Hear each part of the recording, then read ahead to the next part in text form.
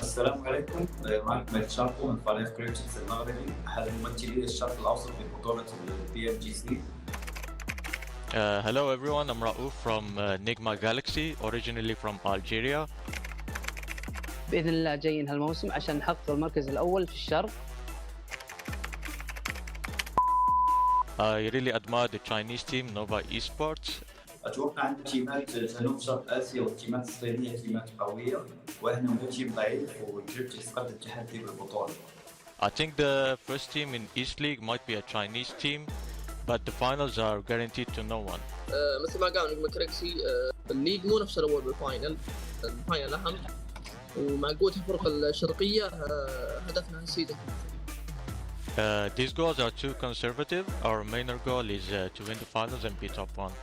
الكلام الكثير ما له فايدة. إذا بدكم تثبتوا حالكم اثبتوه على خريطة إيرانجل. I think our mentality is fine. It might be easy to get ahead of ourselves, and we lost some games in Season 2 as a result, but we will not make those mistakes again. And I think we're mentally stronger than any other team. العقلية قوية مهمة، لكن قدرة اللاعب الفردية هي تحدد بين الفوز والخسارة. بما أننا نحكي عن عقليات، عقلية تيمنا كتير قوية وما رح نخسرها على الفاينل وما خايفين من الخسارة، وأنا واثق كتير من تيمي إنه رح نسوي شيء بالفاينل. فإذا عقليتك قوية ما راح يفرق بين الفوز والخسارة، ولا نلعبك طلعك على السريع. Nice. You need to trust your teammates, but when it comes to teamwork, we can show you how it's done. داخل الجيم أكيد راح نتصادم مع الفرق الثانية، وأتوقع راح يكون في كر وفر بينه وبين الفرق الآسيوية، ولكن أنا متحمس لتدميرهم مرة ثانية. تاكتيك شبه الفرق اليابانية والكورية قوي، لكن الشيء اللي يفرق داخل الجيم هو المهارات القتالية، وكريبتكس ما راح يرحم أي فريق. كريبتكس وين؟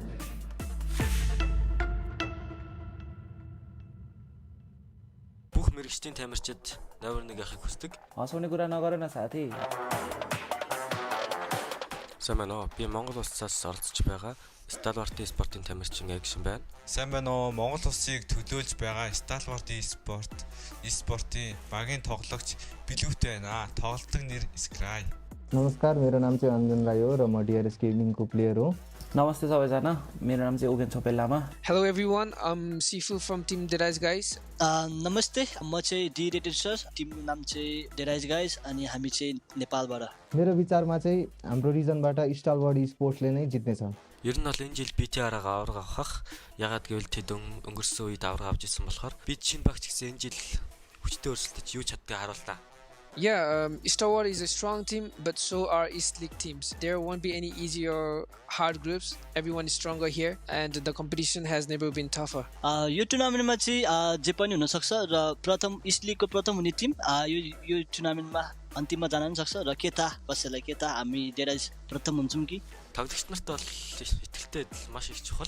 Манай бүсийн бүх тамирчид багууд бүгдээрээ сайн. Бүх мэрэгчдийн тамирчид навар нэг ахыг хүсдэг. Мароккогийн багууд тоглохоор байсан. Тэгээд тэртээ тоглох болохоор цагийн зөрүүнд өглөө байдаг болохоор тэднэрт хэцүү байгаа хаа. त्यसैले मलाई चाहिँ अरूको लागि एकदमै दुःख लागिरहेछ। केही छैन, सक्दोसम्म चाँडो सकाइदिउँ अनि अरूलाई चाहिँ होलिडेमा पठाइदिउँ है। धेरै राम्रो भइसक्यो गेम, अब त यसो बिदातिर पनि जानु पर्ला। Та нарын итгэлтэй байдал бид нар жоох инээдтэй санагдаад байна. Асууны гүрэ нагаарна саати. East бүсэд ерөөсөө сул баг гэж байхгүй. Та нар хүснэгтийг тэргүүлээгүй хэр удаж байгаа вэ? Бид нар та нарын хэлсэн үгийг харамсуулахын тулд бид нар та нараар кино хийх болно. हाम्रो लागि चिन्ताको विषय भनेको नि चाइनिज टिम मात्र हो। Бид нэр зөв өмнөд Азийн багуудтай тоглохыг маш их хүсэж байна. सो SPMGC मा चाहिँ हामीलाई चाइनिज टिमदेखि चाहिँ उनीहरुसँग भिन्न एकदम इच्छुक छौं हामी। सो SPMGC मा चाहिँ उनीहरुलाई हामी हराउने एकदम कोसिस गर्ने छौं। Тал нутгийн аваргуудын хүчийг удахгүй мэдрүүлнэ та нарт. र म चाहिँ र हाम्रो टिम चाहिँ के भन्न चाहन्छु भन्दाखेरि सबै टिमलाई हामी चाहिँ कोहीसँग डराउँदैनौं र हामी आउँदैछौं सबैजनालाई एलिमिनेट गर्न।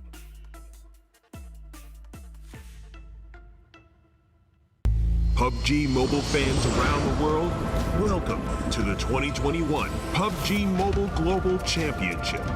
To the top teams across all regions, we have a message for you. The Middle East, you have proven your worth. Now, make your formidable debut on the PMGC stage. South Korea, forget the past. This year, show the world you've ascended. Remind the world of South Korea's raw talent. Japan, you came so close last year. But what doesn't kill you only makes you stronger. Bring it back better than ever. The Americans, you're the alpha dogs that dominated the West. Now, lead the pack on the world stage. Southeast Asia, you took down so many strong teams on your journey to the top. It's time for a comeback on the global stage. Europe, it's now or never. Push her limits and surprise us all. This is the moment to create your legacy. South Asia, you were the dark horse of 2020. Amaze those who would underestimate you again. China, you carry the crown of last year's PMGC. Now, with everyone's eyes on you once more, can you secure back-to-back victories? PMGC needs a champion. The world needs a champion. Who will stand victorious in the end? Who will be next to glory?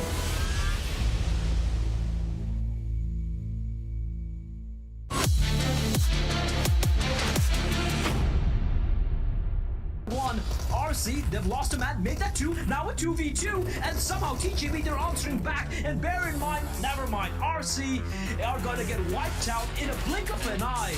How did that even happen? TJP, that was a 2 versus 4 Imperium, a 2v4, and it still somehow clutch it out. I mean, Jason was talking about it when we were watching this game about how this is somewhat similar to what they were doing in PMGC for last season, and I would have to agree. It's just they feel so confident in this type of lobby that they're making it through. I think that I'm going to quote Suk, and I'm pretty sure he did say this at one point in the past tournament, where he said qualifying in the Chinese region to PMGC is complicated. PMGC itself is easy, and when you see Nova go for plays like this, like it really shows that is their mentality coming into this tournament. They're feeling super confident coming into this. And right now they're sitting on 12, and what should be 14 kills and a chicken dinner unless Mela does something truly ludicrous. Divine going for the res duello, keeping Mela at bay, out in the open, gets caught out, and Team Reject, they get their chicken dinner. Oh my god, Reject! Another team that's going to stand out, and I'll leave it open to you two to actually talk about whichever wants to take it. Reject, Japan. We talked about Bluebees, we talked about how they did last year, and we knew this year they had much better infrastructure going into PUBG Mobile. So happy, at least for me, to see them end up in 4th place. Still haven't seen him liquid. Trying to spot him in Divine. He's gonna pounce. That's the first knock. Looking for the second one as well. And Divine's doing everything by his lonesome. Spots the third player too. Needs to be careful because the player right underneath him, and he will be brought down. But backup has arrived as Reject looking to make quick work of BTR, and quick work indeed it will be. That is gonna be the squad wipe, beg your pardon. And goodbye, good night, BTR.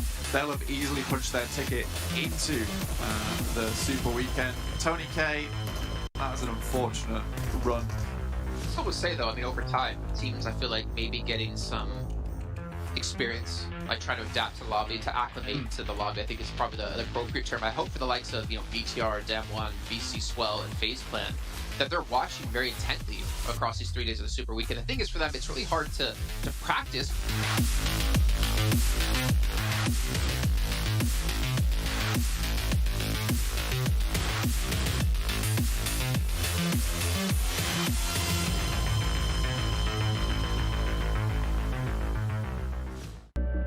I saw the first light, the first steps. Now I see much more. I capture Earth in all its beauty. I see action. I see drama. And I see it in the finest detail. Moments of inspiration. And the first steps. I am the 1+9. Hello, PUBG Mobile fans. It's almost time to bring together the world's top teams for the PUBG Mobile Global Championship 2021. This year's PMGC has a total prize pool of $6 million for teams and players, and tons of great rewards for our fans as well. PMGC will consist of 2 stages, League and Grand Finals. The league phase will last from November 30th to December 24th. During the league phase, teams from the Americas and Europe will compete in the West League, while teams from Asia and the Middle East will compete in the East League. Each league, 20 teams will compete on Tuesdays and Wednesdays for 16 slots to compete on Friday, Saturday, and Sunday in that week's Super Weekend. The total Super Weekend scores over the first 3 weeks will determine which 16 teams will compete in the PMGC League Finals during the final week. The top 9 teams from the East League Finals, the top 6 teams from the West League Finals, and a special invited team will advance to the PMGC Grand Finals. The PMGC Grand Finals, which will take place on January 21st, 22nd, and 23rd, will determine the PMGC 2021 Global Champions. Who will be the next to glory? Don't miss a single minute of exciting PMGC action.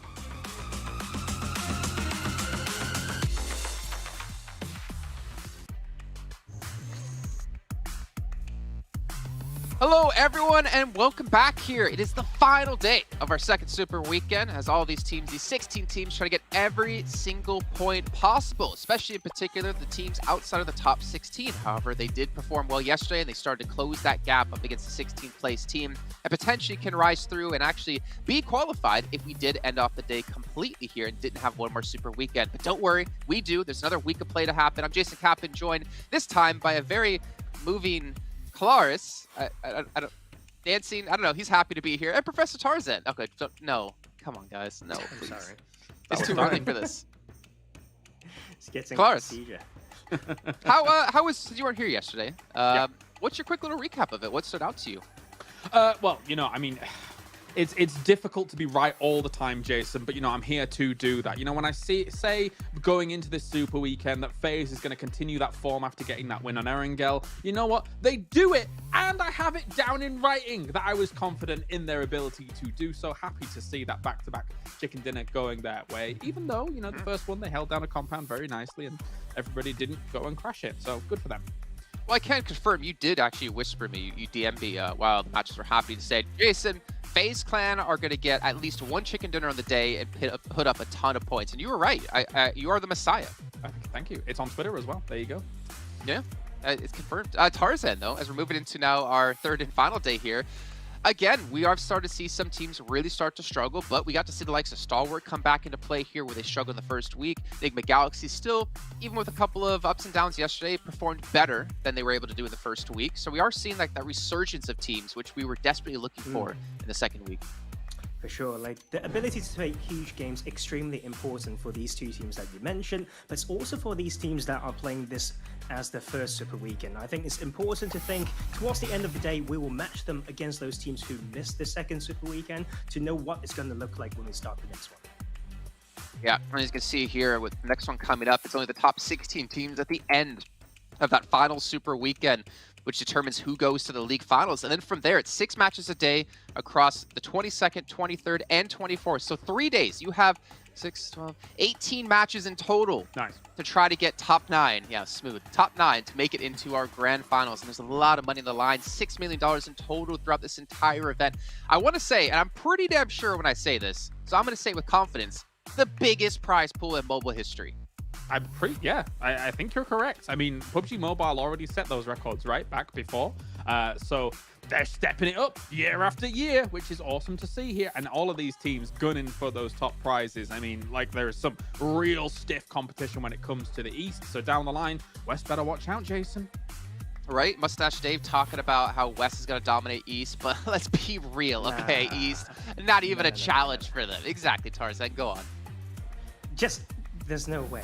I feel like because of the synergy as well. We're not just talking about the long-standing teams, guys. We're talking about the new kings who went through PMCO online qualifiers to be on the stage, and they're dominating. We're talking about Western teams, you know, still figuring out a way to play with each other. I'm talking about within the team, right? So it's not going to happen. I'm sorry.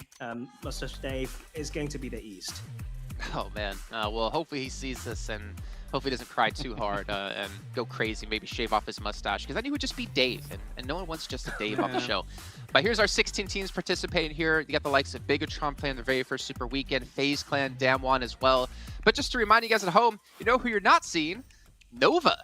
And what's so weird about that, Claris, because you brought this up, is that Paraboy did so well individually in terms of damage, in terms of eliminations, and yet they finished with only like 37 points, but he was rivaling people who had over 150 points with the Infinity. Insane stuff. Yeah, definitely so. STE as well, a team that always puts up big damage. They've continued to do so here in the Super Weekend, but you're right. Paraboy was just absolutely a paragon of damage up towards the top. And fully enough here, so far in the Super Weekend, another name that I wasn't quite expecting to be #1 on damage here throughout the Super Weekend, despite performances, is #1. And currently, it's Zuxi, of all people here when it comes to it. So, I mean, they're not quite as high in the tables as you might think here, but Zuxi has been pumping damage out, and I'm happy to see Bigatron Red Aliens kind of back on that path that we want to see them on, I think, Jason. Yeah, and the thing is, for me, it's I feel like I've had my heart broken by them so many times in the past. You know, Tarzan, we always want to see Bigatron do well. We always have such high hopes for Bigatron. But I feel like every time I build myself up, we see a good match happen, like, oh, they're back, it's Bigatron. Then they seem to just let me down again. I don't know, it's a hate-love relationship with them sometimes, and I don't want to be hurt again. You know, I can't handle this. My psychologist, I don't think I can pay him enough money to handle this. Now, here's the thing. I think they got you, right? If they just play like they did, like the past 2 days, if that match average will bring them to be tied with Nova Esports, and we know that's a very good place to be. I think that is where the bar needs to be for some of these teams who are chasing. We're talking about FaZe Clan, Damwon Kia as well. But that brings me to talk about maybe a team like Cryptics, who have played both Super Weekends but are at the bottom amongst those teams.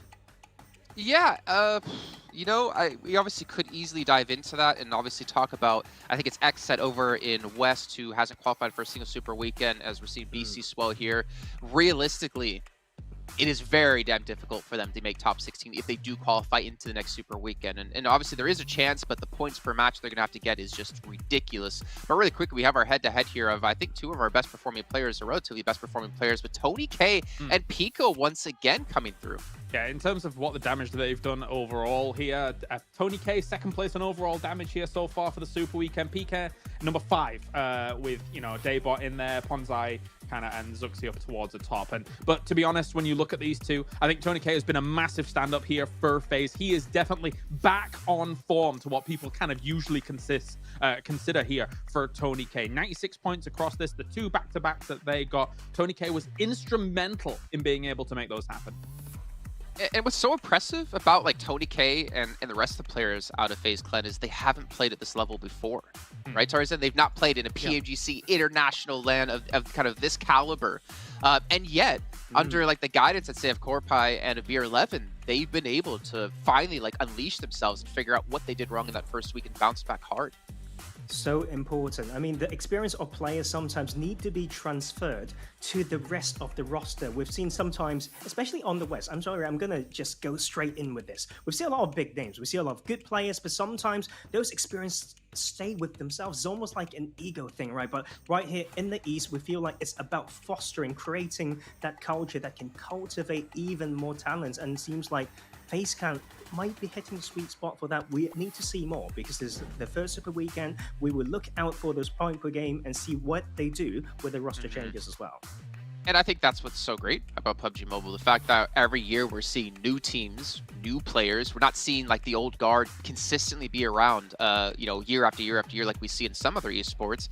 And that just shows there's so much talent yet to rise up through the ranks. And obviously, if you guys are watching at home, make sure you're participating in your PMCOs and any qualifier you possibly can to move on into this competitive ecosystem. Potentially, you know, maybe we'll be talking about you in a PMPL or a PMGC next year. And as you can see, our matches for today, we have 3 Erangels, 1 Miramar, and 1 Sanhok before we head back into league play, where I believe and please correct me if I'm wrong, but I'm pretty sure I'm right here. It's just Miramar and Erangel once again. So Reject sitting there like, oh yeah, easy qualification, boys. Yeah, maybe. For Reject, it's not been the easiest Super Weekend though, right? I mean, they started off with a podium finish, but from there on, it has been a little bit rocky here and there. I'm expecting maybe a bit more of a bump up here from Reject today. I think they will have taken away the last 2 days worth of games and thought, okay, where are our rotations not working? Where are our splits across a compound not working? And see what they can figure out here. Yeah, and hopefully they do figure things out. Maybe they need to figure out a new device, potentially. Maybe they broke their last ones for some reason, or they broke down. But I don't know why they'd be playing those anyways, because they should be playing on a OnePlus, which is actually our sponsor here at PMGC, with its flagship performance and immersive 120Hz display and hypertouch technology made specifically for gamers. The OnePlus 99 Pro, your best shot to climb the leaderboards. And every time I see this phone in front of us in this virtual reality, I just want to reach through my monitor and grab it. But I also don't want to break my monitor, because I think I might if I punch it to try to grab that. But yeah, FaZe Clan, we've seen them step around. Reject, they need to kind of... I feel like they've done the opposite, right? We've had Reject start really well in the first week of League play, winning basically every Miramar, and they've taken a downward trend. I think they have 46 points in total so far in the Super Weekend, where previously at 122. And then FaZe Clan, they're like, we're really bad at the beginning, but then now we're here we are, and they're doing amazing. They have 196 points, actually, 96. Yeah, here's the thing. Like, we thought that their comfort zone was Miramar, and we know that's not going to be the important map in Super Weekends, but they need to take those wins when we're on that map, right? But yesterday, guys, we see these almost low-level mistakes that we suspect was due to like some communication, all that stuff. That is going to be like a key issue here. Maybe the enemies are themselves. Like, it seems like they just need to figure out some things internal when it comes to the gameplay, because we did talk about this before, like the whole tournament started. Sometimes we want to elevate your style to thinking about what your enemies are doing, because you're so comfortable with doing it your style within like your own place. But it seems like that is a bit of a struggle for them yesterday. Yeah, I think the one you're thinking about in particular, it was in Miramar, right? It was the second match of the day, where I think it was Sara like engaged MS Chonburi somehow. He gets like knocked down, then he has to call for teammates to try to pick him back up, and then they get knocked down, and then they had fights later on against Cryptix, if I'm not mistaken. It was a very awkward Miramar, I think we both agree on. But luckily, we're going to be going over to Erangel. We did have a Sosnovka finish yesterday, which was fantastic with the way every team was playing out those positions, especially using cars for cover. But I am curious, though, when we get into this one, about predictions, if I can call for those. I believe this time we have a supporting graphic to lock those predictions in, so no one out there, Maxman, could change them at all. So maybe let's bring them up here. Kalaris, who's your prediction here for match one? I am going to go with a bit of a wild card. I'm not going to go with the norm. I'm not going to go with the consistent. I am going to go with 628 here. I feel like it's about time we saw a chicken dinner coming in from 628. They've got themselves multiple podium finishes, but I know that from watching the Chinese region, they can convert. They can have some ridiculous situations go their way. So let's see it happen. All right, Tarzan, real quick. Yep, I'm going to pick a team on the other side when it comes to drop spot. Genesis Dogma, I like the style in the fluidity. This seems to adapt okay, and I quite like it. It can catch other teams off guard. If that's real quick, I don't know what long is for you. So you have them, I have Infinity, and I think it is time to potentially bring in our commentators here for that first match of the day. Maybe I can change... Oh, they put it in. I was like, maybe I can change it last second for people who aren't noticing it. But it is time to head into our first match. Let's get our commentators in for it. It's going to be John, Alan, and Blake. Thank you very much, Jason, for that very snappy little intro coming on in. You're right there, Blank. You seem caught in the headlights of this first game. I mean, it is very exciting stuff. It is very exciting stuff. I've just realised I'm a tall man. I'm sitting up straight for once. I'm ready for that day 3 of the Super Weekend. That requires fully good back posture, and it will need that for all the players in game as well, because they're going to need to set their sights somewhat higher right now, because for some of these teams this might be the last time that they take part in a Super Weekend. So getting as many points as possible, very important on this last day, because you never know what happens in those league plays. They're so short format, just 8 games total that you play, and sometimes you don't even play those last 2 matches, so it's very, very terrifying indeed. So right now, let's get some big points, get some numbers up there, and try and hit that golden mark of 200 to see yourself at least a little bit safe coming into those finals. It's very likely, as you say, if you pass that 200 mark, that you're going to be qualifying for those finals. We haven't seen anyone do it in one weekend. We've seen a couple of teams start to eke it out in the first two now.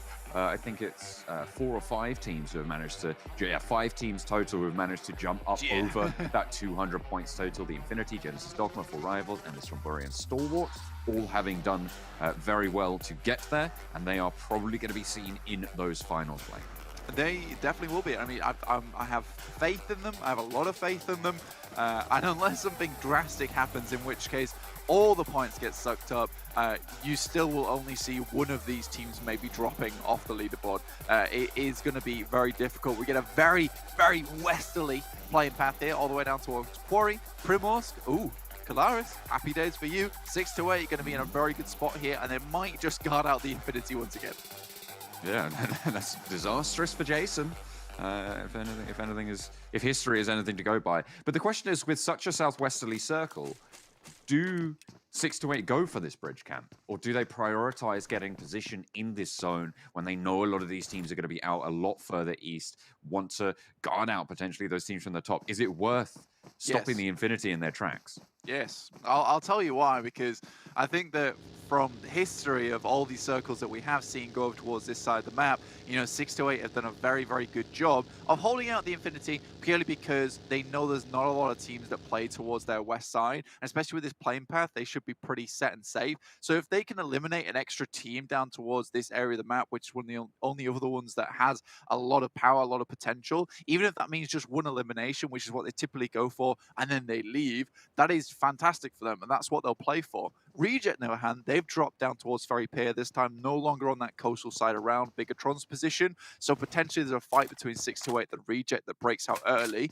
I will add a caveat to this, though. In the games that the Infinity tends to do well on during these circles is these ones where they like breach Sosnovka Military Island a little bit, because it gives them more time to play around with. They can sit on the bridge much longer without worried of being bridge camped, because they can just hide behind the terrain around there, the broken vehicles on the bridge, and just bide their time, because they don't have to move immediately on zone 1. And I think that is the main thing for them here. It's where they've won from before. It's where Stalwart had a lot of good ability to play from the Eastern Island, as well as when they were able to just hang out on that bridge. So there is potential here for the Infinity to circumvent this problem.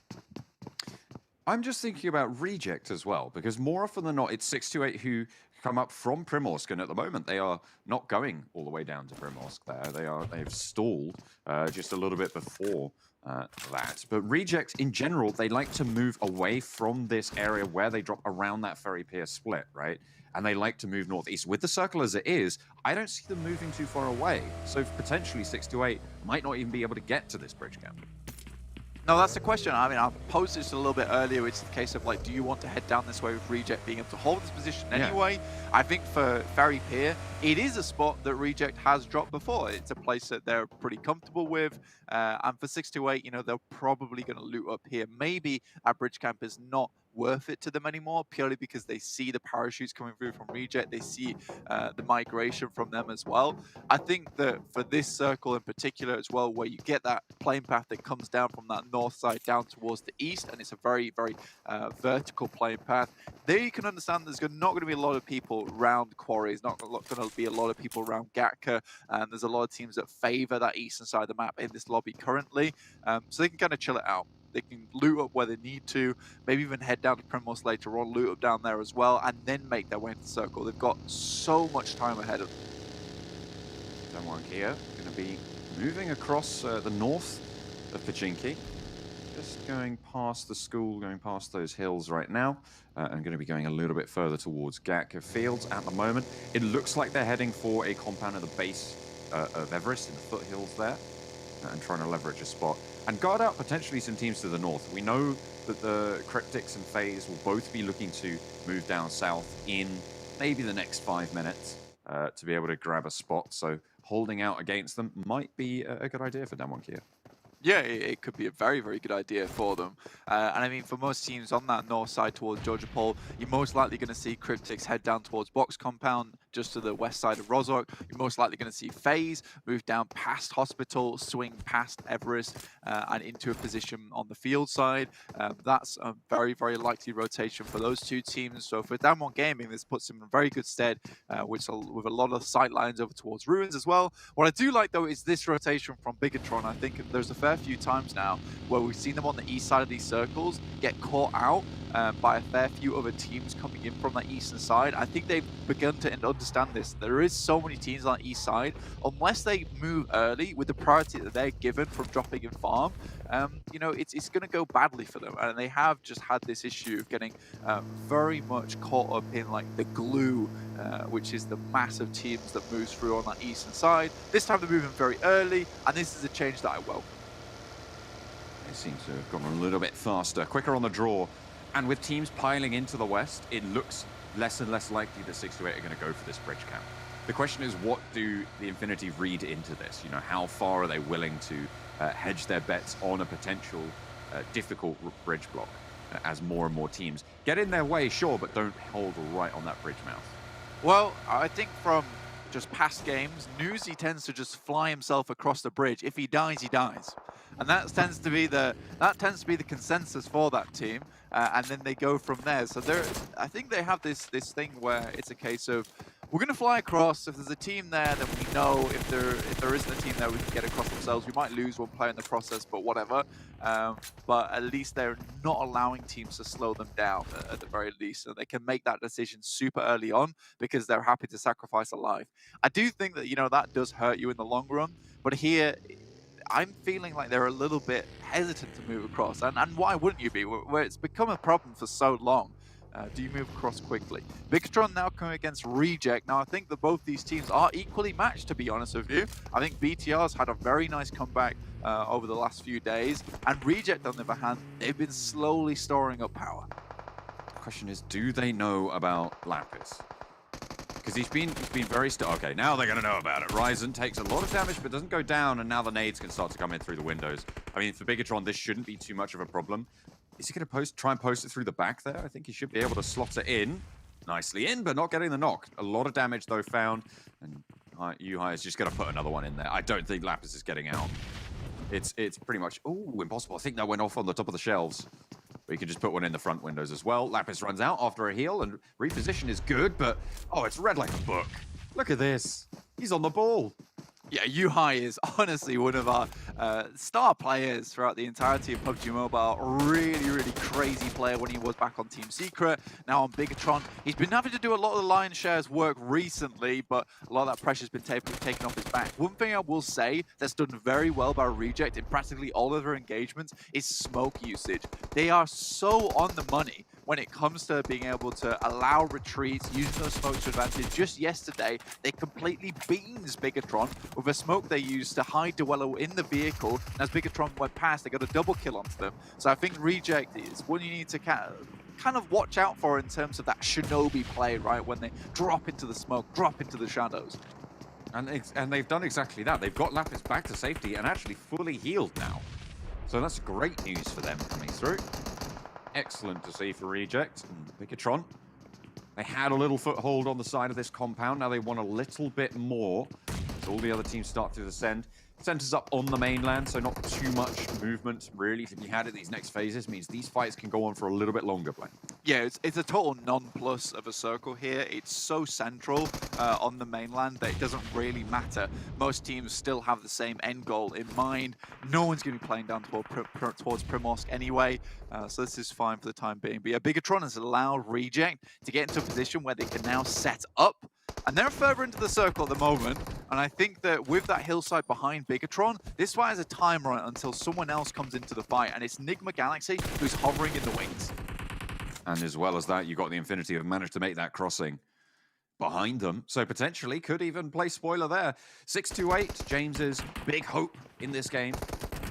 What is the FaZe, who really do need to continue to step up? It's Lapis to go down yet again in the scrap in the warehouse. As it rains on through. Zuxi in the nade. A bit more damage, looking to isolate these reject players. A little bit of damage sent back their way, but it's looking good. And Lapis wants to get res. Divine has to hop up. All four of Bigatron still alive. Luxy sends out a little bit too wide for my liking. Bit tricky to deal with there, but sends back out to the buggy. Divine is super low right now. A sliver of HP. Duello tries to stymie the flow of Bigatron players as they move forwards. Gets a cheeky little angle as Lapis goes down. Yeah, I mean, for Yuhai, he has been the one leading this charge at the moment. Zuxi finds Divine, and now it's just a matter of time before the rest of Reject do fall. I think BTR realized they need to do something quickly, but it's Regiocio to find the double. The man of the hour, he's found one, he's found two on the spray down, he's found three, four! It's Ragey with the 4v1, taking down the whole of Bigatron. He strikes back, his team falls around his ears, and it's a cacophony of disaster. But he is the one to lay Bigatron low, but now it's Enigma Galaxy up to the plate. Reject with their big hope. Regiocio stands tall in the face of danger, but he's got so much more to deal with. A full surround, tries to evacuate the back, but Ralph has the angle, and Reggie up the top, looks to play him down, and it's one more! He doesn't even fall here! 4 first aids, and now there's 2 left for Enigma Galaxy in this close quarters, but the nade over the top puts our hero to the test too much, and he will not stand any longer, but what a fight! No one can step toe-to-toe with Regiocio. So you got to throw the nade through the window and just hope to God that he goes down. You do not want to stand up to the plate versus this kind of 1v1 with those actual guns in hand. Luckily for him, you know, Bigatron, Luxy took a knock from Enigma Galaxy, as I mentioned earlier on in that little engagement, that they were hovering around there. Finally, they drop in, find 1 kill, but that will release the rest of Bigatron to death to Regiocio's hands. An unbelievable fight coming through from that one guy, and so many times he has been clutch for Reject. Ridiculousness coming there, and I think Bigatron, just hesitation, a little bit of hesitation versus Reject there, but they held their own so much. I liked the push that Bigatron went for, but Reject, they kept setting themselves up strong, kept setting themselves up in a position where they could hold off Bigatron. And I think that in the end of it, Reject just comes out on top. Unfortunately, Enigma Galaxy are there waiting because that fight goes on for so damn long that they can just hear the bullets and get into position on the hillsides and surround. Very well played by Enigma Galaxy. And that actually gets rid of 2 teams on the southwest side flank. That's 2 whole squads that were there, no longer going to be a presence. It opens up a lot of ground for Enigma Galaxy, for 628, and anyone else looking to move over to that side. With the next circle coming through, they've got a great position now. Yeah, this is a nice spot to be. You've got a lot of hillsides to play around. Rico Infinity team, they're currently towards that northwest side, trying to take some shots outwards. A lot of teams have been able to make their way in here. Tongji about just moving their way through the field side, but the Infinity, they've got a compound just beneath them. There is a lot of areas where it's very easy to get shot at. There is some hills towards the center of this circle that you can play around, which are going to give you a little bit of cover here and there. But realistically, this part of the map is very barren overall. There are a few good compounds to play in. You know, I think right now, Rico Infinity team trying to remove Damwon Gaming from one of those very, very high priority compounds itself, but it's becoming difficult with 4 rivals also in the mix. Team Secret, shots gonna probably get flushed out here. Not really too much to do. AJ behind the ridgeline, invisible to any further threats, and the top of the chopsticks occupied by Team Secret. I never like this this crater to hold in. It's so scary. If there's any teams nearby, they throw a nade in there, it just funnels its way towards you. Yeah, I think the only saving grace about this little actual crater is the fact that it's so open around it that it's very easy to see anyone moving up to try and get into nade range, but you just have to be very vigilant the entire time. You know what I would be really curious about, John? Is to know how many eliminations DRS have purely from Team Secret. I would love to know that statistic because I imagine it's a very high number. These 2 teams are constantly fighting with one another on every single map. It's so interesting to see, and you know, I'd be curious to see whether it's Team Secret taking notes from DRS before they come into PMGC or DRS taking notes from Team Secret. Whatever the case is, you know, these 2 teams are so similar in playstyle, it is crazy. Seems to always be in conflict, and that will not change this game. 1 kill already found by DRS. What you about? Nope. He's like, oh, you're trying to shoot me? No, I'm all right. I'm all right. I'm back behind the ridge. I'm chilling. Back with the rest of the Tongji Mao squad, and actually very central in this next zone. the moment, most teams just kind of waiting this out. They don't really have to do anything. Like I said, it's very awkward around here.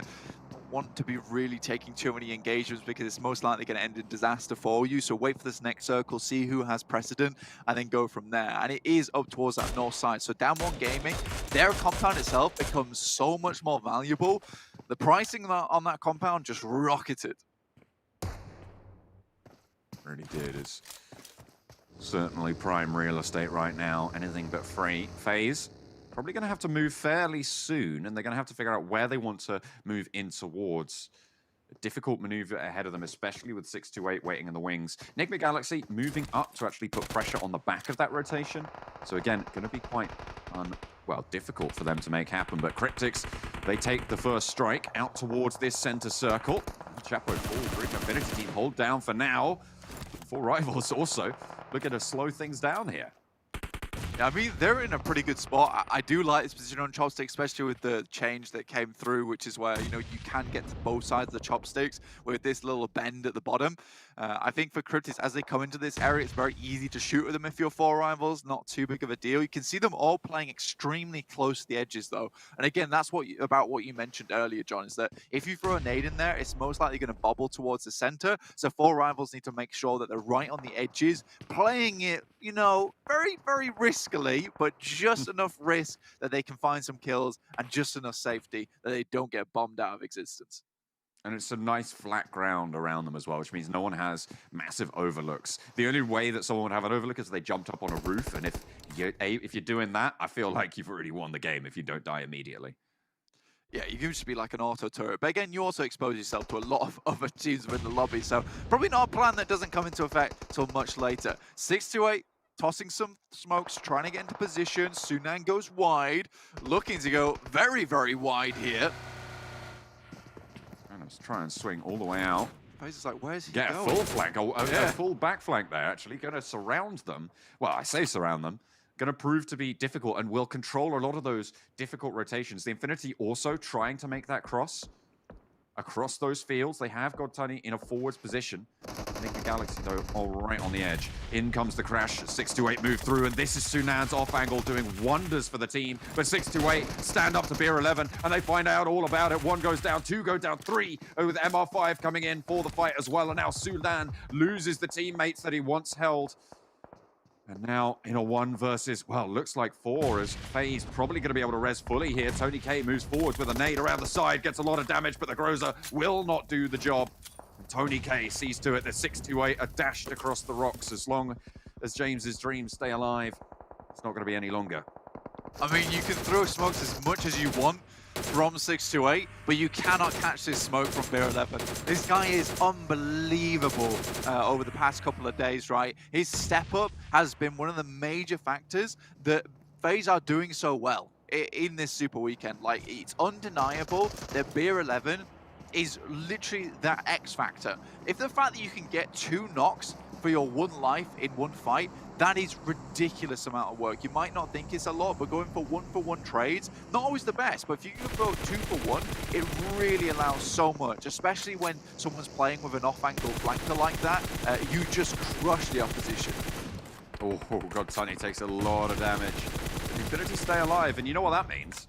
It means that Jason's a better analyst than James. Who knew? There you go. I always knew it, you know? I think that this morning, I heard Jason saying that he was having a good day.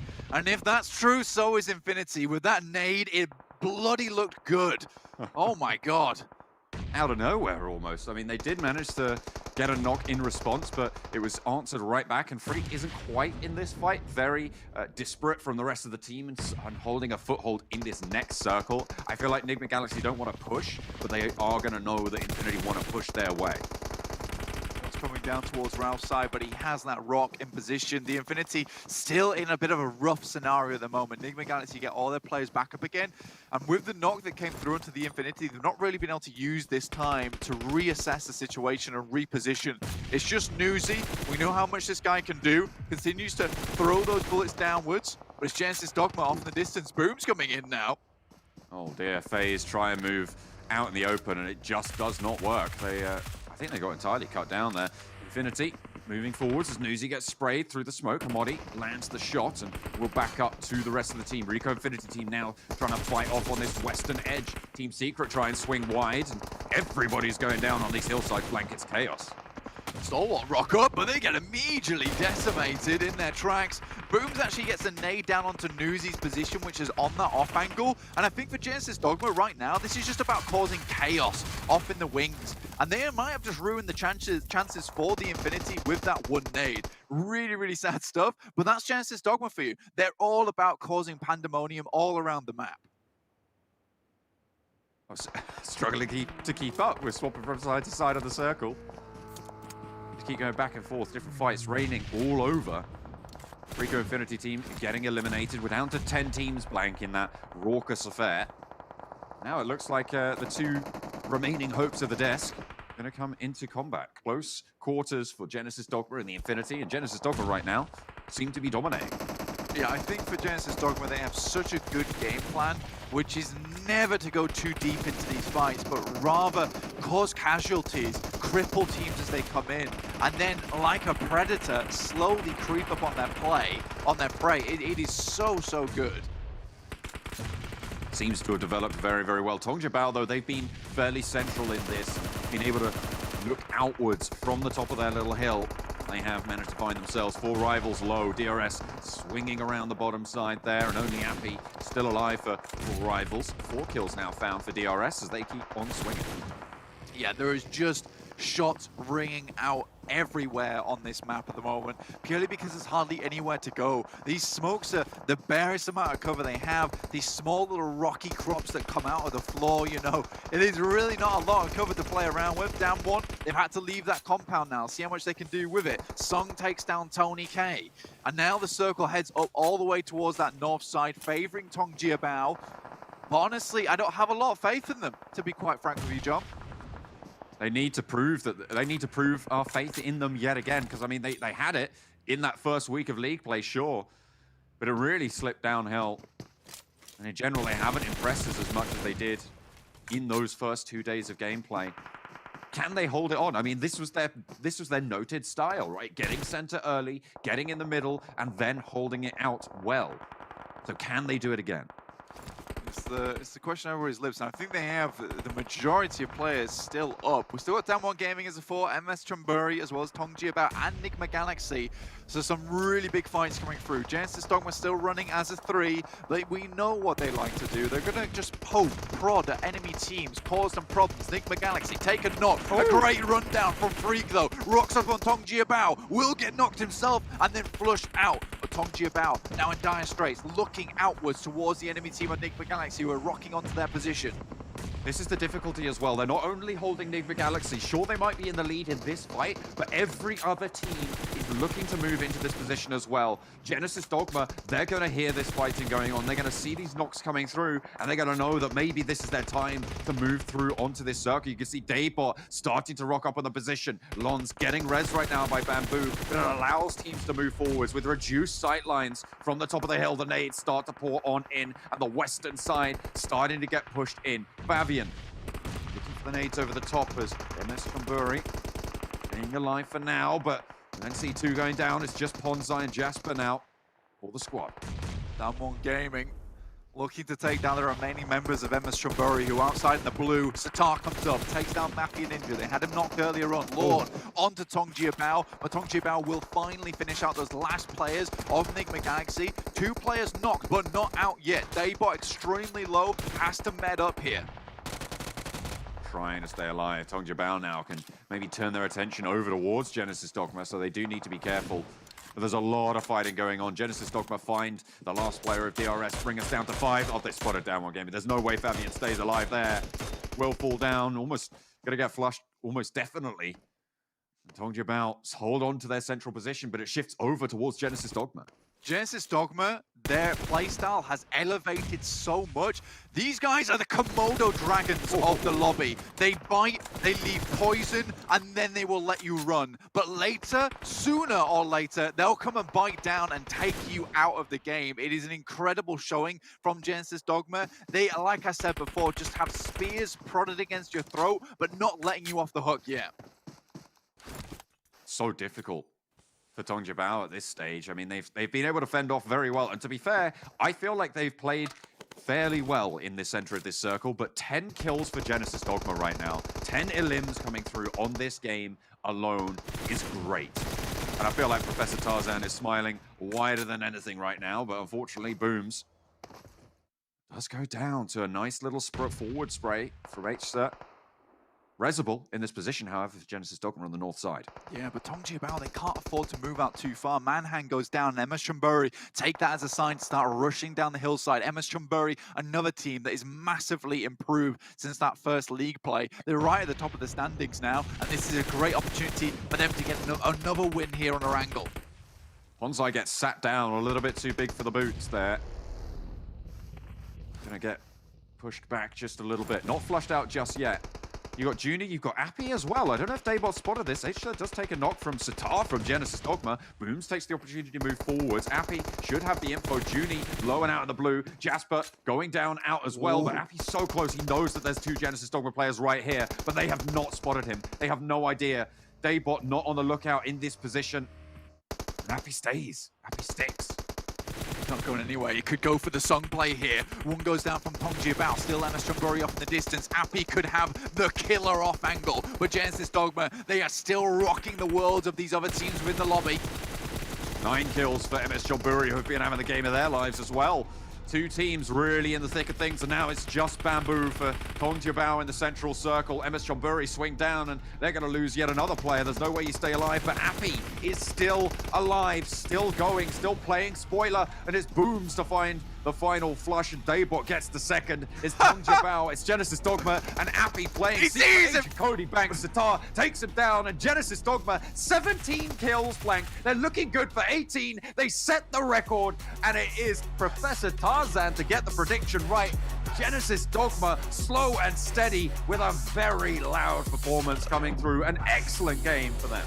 The Komodo Dragons of PUBG Mobile slither their way through to a beautiful victory here on Erangel, and you couldn't have asked for more. And again, I'm going to keep pouting that because honestly, the way that they played this was incredible. It's just such a different playstyle of PUBG Mobile that I'm used to, but I'm so happy to watch because it's just a case of let's cripple this team here, let's pull the legs out from this one, let's move our way in, let's never fully take a fight with teams, but just be so annoying. They're like the dagger in the night, John, and I am loving it. Brilliant stuff. And I mean, what a game, by the way. I mean, this highlight, Reiji able to get that 1v4 off. I mean, sure, Enigma Galaxy had the assist, but I feel like even so, we talk about this guy a lot, right? And he was phenomenal in that compound for the team. Unfortunately, they go down pretty soon after that, but that was great to watch. That was great to watch. Yeah, Genesis Dogma winning out with 3 with a record-breaking kill count. Yeah, it's crazy. I mean, I like that you said that, you know, Enigma Galaxy come in with the assist there, but to be honest with you, by assist, we mean that they handed him half a water bottle and was like, that was the much of an assist that Reiji Usio got in that situation. That was all on him. Let's be quite honest with you. Yes, Enigma Galaxy are the ones to finally drop the ending to that fight, but the beginning from that one and the middle, that is a fantastic book written by Reiji. Yeah, I don't even know if if Enigma Galaxy just took the flush in the end as well on a downed player to pinch that one. But I'll have to go back and examine that one very, very carefully. But Genesis Dogma, 18 kills. That is a whole heap of points, and it's good for their chase towards the infinity. Over to you guys on the desk. Yeah, biggest point match we've had so far. 18 eliminations, a fantastic showing.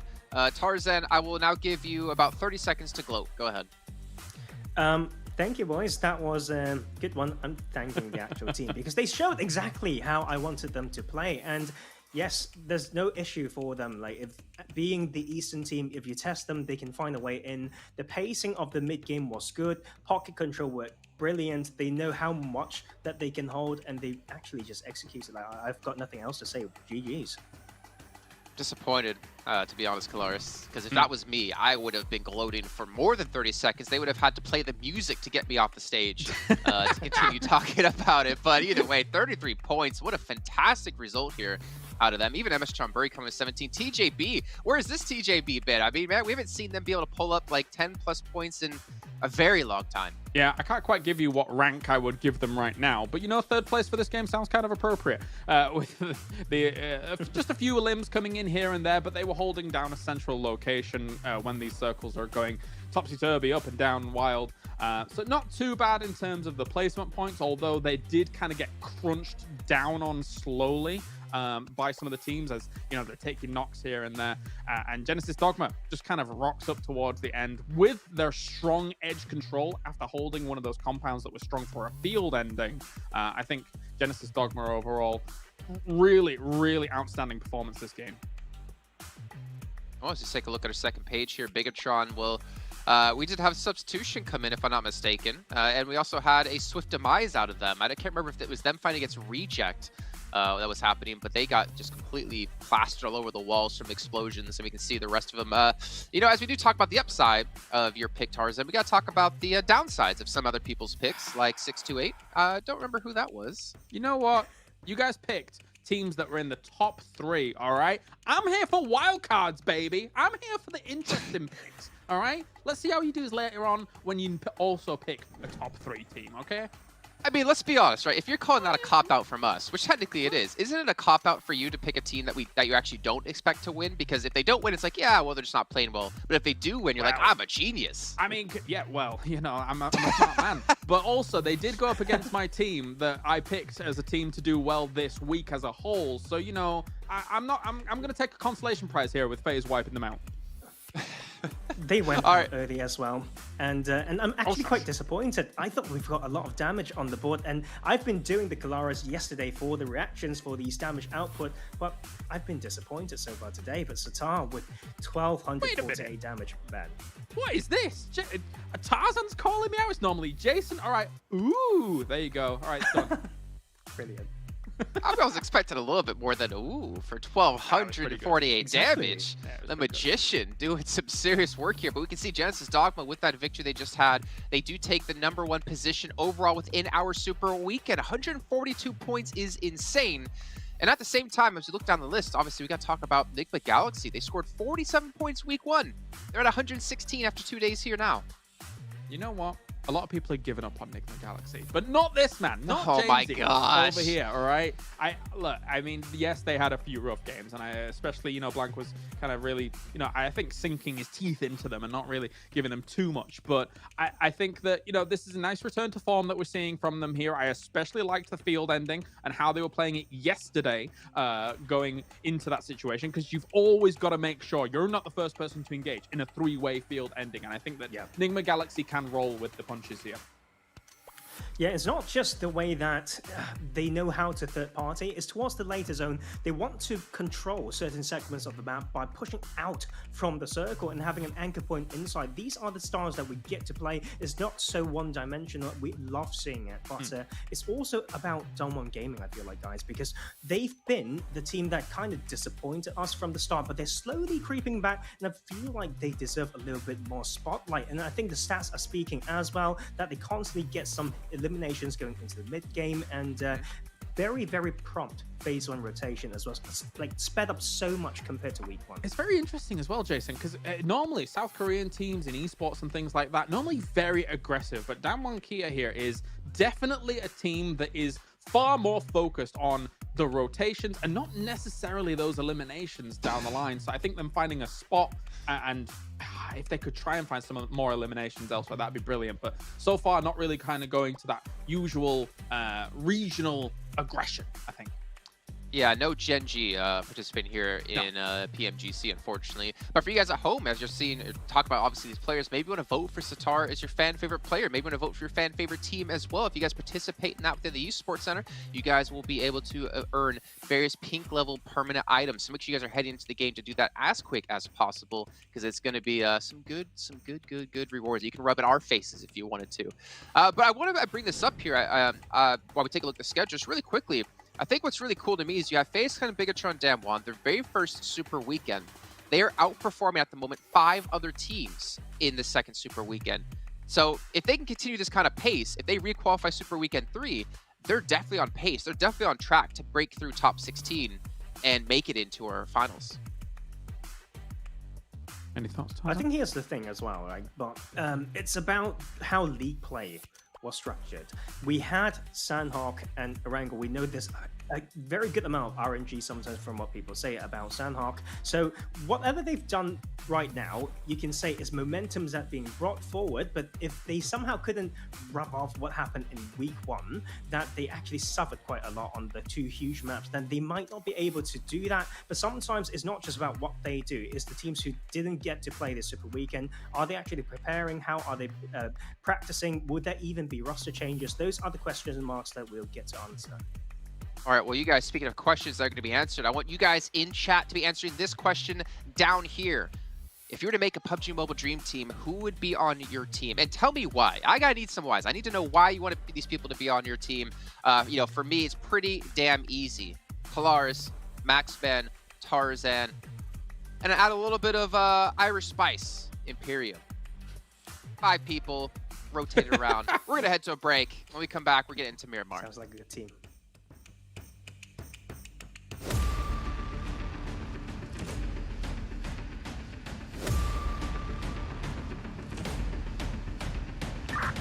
Danny, ready for abstract.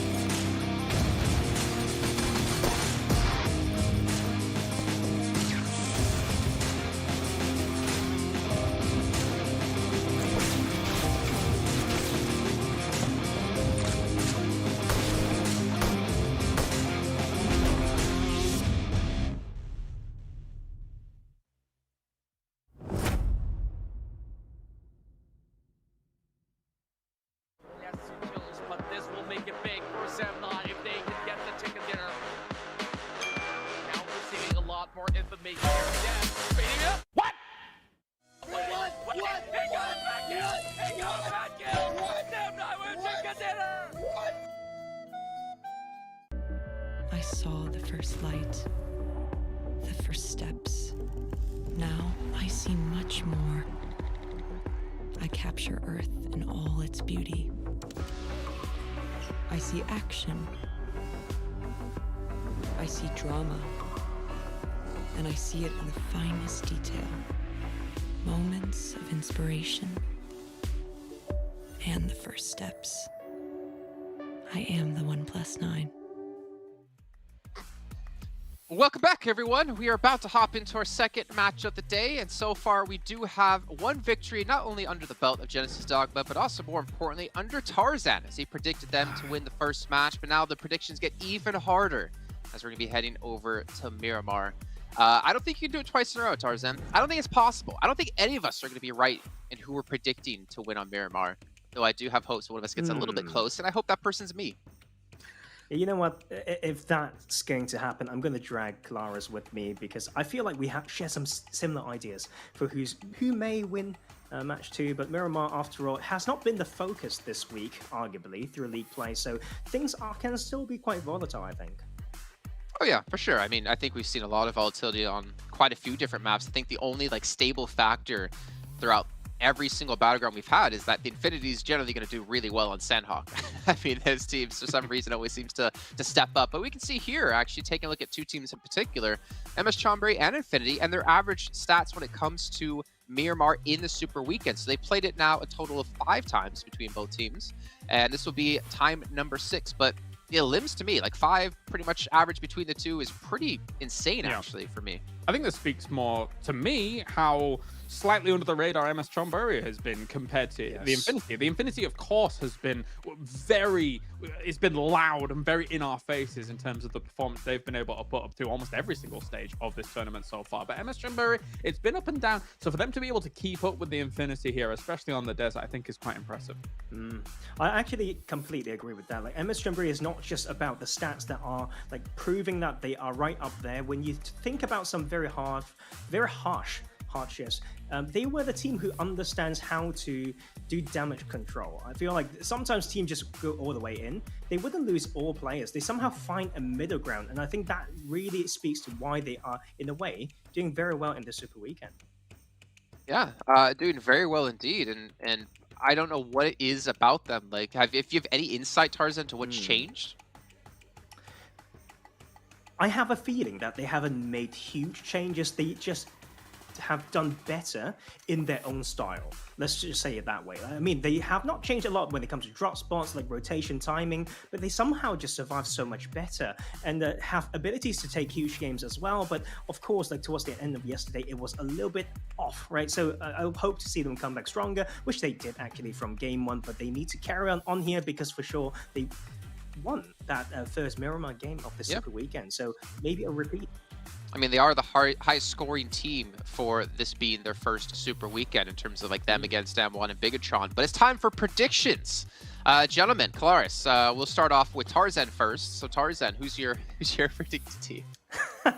We started with you last time, Claris. I wanted to give Tarzan some love. Go on. Yeah. FaZe Clan. FaZe Clan will be my choice. I feel like there's quite a few things that's left unsaid from the way they played the game before. And yeah, they are strong, and we've seen why. And so yes, I'm going to put a vote for them.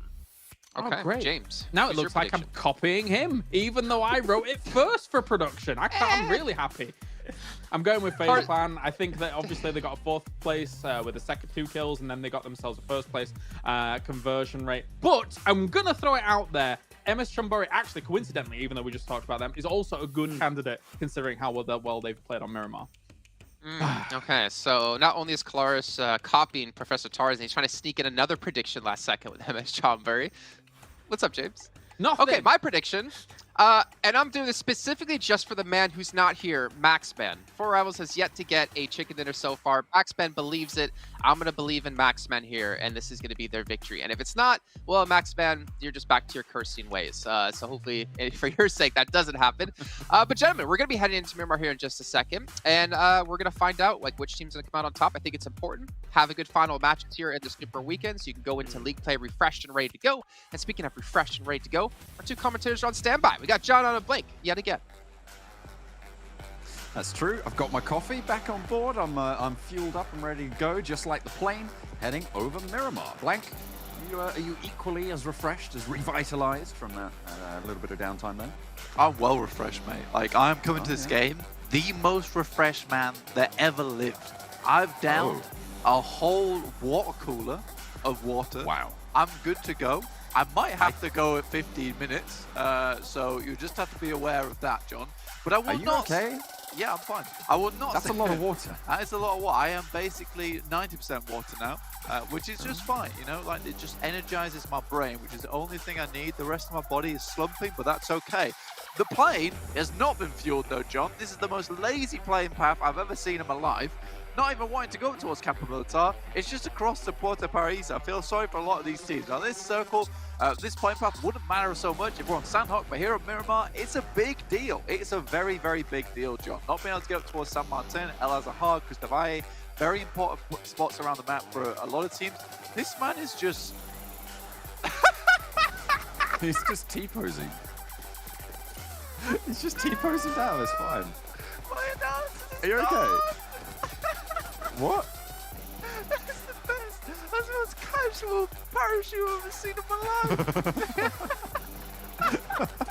Well, Blank's broken. Oh, that was good. Oh, no! Oh, dear. Duello is going to go down early to a little, well, I'd say hot drop, but I don't feel like it quite counts as a hot drop. Either way, Reject lose a player, 2 team secret. And, you know, It's a good thing no one on the desk predicted Reject to win this one, I guess, given that they're down to 3 already. No, instead, James thought, you know what? Tarzan got the first one right. I'm just going to do that again. I'm just gonna go with whatever he says because he's obviously way smart. I mean, obviously, you know, Jason was the better analyst last time around. Yeah. This time he's like, you know what? I'm just gonna go with Tarzan. I mean, he seems to know what's up. You can't lose with Tarzan, right? That's the main thing. I will That's say. how I live my life. I will say that the thing is with this drop spot in terms of this playing path, right? There are 2 specific teams that you got to look at, right? Which is DRS and Team Secret. Now, Team Secret already finding their spot down towards Reject position. Beautiful stuff there. Love to see it. And they already get a kill off the bat. So well done to Team Secret to quickly make adjustments because both those teams very much towards the north side. So Team Secret were happy.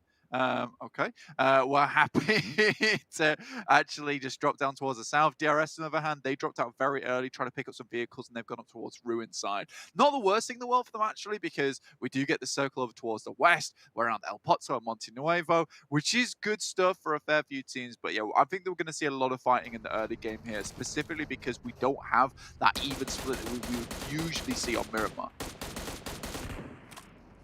Little bit of a split. And I imagine we're going to see teams a lot closer together than we're used to in this phase, as we sort of were talking about during that playing path, right? We're going to see teams occupying grounds that maybe they wouldn't have dared to go so close so early. Are they? They're still falling. This is 4 rivals. This is Jason's. Well, I say Jason's. It's Jason's proxy prediction, but he can't cop out like that.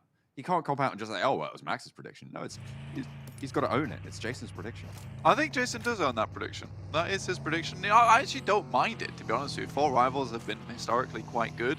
On Miramar, you know, this is a team that likes to eat their way into the final zones. You want better map to do that on, but Miramar itself. So, look, I think you're being a bit harsh there, John, to be honest with you. I think I'll accept that. I think although it is a proxy prediction from Max, but I think there is some genuine thought about it. And look, Jason's been having a good morning, and I don't want to stop having a good morning, okay? So stop it! I don't know if we talked about. I said that Genesis Dogma were good for the chase towards Infinity. I didn't realize they'd overtaken the Infinity in the overall standings. I mean, that game is just it was almost bound to happen, right? That we couldn't call it straight away because we don't have the numbers directly on our screen. But what is that 33 pointer? Yeah, I mean, Genesis Dogma from the position I think they were on like 232. That would make sense, right? 232. 232 was their pre-match count. Yeah, that's cool. right. I can do maths, guys. This is a miracle. Perfect. But yeah, I looked at the old stat sheet, and now I've just refreshed the stats, so I won't know anymore. Good job. I just saw a little statistic on the screen there saying from last game, Genesis Dogma hit 2.8k damage. That is a large game. But again, you know, for 18 eliminations, that is still a big. I would say it's away from the norm, right? Usually you're tending to see over a 3k damage for 18 eliminations there.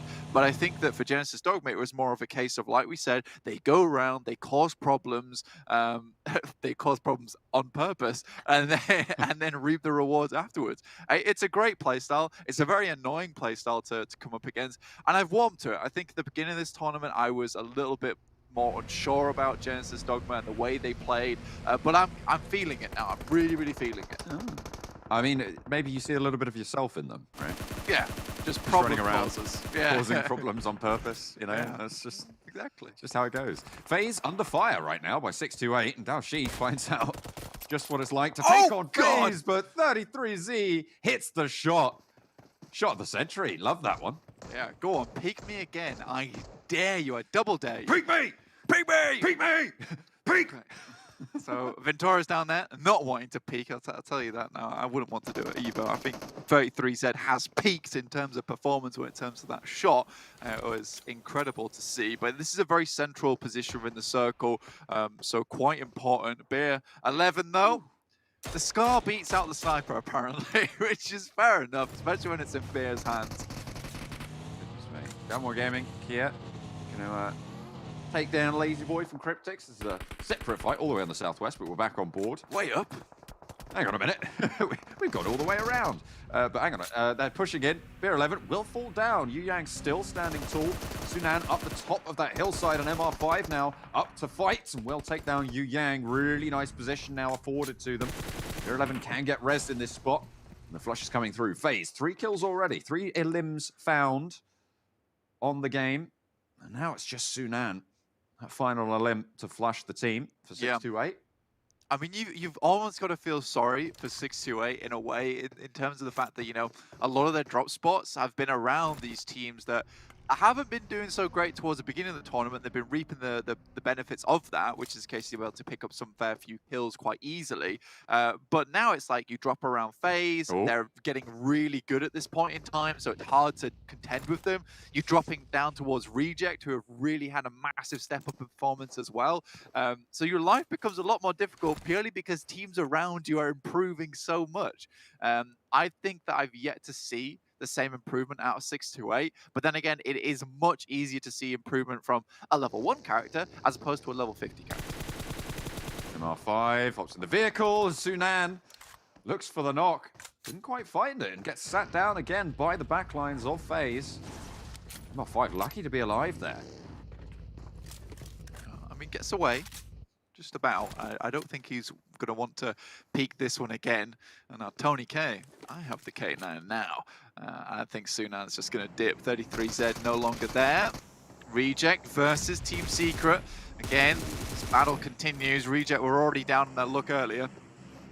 Ragey, we saw what he did last time.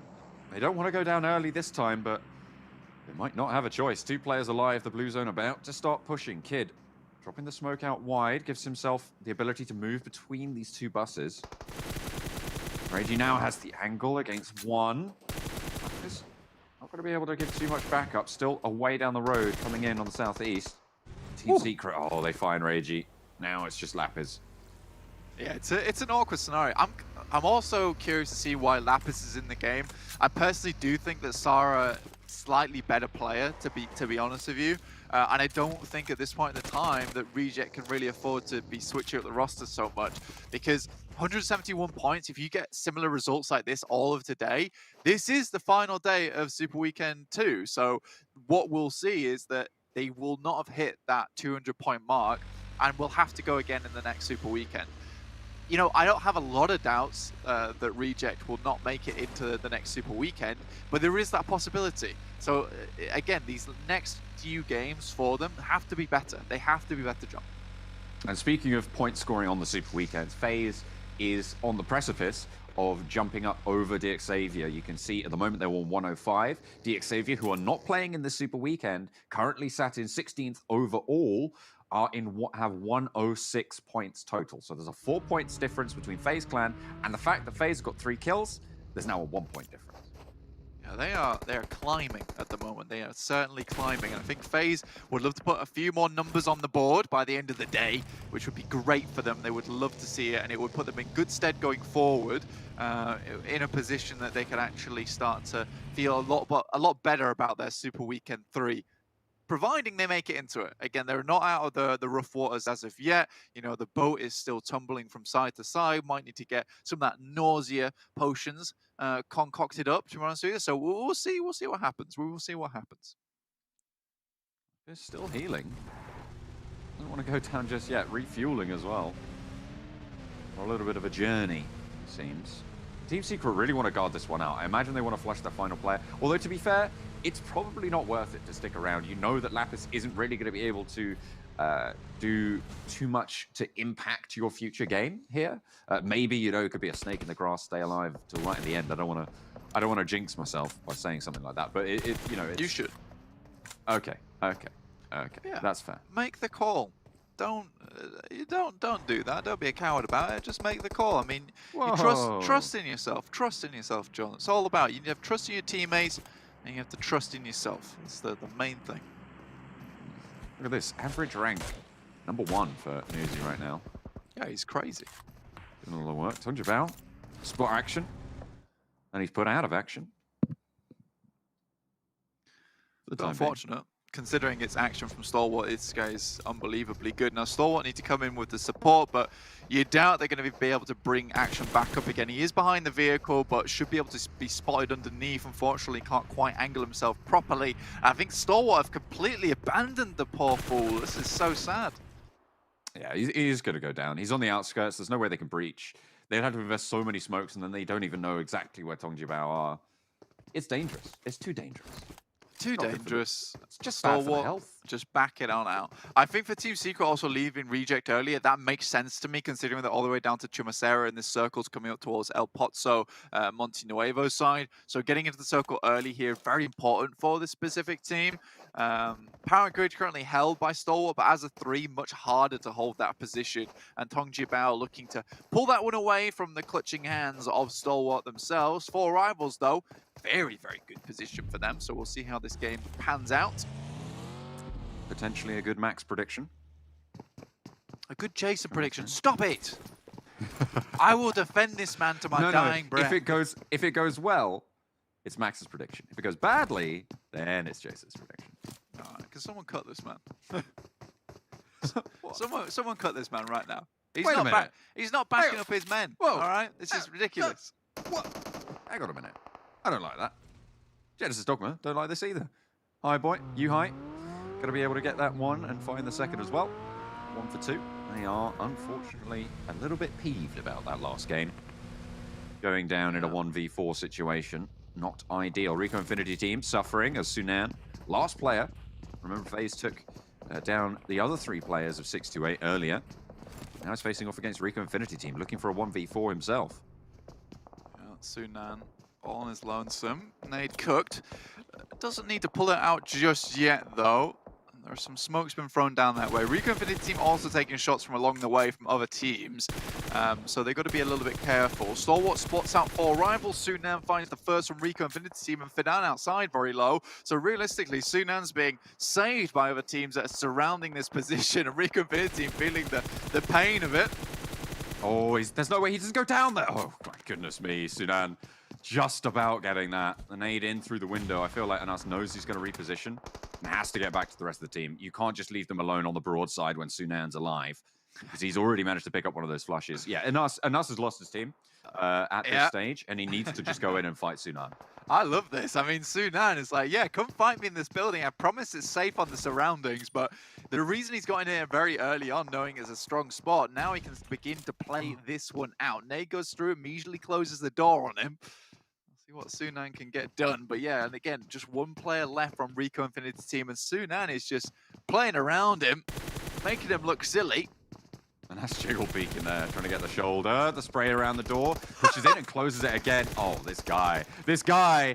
Oh, he's getting sat down though, unfortunately. Sunan, he's going to fall. But in the meantime, FaZe have been circling. Now they know Anas is here, looking for more elims to draw that points total equal to DXavier and bring themselves into the conversation, put themselves in that top 16. It's doable, very doable here on this map. You know, the boys on the desk, they're thinking about this one. I tend to agree, honestly. FaZe have been doing fairly well on this map. And as a team that doesn't have to go down early, when they play as 4, they look great. And I think Miramar gives you a lot of ability to bring those 4 members into the final fold. I think supporting Beer is probably one of their best things that they can do, and I think Vintorres has really been stepping up recently as well. Nice nade goes through, pops off Tony K's legs. Now Anas, I don't think he's long for this world. Anas does go down. Tony K gets the shot. Will burn it a little bit, but it should be all right. Stop, drop, and roll. Puts the fire out. FaZe draw equal with DXavier on this game. They are now up on 106 points total, I believe, after those 4 kills. And they're jumping up towards the top 16. Nova is the highest placed team with 1 Super Weekend fully played out with 126. And right now, this is very doable for FaZe to jump on up over that. Enigma Galaxy coming through on the highway. See what they can get done. But I mean, Stalwart off in the distance. I think this circle that we have just seen dropping down towards Picardo's side is probably one of the more interesting circles on Miramar, because it allows play from the top of the mountain as well as down towards Picardo's side. And it's very hard to determine where the actual circle is going to end. And there's a lot of movement that has to happen in between these circle shifts. So really interesting stuff. Enigma Galaxy fly into position and over the top of Satar. I don't even know if Ralph spotted that. I mean, why would you? It's underneath your car. Satar's position potentially unknown. Could prove to be difficult for Ralph to deal with. Daybot a little bit further down and in to the fray.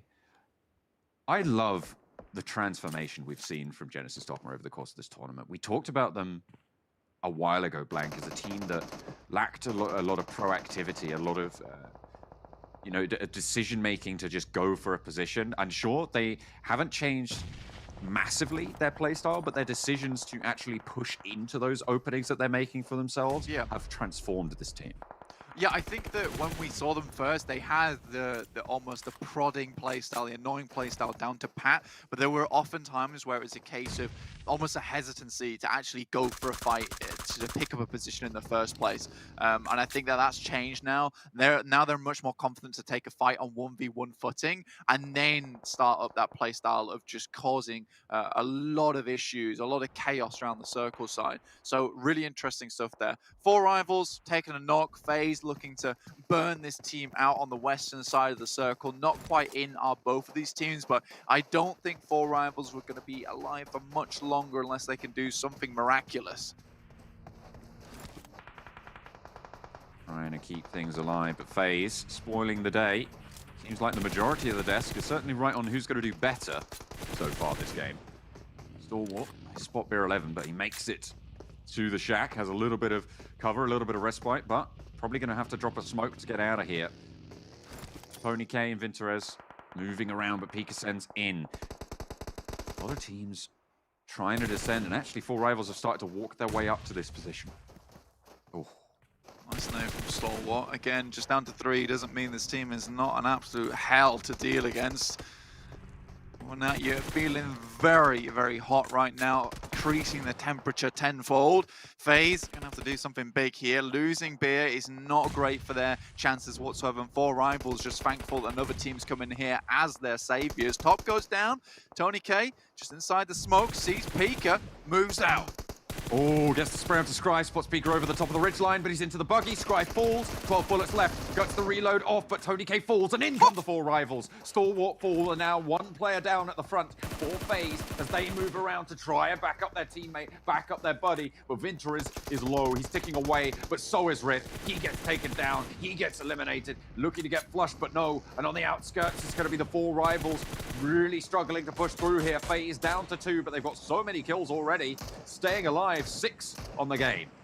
That was a great opportunity from 4 rivals. They took their chance and ran with it. Take down the remaining members of Stalwart, try and push past the guys from FaZe, and it looks like Penumbra just about made it out before he was taken down. They're managing actually to bring the kill count, the elim count up for FaZe up to 7. Just making sure that they get as good a game as they can hope for.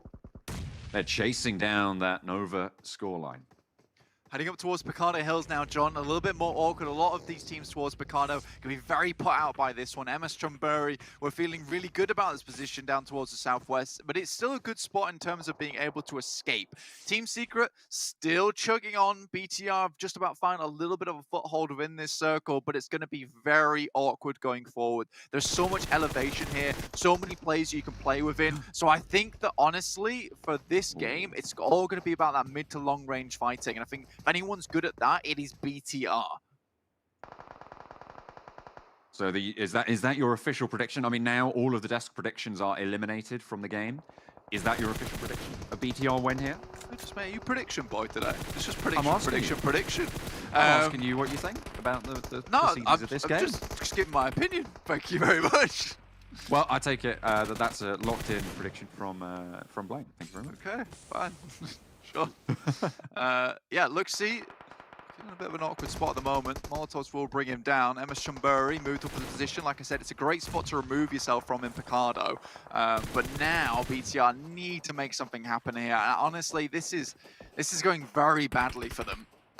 Yeah, I don't think your prediction went well, Blank. I'm gonna keep talking about it. No, we'll move on. Ryzen looking to try and keep them alive though. Chumbury with the top spot and actually finds the spray. Team Secret with a little bit of oversight into this fight, but how many of his team can rise and pull back up by the bootstraps? Yeah, I mean, it's going to be difficult. Ryzen moves back across again. I mean, the first aid kit goes through. Team Secret got to be a little bit hesitant coming through here. But again, Team Secret, with this adjustment in drop spot, it's paid off for them massively. DRS are on the other side of the map. Tongjiabao just behind them now, though. So this is going to give a little bit of respite over towards BTR. But they've got to be careful of Satar, though, because he is waiting. Again, he's just hiding it out for the time being. Nadenham for Sir, looking for anything, something. And Satar's very central, and actually the circle shifts out all the way east. He's in the way. Bigatron managing to get all three players back up, live and kicking.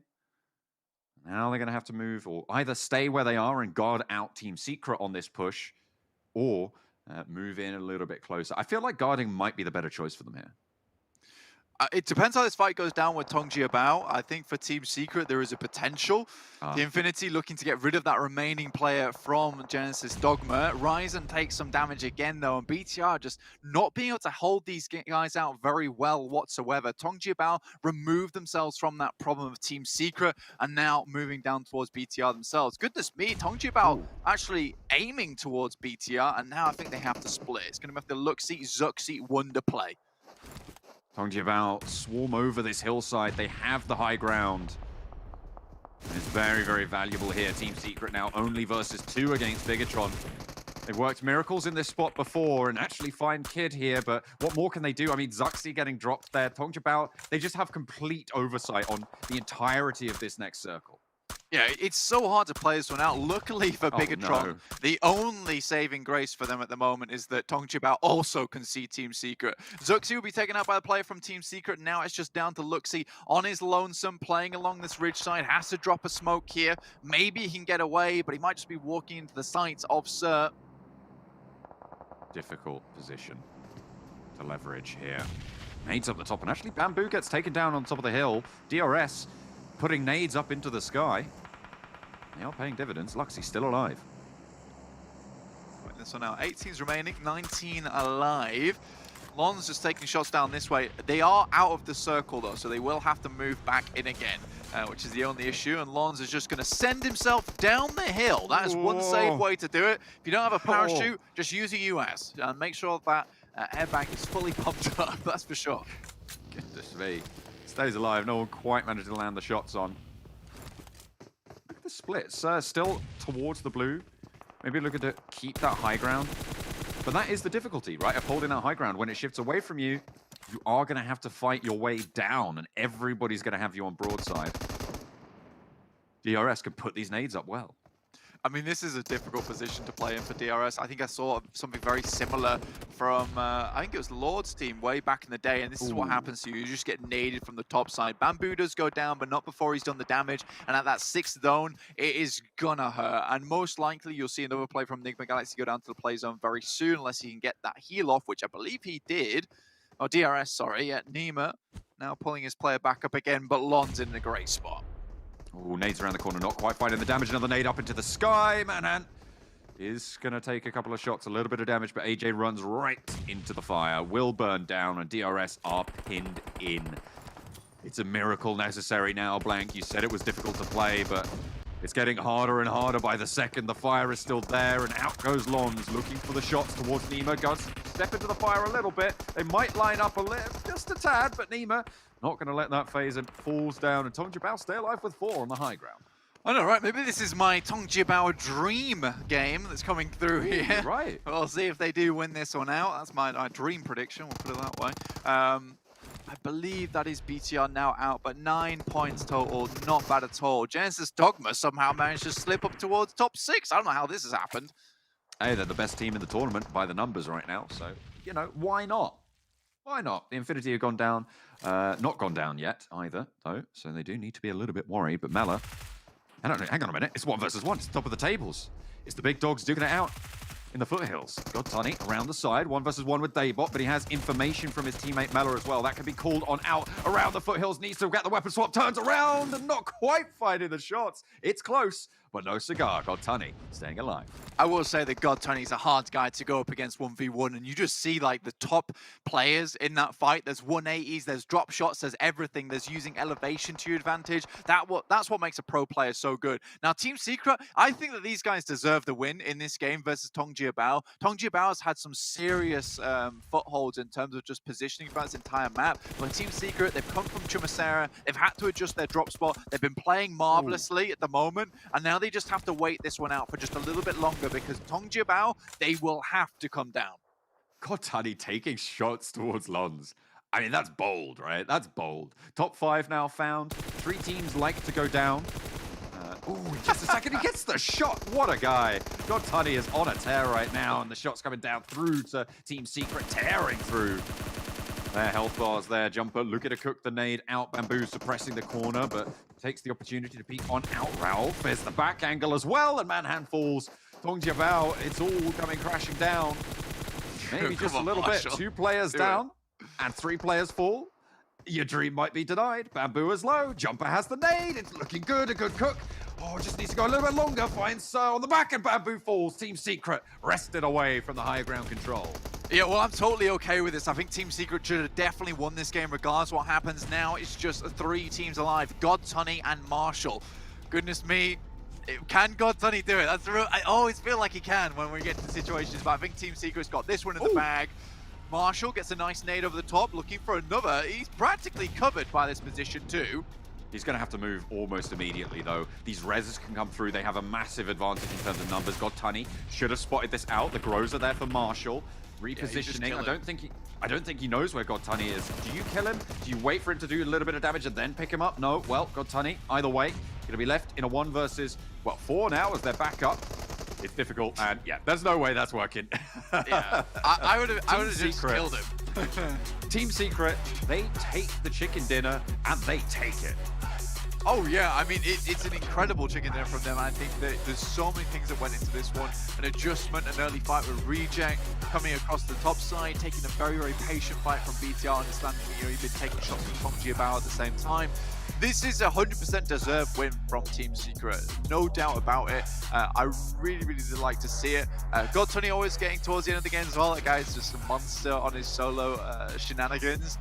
But I do think that, yeah, it was an interesting game, especially, like I said, you know, that part of Picado with the hillside, with the elevations available, with so many spots to hide in, and especially when you get that one team up on high, that is the difficulty. But Tongjiabao, they made so much noise, and they didn't get a lot done. You know, like there was a lot of noise, not a lot happening. And I think after a while in that situation, what happens is everyone looks towards it. I think they got quite a few kills, though, in that game. I think they got a lot of points just from kills as people started to move on through, if I'm not mistaken. I mean, Bigotron got a whole heap of kills themselves. You can see as they tried to push through, 6 kills on the board for Tongjiabao before they finally got overwhelmed. It feels like that is their playstyle, right? Find a central position, allow the other teams to stop you from pushing in towards each other. Yeah, 11 kills towards the end there. Yeah. And then, in the end, just get overwhelmed, and it's just a little bit too much to bear. However, they're getting points for it, and they're doing very well over these last 2 games. I will say one thing, because I know Kalaris will say that I'm really sinking my teeth into Tongjiabao now, but I do agree, they had a good game here, and they got into a good position, and it feels like there's a lot more life from this team. So Kalaris, tell me what you think. I'm not sure, but I honestly think that Tongjiabao, maybe a 16-place team now? Maybe. Let's head back over. Well, Kalaris, take it away. I don't know. I mean, I will say, especially in this game, they had one of the strongest positions to eventually kind of play the odds, I think, with these circles, trying to move down if it kind of goes Picado in the hills, if they need to deal with it. And, you know, I mean, they had a lot of kills. Maybe a little bit higher than a 16th place team, for sure, for this one. Yeah. Well, what about Team Secret? The fact is, none of us got our predictions right, even remotely right. Even our predictions went head-to-head against each other. I will say this, though, Max, man, you let me down. I've never used you as your proxy for prediction ever again. But still, either way, I mean, that was rough for all of our predictions. Max is sad. Well, to be fair, like Team Secret just played their style right. And I need to say this, their hard edge style and opportunistic white rotation doesn't always work, but It worked this time, and you know what? It also worked in a huge game that allowed them to bounce back in the league play. I remember them being a little bit shaky, so they controlled the pockets fine. I think that is the key thing with this landscape. There's a lot of coin flip. Sometimes what you chose in phase 3 or 4 might just determine your fate. So, but they definitely played that one well. And TJB, I feel like we should at least compliment them for how they adjust their splits coming down from that northern side and use the plateau as well. Yeah, and for TJB, I mean, obviously beyond like the result they had there, or how they played out, I guess I should say, fantastic to see them have now 2 matches in a row where they performed decently. We've been really worried about this team, and obviously Lone's going to be one of the guys that you have to really talk about here with the 986 damages, 5 eliminations, but it has been very rough for TJB as of late. And let's play devil's advocate here for a moment as well. With the position that they had in this circle, and especially slowly coming down off these rocks, they have one of the strongest vantage points that you're ever going to have against a lobby like this, right? So they're constantly blasting on some people. I think that some of their kind of moves from platform to platform as they're coming down are a tiny bit reckless. They could have been a bit cleaner in terms of eliminating some of the threats that were on the way down, but all in all, this is a great opportunity for them to convert into some of those eliminations, and they do successfully. Yeah, and for TJB, like, just to go back to this point really quickly, like, they were on the cusp of being knocked out of top 16. Like, they were nowhere near safe. Things were getting very scary for them, especially with how Bigatron been able to play, with how FaZe Clan been able to play as well. Very important to be able to bounce back in such a high-pressure situation, in my opinion. Anyways, okay, we'll move on. Yeah, no, I've been trying to think how they did what they did, guys, because like they were that El Azhar team. They seems to be changing drop spots a little bit here and there, like across the maps, and they made it to the plateau in the likes of team being more close to that area. We've got like Stowart around Saint Martin, we've got Hacienda with 4 rivals there, and even Bigatron quite close, right around Graveyard and their Justice Split. So it might be what Max said before, how they changed their macro in phase 1 to be a lot more center early on. That could be the reason why they worked out this time around, but it's not always the case. It's very landscape dependent, but for sure, like this time around, they did it well. Yeah, well, as we obviously need to like think ahead into 3 more matches today, and obviously I want to remind you guys about what is happening for you to win. We talked about the fan favorite vote, how you guys can win by getting your vote. We also still have the treasure box happening, where you guys can watch within the Esports Center, watch over on YouTube, and if you're doing so, you're collecting currency that then you can use to unlock permanent items. Maxman's going to be flaunting his pan all over us, probably thrown it at us quite a few times while we're playing with them in some PUBG Mobile. Make sure you guys are checking it out for yourselves. But gentlemen, I mean, obviously we have Erangel to come up next year, right? We have our 3rd map of the day. We've seen, again, TJB bounce back, and I really want to hit that hard just because it's so important, as I mentioned before, to see teams who were struggling last week in the Super Week and are struggling this week in league play to bounce back. You don't want to be that team that can't all of a sudden just switch it back on when you need to here. And right now, I want to see DRS do that. DRS is like, for me, bottom of the table, or they have the bottom of the table in our Super Weekend. Yeah, I mean, for me, when you look at TJB and how they've played out these last couple of circles in these 2 games, they've been finding themselves good spots to be able to play those circles. They found themselves central spots. It didn't quite work out on the previous Erangel, but on this Miramar, it definitely did. Again, they had the best vantage point they possibly could do. But I think one thing to contrast this to, Jason, which I'm very excited about for these 2 games, is that the 2 victors of these games have been chasing these circles. They've been on the edge towards some of these last circles, and I think it's awesome to see Genesis Dogma as well as what we've just seen here from Team Secret as well, not have circle favor by any stretch of the imagination, constantly chasing the edge and sweeping teams to eliminate them on the edge. So I think I'm very happy to see that the lobby is developing in such a way where these teams can thrive and flourish. Well, we are seeing here as well another little question for you guys in the chat. What's your best way? What is the best way to eliminate an enemy? A punch, a run over, a headshot? For me, something's missing there.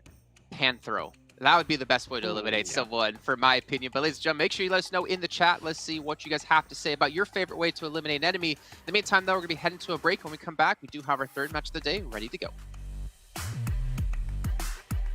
For this flame path, going from Primals all the way up to just between Severity and Style. But hang on a minute. I don't think carpooling is a thing in PMGC. To the side, get to the tree. That's your cover. Get over here! And get your teammate involved. I don't know. I feel like this is a painful situation if you're Satar. Let's see if he has any tricks up his sleeve. This guy's got the moves. He's got the moves, got the PMGC outfit. He looks clean. He's right up the top of the car. I'm gonna need backup. Who's gonna go in now? Magic Man himself, Satar. But in comes another player to try and what for, and this time, oh, he's got a gun. Okay, yeah, there's not a lot you can do. I mean, dodging cars is one thing. Hang on a minute. It's a 1v3! 1v3 Nova! He's lying his weight, he's gonna line it up, but he gets spotted out, and it is gonna be the chicken dinner going the way of TJB somehow!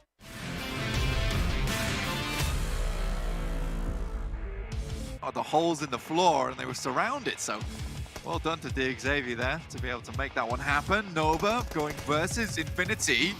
Actually, oh my goodness me! Hang on a minute. It's a 1v3! 1v3 Nova! My goodness me, Infinity, you've got to be happy with that one. A Lone Ranger out in the fields doing work for the Infinities as they stay alive. Nova get curtailed. Dealt with as Pika strikes, finally moving forward, but around the side, Logan looks to rein in, but no, he goes down. And now it's just Mela looking for a 1 versus 2 here against Deadeye's guys as they push in. Goes low, but gets the knock. Goes around the edge, looks for the spray, but goes low. The weapon swapping good and is able to find the kills. It's Deadeye's guys going down. As a reject, they're just trying to push everyone, and I'm not too sure about this, but they're fine! From the sidelines alongside Sarrow, they're gonna find 1, 2, 3. Good night, Deadeye's guys. Money for themselves in the long run. AJ and Renee, they're looking for that second place for sure, and then try to work with it from there. Lift takes massive amounts of damage, but it's Jumper with the double. Sends this into a 2v2 now. DRS immediately, they scatter, looking for better positions. They go wide. Important that Jimmy is there. I mean, they get a team wipe, so they don't know there's anyone else in this building. They think it's finished, they think it's done. And already Jimmy finds one. There's another up top side. Looks for the other, and he will clean it up. Jimmy! To seal the deal, the nade could be good here. Pop standing between him and the chicken dinner. Maybe look to reposition for the fight, but the nade dunks down, and it is Love to stand tall. The man, the myth, the legend. Sneaking in from the side. He can hear him, he knows where he is, and Manhunt just seems to be tunnel vision on the fact that he's across this little mound, has no clue, he's to his left, and it is oh my god! He's lying his weight, he's gonna line it up, but he gets spotted out, and it is gonna be the chicken dinner going the way of TJB somehow!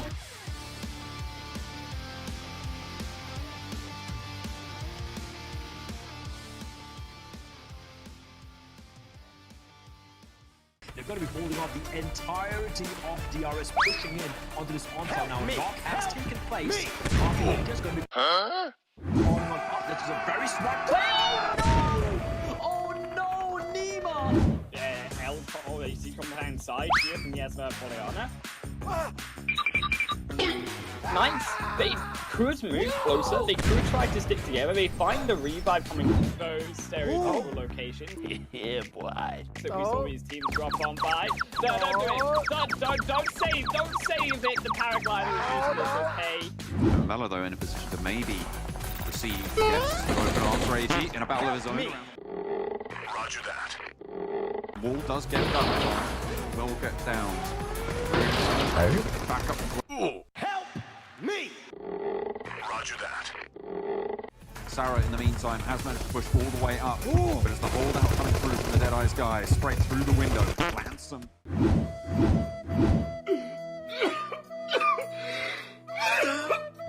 Just starting to make their way outside of Cheeky, which I would argue is a little bit too late. A couple of teams were wrapping the likes of Helicopter! Helicopter! Extended for more, and I'm sure others will join in on the mix. If there's ever a time to say, helicopter, helicopter! It was at this moment that Nathan knew. He f***ed up. No!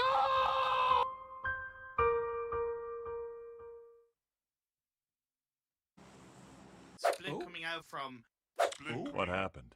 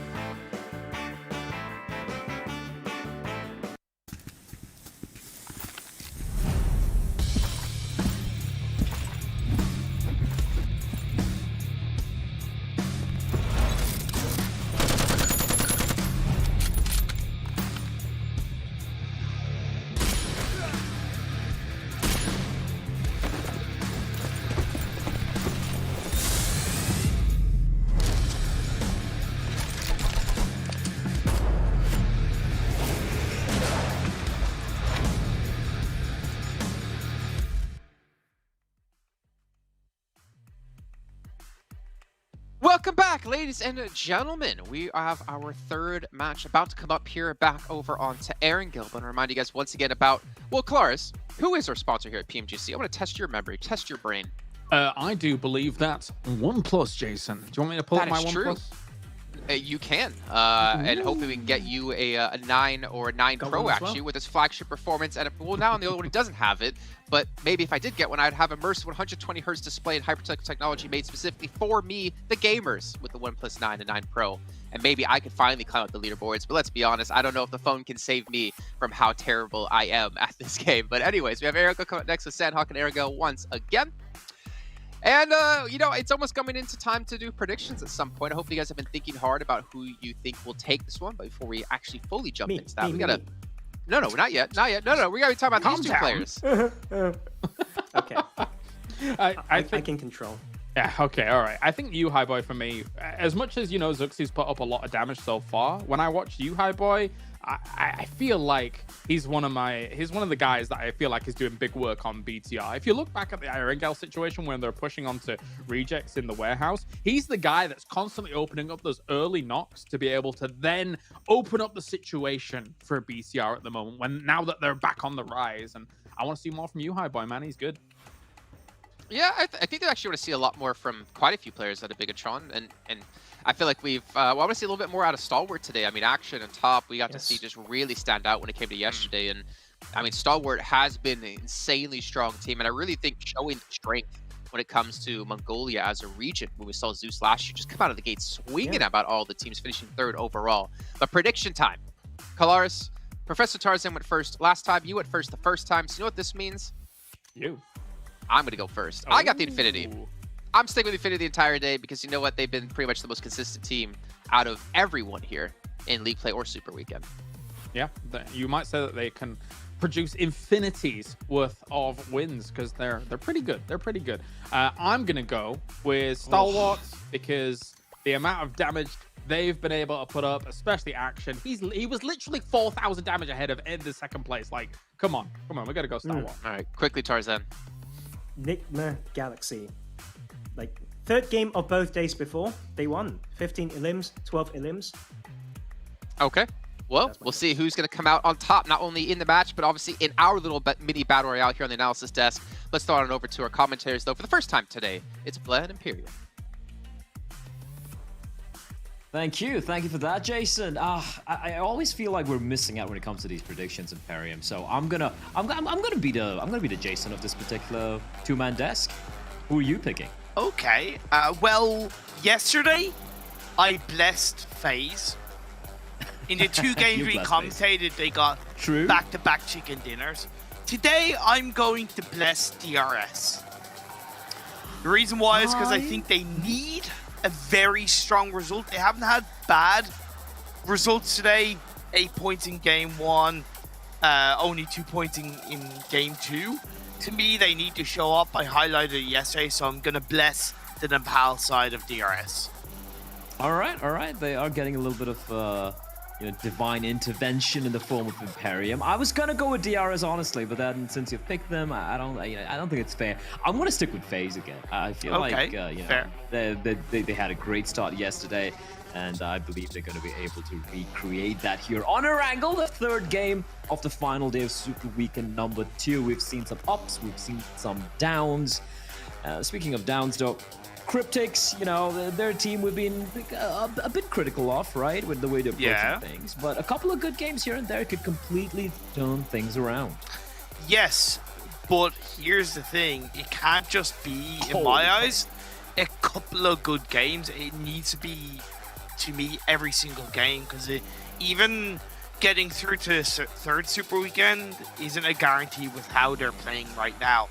Because when you look at FaZe, when you look at BTR, and the fact that they're getting close to overtaking Nova, for example, that's going to make that third league week so much more difficult to qualify for. Because Nova, BTR, FaZe, they know they'll need that second Super Weekend. So for Cryptics, every single game is going to count. Every single game today.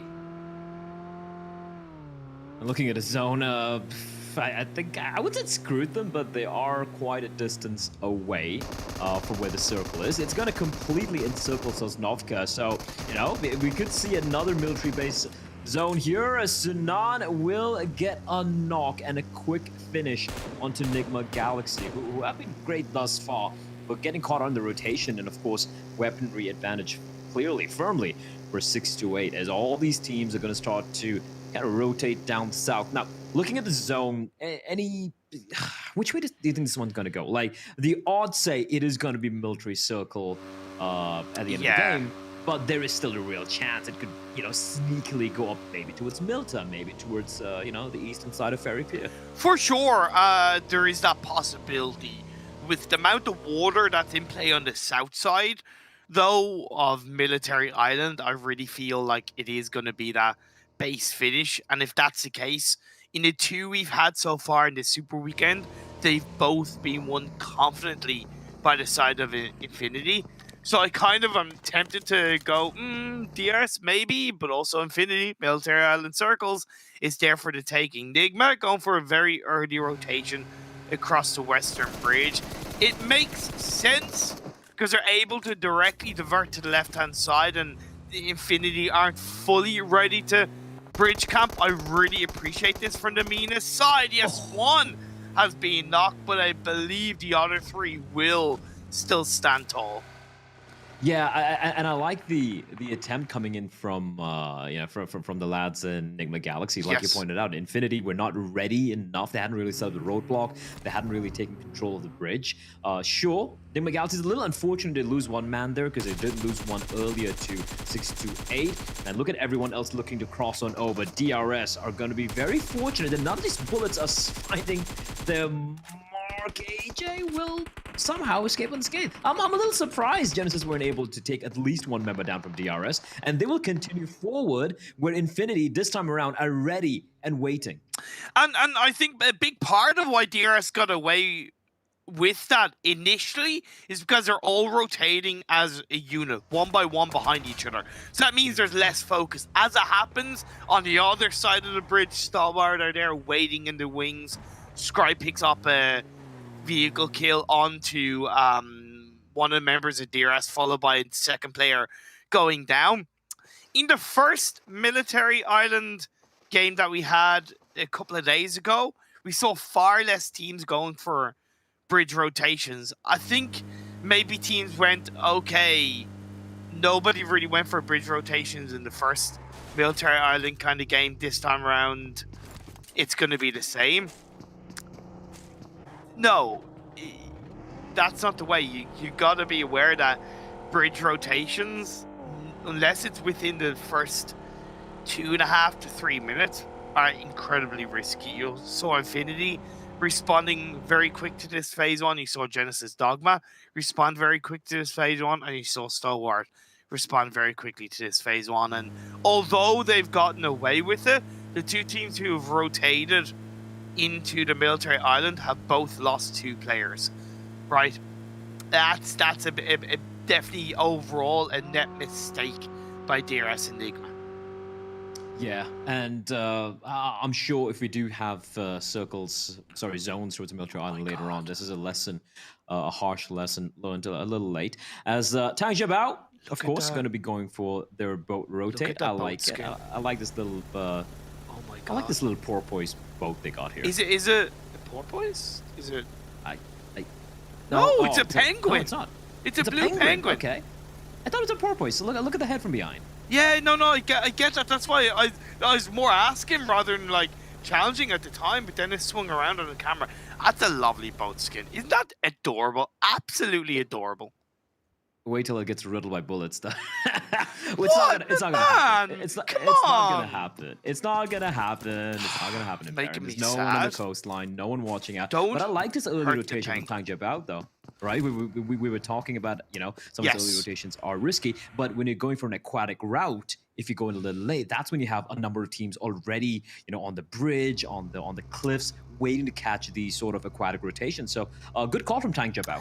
It's a good call, but it's also quite risky on the eastern side, right? Because that phase one is is predominantly kind of hanging on to the eastern side of the military island. You've seen like the two players of DRS hang by that southeastern coastal line of the island. Stalwart, although they're not massively by the east, they are hovering by. It should work out for Tongja Bao, but I do see the risk. Whereas on the western side, there's nobody really camping the western side of the coastline in towards the military island. So it's going to be a lot more accessible for Reject on Ferry Pier to get a botation across to the military island. FaZe Clan rotating from South George down that western coastline to get a botation for possibly Primorsk.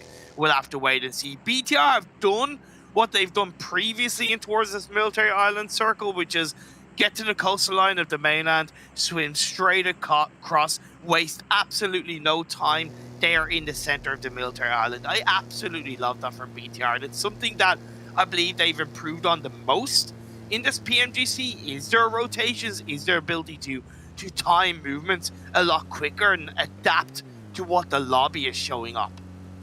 Especially with all the action being concentrated towards the bridges, right? No one's really going to be keeping an eye out in that their particular position. So yeah, I think you hit a nail on the head there. Definitely in a good spot. They have moved on in as well. Just going to be waiting out. In the meantime, like, we have Reject crossing over from Primorsk. This is where things would be risky, because usually 6-8, they like playing on the cliffs Yes. on the western side of Military Island, right? But they have opted to go for more of a just playing mainly spread in a 1-1-2 split, where they have a couple players down south. So I'm not too sure about this. No, that makes sense, because that's what the Phase 1 circle kind of dictates, right? Because I highlighted it's more on the western side of the... It's more on the eastern side of the island. So, and there you go. Phase 2 shifts up and once again goes over to the east. So that's why I agreed with that positioning from 6-8. Because I think as much as you might pick up a kill or two onto a team rotating from Primorsk or Ferry Pier, you're losing sight of a much better rotation in Phase 2 onwards. Tangja Bao caught out in the open. This is risky. It's a 4 versus 2, down to a 2v2. Oh, why have they done that, Imperium? That is I don't want to say disastrous. I told them so, but I told them so. But technically, you didn't tell them. You told me, but I speak to the players through you, I suppose. All right. I'm the player whisperer, I guess. Sounds very disgusting in a way. And 4 rivals. One day they'll get that chicken dinner. But right now, off to a bit of a rough start. Daybot gets a free kill, and Genesis Dogma, after that initial, barrage of bullets to fight in direction of DRS, they have been very, very quiet. And I'm a little surprised that 4 rivals, they know Genesis Dogma like doing this. Maybe they assume they crossed on over to the bridge, perhaps, but still, that feels like just a big assumption from the side of 4 rivals, and yeah, they lose a man. Cryptics, Rico Infinity, MS Chambori, Team Secret, and Down 1. They're the teams outside of Genesis Dogma. Those are the teams that are still in the mainland. That western bridge is completely free. Absolutely completely free for the moment. With that Phase 2 shifting over to the east, one thing that it has done outside of putting pressure onto the teams who are on that kind of eastern side of the island is it's opened the door for that western bridge rotation. Yeah, okay, if 3 or 4 teams do it at the same time, you're going to have a bit of congestion, but for the most part, if it's open and the circle dictates it, kind of go for it. It makes sense. Timing is going to be perfect. I think it's a little bit too late for 4 rivals, but very easy for Cryptics, Rico, and MS Jambori. With FaZe making the... Well, sure, for Rico Infinity and for Cryptics, they definitely have that option. For FaZe, though, they've opted to go for the aquatic route, and yes. They are making their way down south. They have entered the zone. The problem is, look at the number of teams on the very bottom of the military island. Yes. We have Nigma Galaxy, a couple of them. Then we have DRS and 6-8 very close to each other. DRS could just even, and Tangja Bao as well. So the one thing which could go the way of FaZe here is the fact that those, 2-man squads would be too paranoid of letting the position being known, or they might be busy with each other. But still, it's a risky rotation coming in from FaZe. And I do wonder where they're going to alight from the boats. Yeah, again, timing is so valuable in these kind of circles, and I think FaZe kind of recognized that where they're coming in quite late, so we're better off just landing on the very edge of the circle, whereas Reject, they're going for a much deeper rotation. And hey, that could also work out because they're not going anywhere near the land. They are like deep on the edge of the circle outside of the island. So this is very good from Reject. Good awareness coming on board. A few teams now starting to make their way towards that western coastline. Phase 3 has popped up and it's once again gone down towards the military island, which is good to see, of course. Hopefully we'll get a bit more of an overview of where that circle has shifted, and it has at least gone back over to the west, but it's stayed up north, and that trickle of water is in play. Yeah, Genesis Dogma are in such a fantastic position, and that could just kind of screw Team Secret here. Genesis Dogma are going to be playing the bridge, though. They know heading on down south would be walking into the waiting of the Stalwart Esports, as, well, Skitton just getting run over. Fidhan is nearby. He's being very, very quiet. Davian? No way. How do you know? Seen him. What? No way. No one saw him. No one saw him. Fidhan, you lucky rat. He lives. Oh no, why are you shooting in the open? Almost gets a knock. No, you didn't have to do that, Fidhan. He was working so wonderfully for him, but then he gets a little too itchy with his trigger finger, and he gets punished for it. Meanwhile, a bit of a race for the bridge as Genesis Dogma potentially going up against Team Secret. Please, Team Secret, come on, don't do this to yourself. Why? Why are you taking the hard route? Why are you making it so difficult for yourself? Okay. They've created a little bit of a space as Genesis Dogma recognize that their positioning towards this mainland isn't really viable anymore. They're making the botation. I think the timing makes sense, and they're going on the right side of the road outside the military island, which outside the bridge, should I say, which is on that right hand side. It's avoiding Stalwart quite nicely. They do have to be careful that they can still be third party by Team Secret. Cryptics are making their way close to the area as well on that western side. I really love 628 though. They've been so proactive on their movement. Every single circle, they've adapted, they've rotated, they have the radio tower all to themselves, and this is clean movements from the Chinese side. Yeah, Team Secret's position here, though, it's going to be untenable in a bit, Imperium. That's what worries me. Exactly. Unless the zone just decides to say screw you to Logic and everyone else in the server and just heads up north. That would be insane if that does indeed take place, as BTR spotting phase in the distance, trying to make their way in. And for Genesis Dogma, I kind of thought they'd stick around on the bridge, but they decide to drop off on the side, 3 members, and that means they're getting peppered by Stalwart Esports. And bear in mind, Cryptics are hearing all this commotion. Although I there though. He doesn't know that Booms is there. Oh. This could easily go spiral out of control for Stalwart. As you said, there we go. Booms, you called it. Imperium's cry will be knocked, and suddenly Stalwart Esports, they're in a rough spot here, from hunters to being the hunted. 2 players knocked down right now, and it's onto Top and Pika to make something of this, and they decide this is a 2v4 they did not want to take. And look at the zone.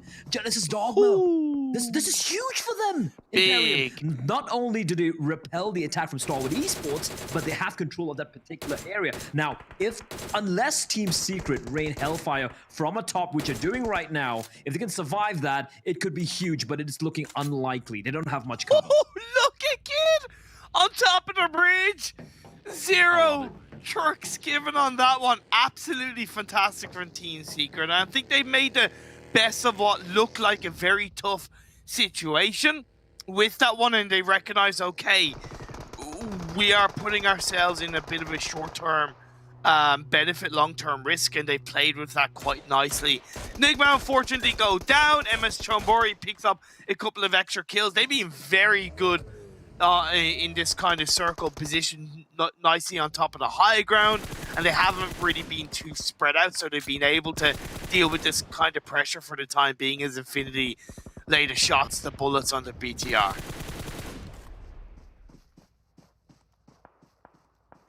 Snade from Uzi. I think it lobbed it the right direction. Oh, fortunate for Luxy, explodes on the other side of the trunk. Never mind. Uzi will still find him. The M4 BTR, a couple of members knocked. this is a great opportunity for Infinity to move on in, but they're also aware of where MS John Burry are, so they're not going to get too over-eager, and MS John Burry going to use that opportunity to try and maybe steal a couple of kills away from the side of the Infinity. Team Secret, considering, you know, they were in such an untenable position earlier, they were coming in late into the zone, coming into the water, and they've left a couple of players on the bridge to provide some covering fire if Fredo wants to make landfall. So I love this approach coming in from this side, from Team Secret. I don't love it, but I think they're making the best of it. Of what they have, yeah. And that's what I think makes them such a powerful team. They don't always make the best decision, but they're really committing to it, and they're turning it in as much of a favorable position as they can. FaZe went for a rotation on towards the western side, and they met the might of Down One Gaming. I gotta give a lot of props to Down One Gaming, because if you remember, I highlighted that they needed to start getting more aggressive. They needed to start getting more kills. They've done that very well in this Super Weekend, so I have to give them a lot of props. Their fight for the top 16 in towards the finals is still very much in their hands, but they're heading in a very good direction. For sure. Even a few of the games which we were in cast, I was looking at the number of kills they have, and like 6 kills, 7 kills. Yes, exactly. Even though the placings aren't that great, and that's a big U-turn, and that could be something which could potentially catapult them straight up the table. That's Nysel. Lone surviving representative. He's being helped out by 4 rivals coming in from behind, and Team Secret are getting absolutely bloodied. Fredo in the waters should be finished up very quickly here by Rethal. And 4 rivals, yeah, they lost a player earlier on, but this is just the late rotations, Imperium. All the teams coming in late are just third-partying the team right ahead of them, and it seems like just a non-stop sequence of events. Just kind of a couple of teams try a similar style, and they kind of catch each other out. Jensen's Dogma, Team Secret, 4 rivals.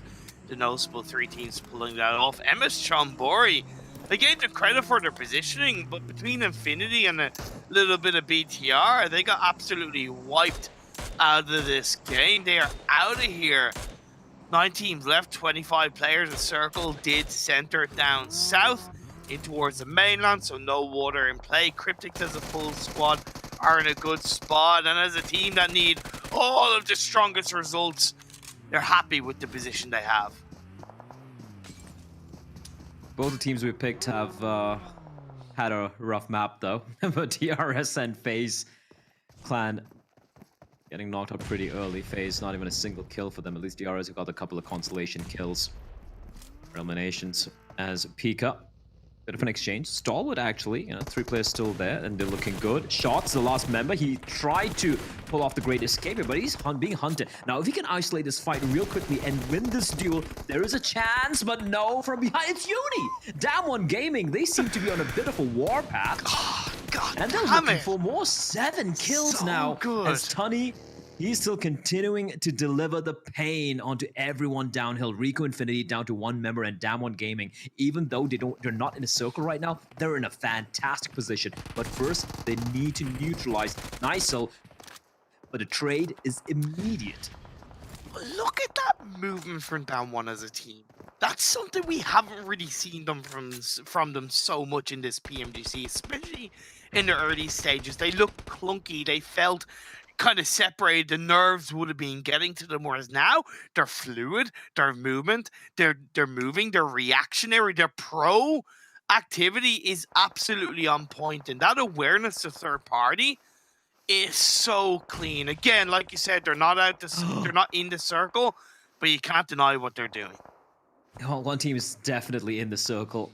Stalwart Esports, Top Action, Peak. I honestly felt like I think it was Action who got knocked down. I thought it was done for earlier towards the bridge, but somehow they've been able to get the res, which is so very impressive. And now a 3-man squad for Stalwart is always going to be gunning for the chicken dinner, always going to be very, very dangerous. Now with Appy getting knocked down, Penumbra, he knows Stalwart's are nearby. The res won't be taking place though, but it's going to be biding his time. He's all alone. So right now just going to be playing for the placement points, because if you look at his position on the minimap, he's trapped between Damn One, Stalwart, and Cryptics in the vicinity. Uni takes a hell of a lot of damage. does end up getting knocked by action. One thing I love about Stalwart is that they peak on the other side of the road. So a little bit of anchor point allows the other two players to really focus on this north side of the road in a confident manner as a duo. They've come in to get the kill onto one of the down one players, and even the Circle heads in their direction. Cryptics are still in this game as a full squad, the Circle favoring them. Infinity, like I said at the start of this one, they won the previous two Military Island finished Erangel games. Will they make it 3 in a row? That would be big. Still, a lot of heavy hitters alive in the zone here. 5 teams, but 14 alive. That's an average of almost 3 players per team here. As action will be rezzed. Pika trying to get the bit of vengeance onto its Infinity, and Uzi should fall here? Okay, El Chapo not quite able to connect. And for Cryptics, I mean, they don't really have to take any fight right now, but hold on, Logan, he's gonna find the knock there and the quick finish, and this is a bit of a battle between Stalwart and Infinity. 2 versus 2 right now. The res can take place, no, it won't. Honey will be quickly finished off, though. See how reactionary Infinity were? They got the knock onto action. And even though Uzi got knocked, they were like, okay, well, we still have the opportunity to push onto Pika because there's no backwards cover by Stalwart. They pushed in, got the kill on the Pika. They're inside the circle. That is really clean awareness from Infinity. And they deserve to be in this late game. They deserve to be in the circle just on that action alone. Incredible. Cryptics who have barely made any play thus far. Chicken dinner, it's slowly drifting towards them. They should have this one. Pembro, sorry. He gets spotted. He was alive for so very long, but eventually he realized he had to evacuate that particular cover he had behind the buggy. And the moment he was deployed, Stalwart Esports were very, very aware. Stalwart down to the 2-man squad. Of course, they will not be exercising any restraints. Still drilling into Damwon Gaming. Forest will be knocked, and Damwon Gaming down to just a 1-man. The explosion takes care of him, and Sung has a lot of work to do as Cryptics are going to be moving into his direction. Marshall leading the charge. Next circle is about to pop up. You got 4 teams left up. Which way is it going to head towards? Marshall has to get back into the vehicle, throws a smoke, goes across the road, back over to his teammates to circle. Just shift up north. It's a little bit in the favor of the last player from Damwon Gaming, but Stalwart, they're getting pushed by Infinity. Oh, well, Damwon Gaming, well, they're out. They're out, Imperium. You are cursed, my friend. Or rather, you're the deliverer of curses to these teams. Down to the final 3, 8 still alive. The res has taken place, but Top needs to patch himself up, which he will. Mela, nearby. Cryptics, everything is aligning for them. They're spread out a little thin. They of course have a couple players towards the Wizard Tower. We have Marshall out on the sidelines, and I'm sure Stalwart and Infinity spotted Marshall make that transition in his vehicle, so they are aware and wary of Marshall's position. But now Infinity and Stalwart might have called it a bit of a temporary truce as they push on in towards the zone. It's not worth Stalwart like pushing on top of the hill to overlook Infinity because they know that Cryptics will have their number, will have their awareness. So both Stalwart and Infinity are playing either side of the hill, which is more of a lower ground, which gives them a little bit more of a potential angle of cover. Logan, who was on the other side of the road, gets knocked by Cryptics. That continues to put the advantage into the Mina side from Morocco as they play it forward. Marshall aware that he is being hunted. Oh, great nade! Action! He cooks it to perfection. With Marshall down, Cryptics, they need to try and consolidate their forces here. They know Stalwart is very close by. Danger is close. It's within breathing distance. Nades being lobbed in. Stalwart continue to press on ahead. No, just bandages remain for Top as well. So yeah, if he takes damage, is no way he's going to be able to patch himself up down to 50 HP already. So is Chapo. These nades, they're exploding so very close by. And in the distance, Mela, he's just enjoying the fireworks, Imperium. He's waiting. The discipline is strong. Cryptics, you mentioned the word force. They need to use the force. They're going up against the might of Stalwart, the Darksiders of the PMGC, coming out of nowhere from Mongolia to perform very strongly so far. Senke opens the door. Well, that should be it. Cryptics, they took out 2 of the danger people, and Top is on a sliver of HP, and a final bullet straight in his head will put him down to sleep permanently, at least for this particular game. And Cryptics incredibly played there. Even though, sure, the zone kept favoring them, even though they kept very, very quiet when it mattered the most in that 4 versus 2 versus 2, even when they had like the 14 alive in that very, I think it was the 5th or 6th phase. Yeah. They were able to just hold on to their ground. I love the little rotation coming in from Marshall as well. So yeah, Cryptics, nothing too aggressive, nothing too incredible, but a well-deserved chicken dinner. Yeah, for sure. Look, it wasn't the flashiest of games. Like you said, they didn't really make too much noise in the early to mid game. They stayed quiet, not too many eliminations to begin with. But I can honestly say probably the most important chicken dinner in the PMGC. This is a team fighting for the top 16. In day 1 of the Super Weekend, I believe they had 8 points in 5 games. They've had a torrid Enigma Galaxy level of Super Weekends so far. But that chicken dinner, it really should allow them to wipe away what's happened in the past and focus on the final 2 games and pick up another couple of strong performances. Also, we got to give credit to Stalwart, right? Like, I mean, I think they ended at 14, 15 eliminations at the end of the game. So, just incredible resilience from this team. And sure, they might not be on a tippity top when it comes to the leaderboard, but just it's not just the individual, just the way they're able to be composed and handle themselves under pressure. I feel it might just be the best in the entire, not just the region, amongst all the teams playing this tournament. Yeah, you could be. Yeah, I don't think I could say that better myself. It's exciting. I'm really happy to see Cryptics get a result I kind of said they needed to, and they proved that. But carry on forward. You can't go into game 4 with a 0-point result. That's the one thing that I'm a little bit scared of with Cryptics. Well, of course, we do have the panel to take over right now, gentlemen. You should have all picked Cryptics, right? Forgetting how to English. Easy for you to say, Blair. Being on the caster desk, not having to make predictions. Well, you know what? At least Kalaris and I can high five as our teams got 2nd and 3rd place respectively. I'm not going to try to do it here at the Virtual Reality because you might... Oh, and he went for it. Now I feel bad. Now I'm the jerk who didn't go for it. And then our other pick of Enigma Galaxy not working out. But you know, it doesn't really matter about predictions. If you predict at the start of the game, you're literally just closing your eyes and randomly putting your finger on a team because it is almost virtually impossible to predict with any sort of accuracy of who's going to do well. Okay, Cloris, go ahead then. But Jason, all right. Who got the most points in this game? All right, I decided to try for once. In my other games, it was just meme picks, Jason. It was just meme picks. But now, yeah, Cryptics might have got themselves the win. But 15 eliminations for Stalwart, who arguably are one of the best teams in the lobby, so it doesn't really matter too much. You know, what a great prediction from me. Low-hanging fruit, it doesn't matter, I still win. I don't know what to say about that. But hey, like, to be fair, they've done something amazing, right? Because yesterday was not quite, it's not even close. 5th game yesterday, Southern Island, they died at 16th with 0 eliminations. They've learned their lesson. They came into setup around the Eastern Bridge a lot quicker, and it just worked from there.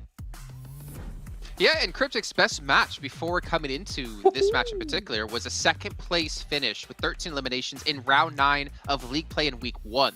Very, very long time ago. And Cars, I do like the sound there. 1145 damage, 7 eliminations as well coming in for Stalwart. And again, the thing for me about Stalwart is like my heart sometimes just breaks because we see them have these like amazing, consistent matches, and then we'll have like 2 days of Super Weekend like last week where they didn't show up, you know? So it's a little bit like confusing sometimes, but Stalwart, I think consistently are hitting these highs more often than almost any other team except maybe Infinity. I think the impressive thing for me as well when it comes to Stalwart is that, you know, as much as, yes, every single building block in their roster right now is extremely impressive, Action was by far and away just taking the lead. But it really does feel like, especially in these last couple of games, Top is stepping up, especially this Super Weekend. Top is stepping up even more to say, hey, there are, you know, big names on this roster other than just Action just blowing away the lobby. So to see Top once again hitting another 4-digit damage game here, very cool stuff here to see. And we see Cryptics from that victory. They get up to 13th place overall within the Super Weekend at 70 points, Tarzan. But looking down the list, I mean, Rico Infinity Team, they were sitting a lot higher in our overall standings, so they're not too worried. Same with Reject, but DRS, I mean, I get a little bit worried for them, to be honest. I know they didn't do too bad in the overall Super Weekends. They were relatively high, actually. They were really consistent. They were in 10th place now at the start of the day at 167 points. But again, the thing is, right, we still need to see like certain teams requalify next week for them to ever be a threat. So right now, they're still okay. It's just about, you know, get out of this rut, pick up some points. It's all about league play next week is where it really matters. Yeah, here's the thing though. The way that they got into the first Super Weekend wasn't really like safe as well. And after a little bit of a rough, I mean, we've still got, you know, a few games to go. But here's the thing, if they still can't bounce back, will that carry over to the league stage and repeat or even do worse than the first week? And that will be the worry. And I thought, hey, they are a little bit rigid. That's the comment towards them, right? They refuse to change and all this stuff. But we thought it's fine if they know how it can work with this particular style. Not really working right now. So there's still a few more things that they need to figure out. Yeah, and I think that's something they can take their time to figure out at the moment. Like I feel like for a lot of teams, right, who are down towards like the lower parts, let's just say the teams outside of top 9, you qualify next Super Weekend, you're gonna make it. Like 99% sure confidence I can say that. And I think that's like your opportunity to really figure out like what can we improve on, what can we work on here, because if we're not top 9, we're not gonna make it into the grand finals, and that's what it's about right now for all these teams. Yeah, it is. And for teams that I think I have concerns about, even though they're doing very well, I still have that weird... Go on. Was that FaZe Clan on 2 points on the day? I hope not. Did I misread that? I mean, I need to go back and maybe check it, but... No, there's no way. They've had at least 7 eliminations during round 12, so there's no way. There's no way. Right. Okay, maybe I just misread it. I miscaught it there. That was a little bit worrying for me. But no, it's not worrying for you guys at home. Is everything you can possibly get by watching just PMGC and participating in the fan favorite votes. But also, if you're watching within the Esports Center on YouTube, you get this currency you can use to unlock permanent items. And Max, again, he's ready to throw his pan at us when he gets that unlocked, and he's ready to punish us with it time and time again. But yeah, so FaZe Clan, I mean, we saw like the teams down towards the bottom of the leaderboards. It's getting a little bit crunched there, right? The point difference is really not that high. And I think we actually are going to come into that final Super Weekend with a big battle for 16th, 15th place. Yeah. Cryptics, obviously, this is a very important win for them to be able to get this on the board, considering where they're at right now. I mean, before this, what they had, I mean, maybe 34 points here throughout the weekend. So far, that's not that fantastic. A win here, especially against some of the big dogs towards the end in this lobby as well. STE, admittedly, Salwar, they were in a bit of a rough spot when they're going into those final moments. But for Cryptics to convert, yeah, you've got to get away from your FaZe Clan, your Bigatron Red aliens here.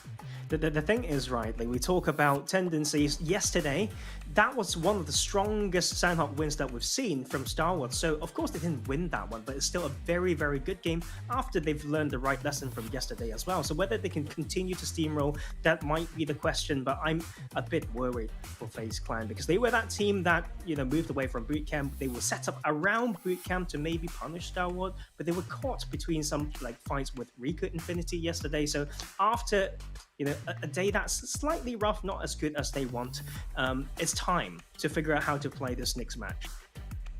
Yeah, and I'm a little bit disappointed as well in some things, not necessarily towards the points you're talking about, but maybe towards some of the viewers. We talked about your dream team for PUBG Mobile, and for all of you out there who didn't have Paraboy in your list, what are you doing? I mean, okay, maybe you're not a fan of him. You should be a fan of him. Maybe he's been one of our best players, even with Nova not performing well, but we have a new question, new topic for you guys at home. What's your favorite playstyle? Getting aggressive or playing for placement points? Let us know your thoughts in chat. We're going to be checking them out, and we'll see you guys after a short break here for Sanhok as match 4.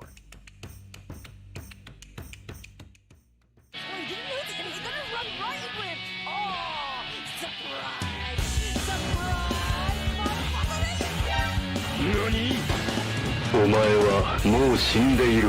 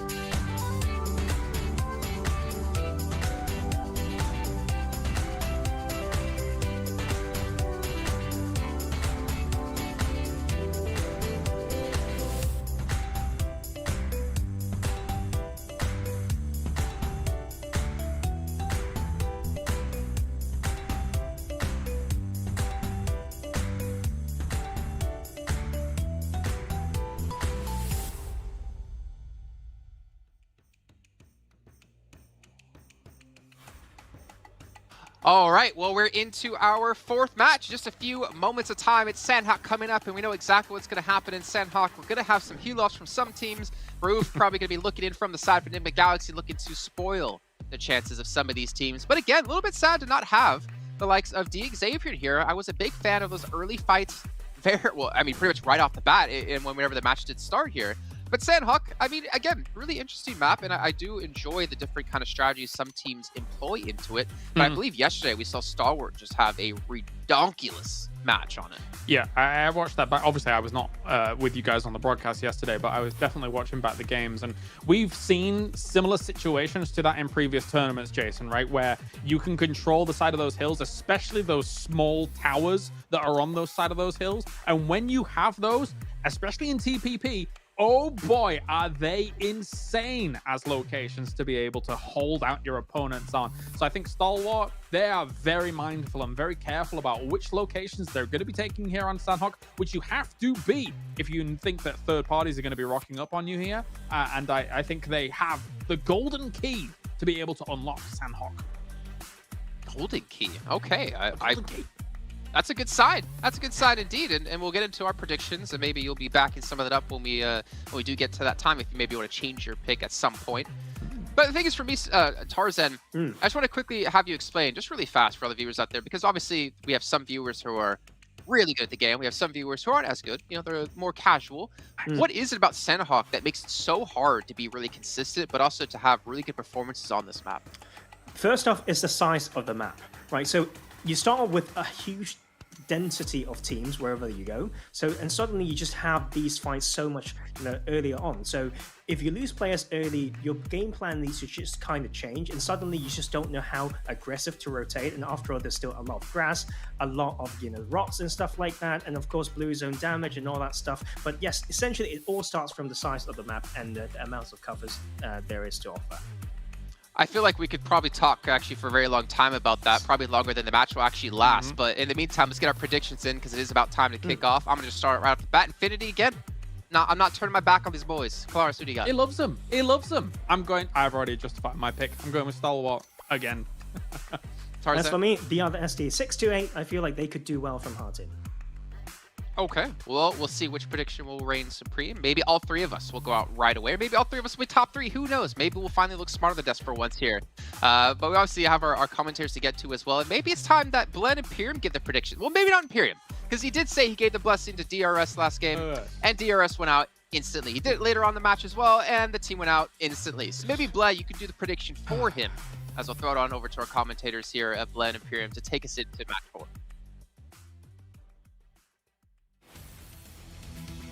Well, okay. All right, Jason. I'll make it for Imperium here. Imperium, I'm so sorry. You have no say in this matter. I'm going to go with DRS for you again, because why the hell not?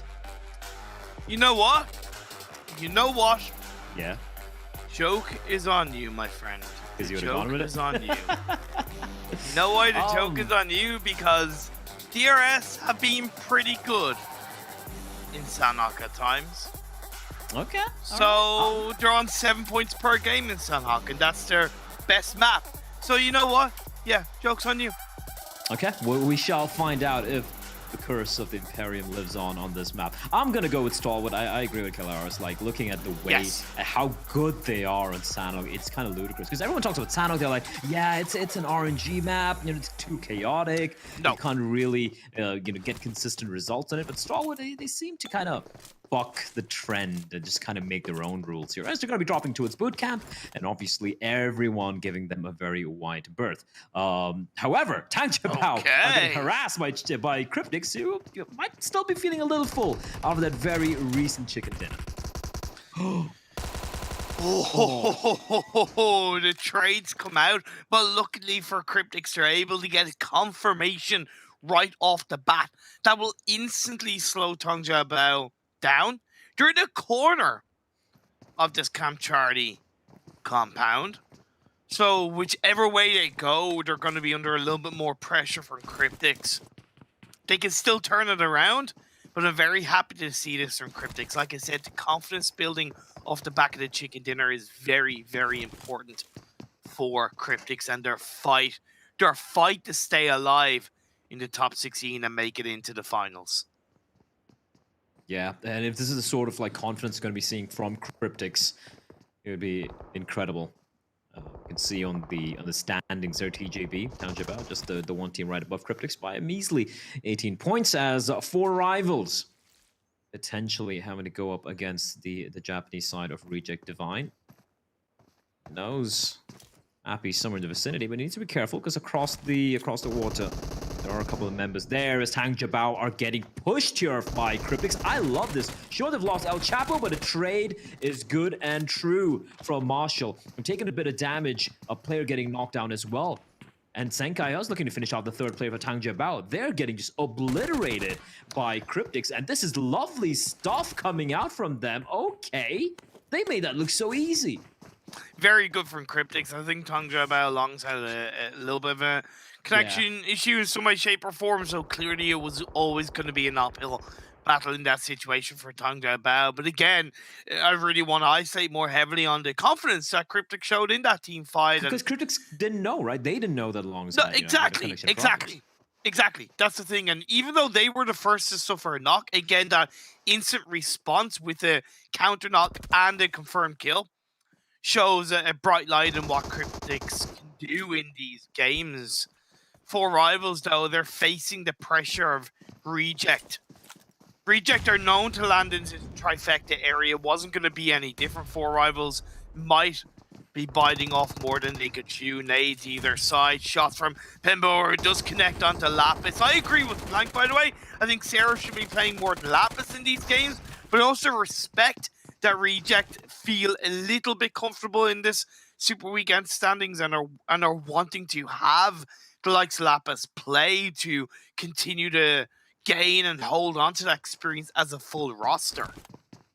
For sure. And yeah, Reject, you know, you look at the standings, 11th position, but look at the gap in the points. I'll get back to that because top are getting challenged. FaZe, they're feeling feisty. They're looking to take the fight to Stalwart Esports and Bootcamp, and because of that, they will be punished. They lose a member. Scry's already outside of Bootcamp, providing eyes and covering fire as well for Stalwart. And FaZe now, well, Stalwart know exactly where they are. And if you know anything about Stalwart, they are potentially going to be going for the hunt, but FaZe decide, and I gotta say, it might be the right call to evacuate the premises and just run for the hills. For FaZe and BTR, their target has always been, since the start of the Super Weekend in my eyes, to overtake Nova in the standings. With 2 games to go, FaZe are only 16 points away from overtaking Nova, and BTR are only 27 points away of overtaking Nova. That's very possible for these 2 sides. I know Sanhok can be a little bit RNG. They have the confidence, they have the ability to pull those points out of the bag and get the results needed. So I'm excited to see if they can do it because, again, coming into League Week 3, when you have FaZe, BTR, Nova, to an extent kind of Reject, but so many strong teams fighting for the top 16, like down at the bottom of the standings, it really shows how good of a standard this lobby is, all 20 teams. Who would have expected it coming into the start of PMGC to see these teams, giants of their regions, not necessarily struggling, but just being where they are, needing every single strong result? It makes the PMGC just so much more exciting this year, Blah. Oh yeah, absolutely. And I'm just gonna say it, like, you know, come Wednesday, come the final couple of games remaining, it's gonna be heartbreak. It's going to be heartbreak for a couple of these teams. And I'm going to be feeling heartbroken for them as well. Because everyone here, I mean, sure, a couple of teams, you know, they had a better week 1. Some of them had a better week 2. But everyone has shown that, you know, they can hang with a majority of them, with all of them. Apart from maybe BC Swell. But, you know, apart from them, everyone else.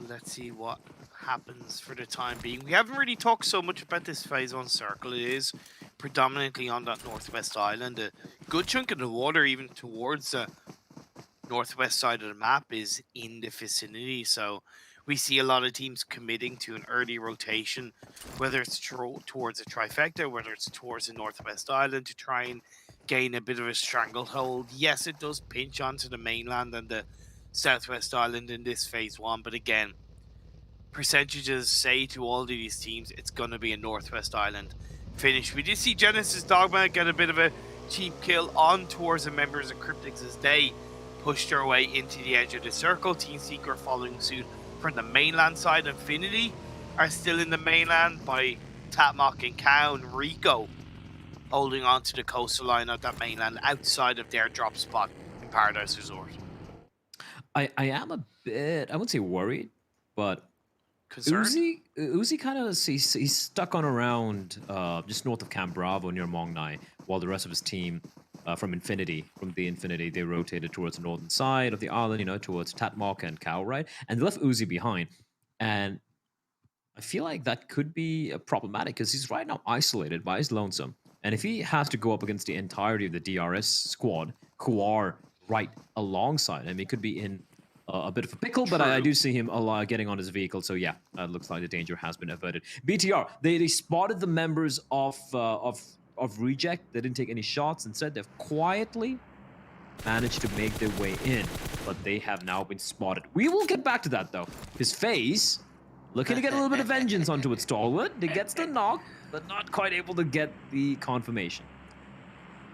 Pika is still on that mainland side, so information will be given over to the fact that FaZe are waiting by that coastline. Pika will not be making a move for the time being.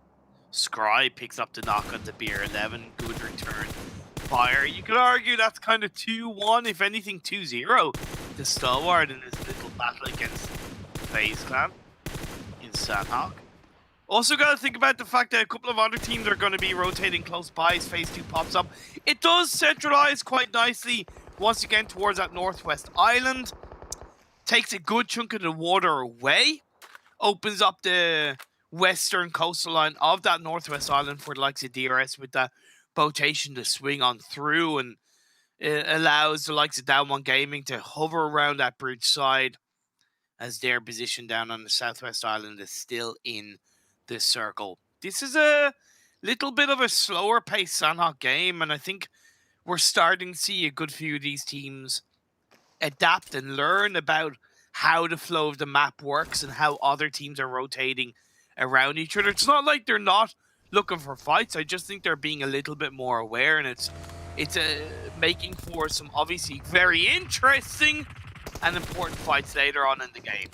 Oh, Genesis Dogma just completely decimate almost the entirety of Secret. I take that back. They actually decimate the entirety of Secret. Not almost, but everyone. They made it look, they barely took any damage, Imperium. They bought like maybe 20 points of health chunked away. That's it.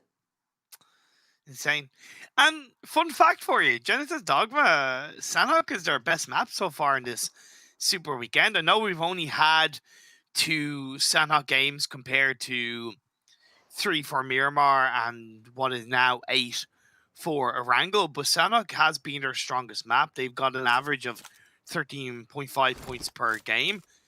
It's not like Erangel and Miramar are weak for them. 12.6 for Erangel, 10.7 for Miramar. Hell, it's what's made them so damn strong and dominating across the second Super Weekend is that they showed up on every single map. But it is an interesting stat considering they're one of the teams that are slower to rotate in these Sanhok circles. They know how to move in. They know when they need to be aggressive, and they're punishing teams for that, as we saw in the Team Secret.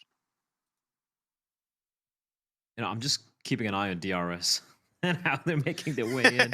It's risky, man, but somehow they've been able to skirt around all these players. Like I thought, you know, Infinity would spot them. For those of you who wonder what we're talking about, DRS have gotten onto a boat and are rotating. They rotated from, I believe, from Mong Nai all the way up north, and they might be entering the zone in from Camp Alpha. So that's a huge, risky rotation. And speaking of risky, Daybot out in the open, and MR5 will punish him for it, getting the knock. That's the top.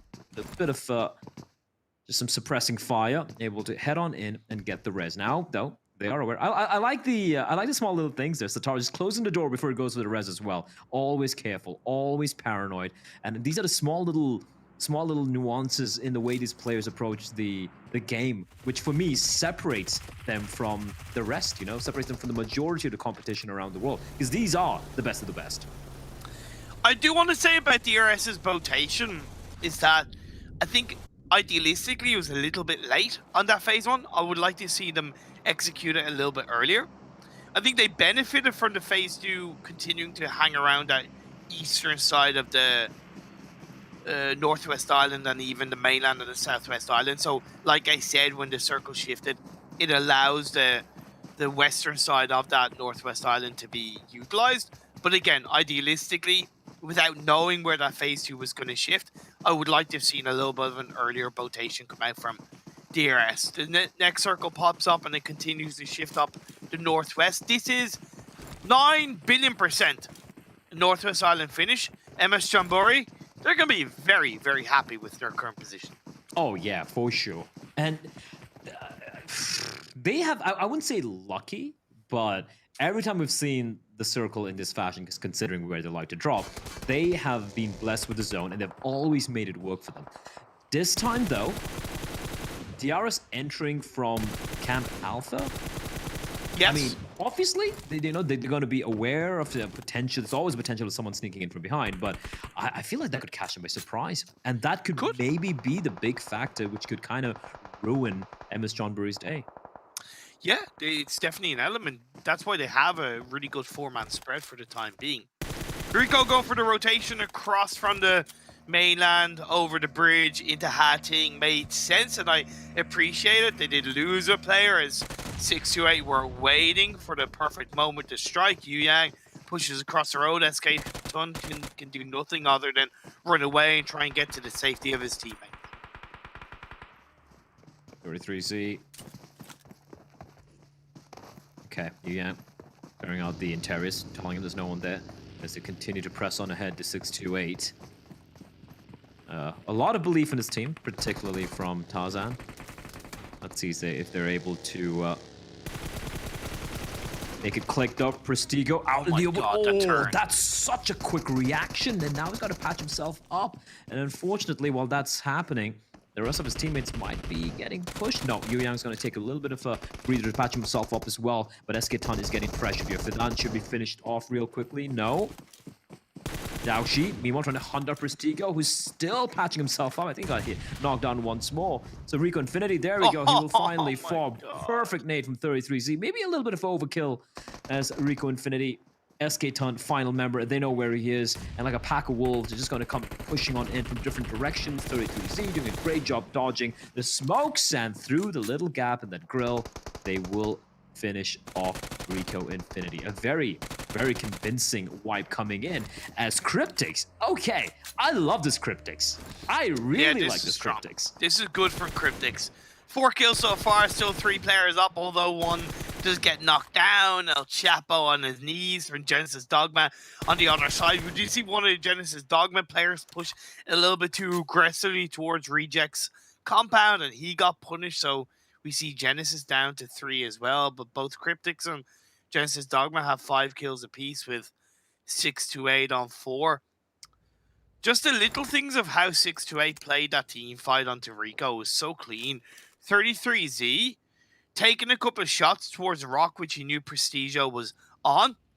He knew those shots weren't going to connect, but it was suppressing fire shots, stopping Prestigio from peeking on the other side, so that when 33Z then turned around and pushed towards a building, he knew his teammate was cooking an aid, and that allowed him to push into the building without being backstabbed. Those simple things make such a big difference. In the meantime, my pick has been eliminated. I should stop making predictions. FaZe Clan are out. Imperium, I thought he'd survive. Venturas being sneaky in the water. That's what you get. Shut up. Shush.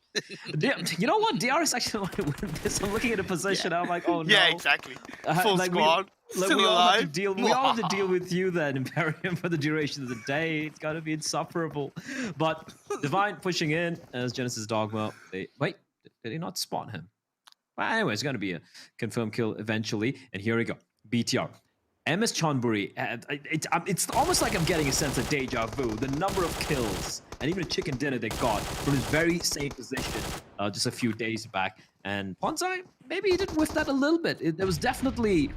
He should have definitely got at least one knock. Instead, he whittles away Ryzen and Zuxi to very low HP, but they reply back with a perfectly placed HE, and now BTR. It's a bit of an uphill battle, but they're more than capable, Imperium. I think that was a little bit of a slow reaction from MS Chumbari based on the circle shift. I'm not saying they absolutely knew that BTR were rotating up that side, but I think with how BTR have played these kind of circles in past Sanhok games, it would have been a little bit of a calculated idea if they had predicted it. And again, just a circle shifting up. I think they should have had more than Ponzai there anyway, as it was. The spread they had in the earlier phases worked. This time around, they need to group up. They do. Luxie gets knocked by NC2. This is MS Chonburi riding high. U-High is knocked down. Great work coming in from MS Chonburi. Player getting knocked down, but able to repel the attack from BTR, who now down to... They're still a 3-man squad, but they do have one member knocked down, and they're not in a very comfortable spot. As Reject, they continue to hunt down 4 rivals. The nade won't quite find its mark, but a look at Rage is moving in like a SWAT team. This Japanese side are going to group up, but that nade, is it on them? No, it's not. Okay, they're good. The rest going to be coming in from Lapis. 4 Lapis rather, and that's actually going to provide 4 rivals an opportunity to try and maybe find some cover, but there's no cover nearby.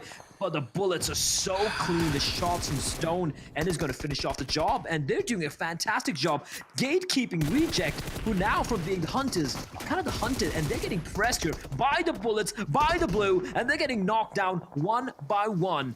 And Reject, oh, it's gone so very wrong. Divine has a lot of work to do. Stone comes around the corner. What? He gets taken down, but in the end, it's the 1v1. Oh, Divine! What? Divine, despite all the odds, somehow manages to clutch it out and knock out 4 rivals from the server. I can't believe he pulled that off. I love Reject so much. They're so exciting to watch, whether it's Rayoso clutching up against BTR, whether it's Divine clutching up against 4 rivals. This is why the experience they've gained is so valuable over the last year and a half.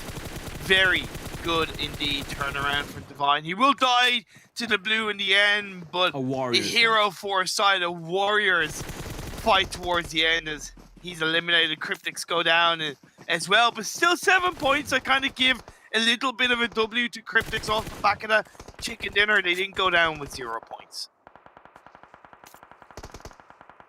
As Chonburi, though, from a great position, they're down to just the 1 man. This rotation has been very, very bloody for them. And again, remember, on their tail, there is Damwon Gaming making their way up. And here we have Nigma Galaxy potentially looking to ruin your prediction here. Jasper, though, he's not going to go down without a fight. Great nade to find Forest. And Uni, the last man standing for the side of the South Koreans. He needs to find his way into the zone. DRS, they're duking it out in the blue, taking bullets from Nigma Galaxy. At least the reply has taken place. They have managed to take care of the present danger for the time being. And this might provide them a little bit of respite for the side of DRS. They have all 4 still alive, and they're all now in the zone. Uni will fall, and with that, Damwon Gaming are out of here. Starwood Esports, 8 kills, 3 alive.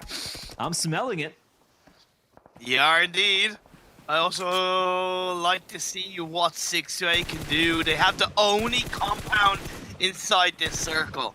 DRS, they recognize that, okay, they're outside of it, so they need to start making some noise and try and carve some kind of entry point in this circle. Infinity down to 2. They've looked good, but they need to continue to stay strong as Nima pushes forward. The third party coming in. That's a lovely play by Logan.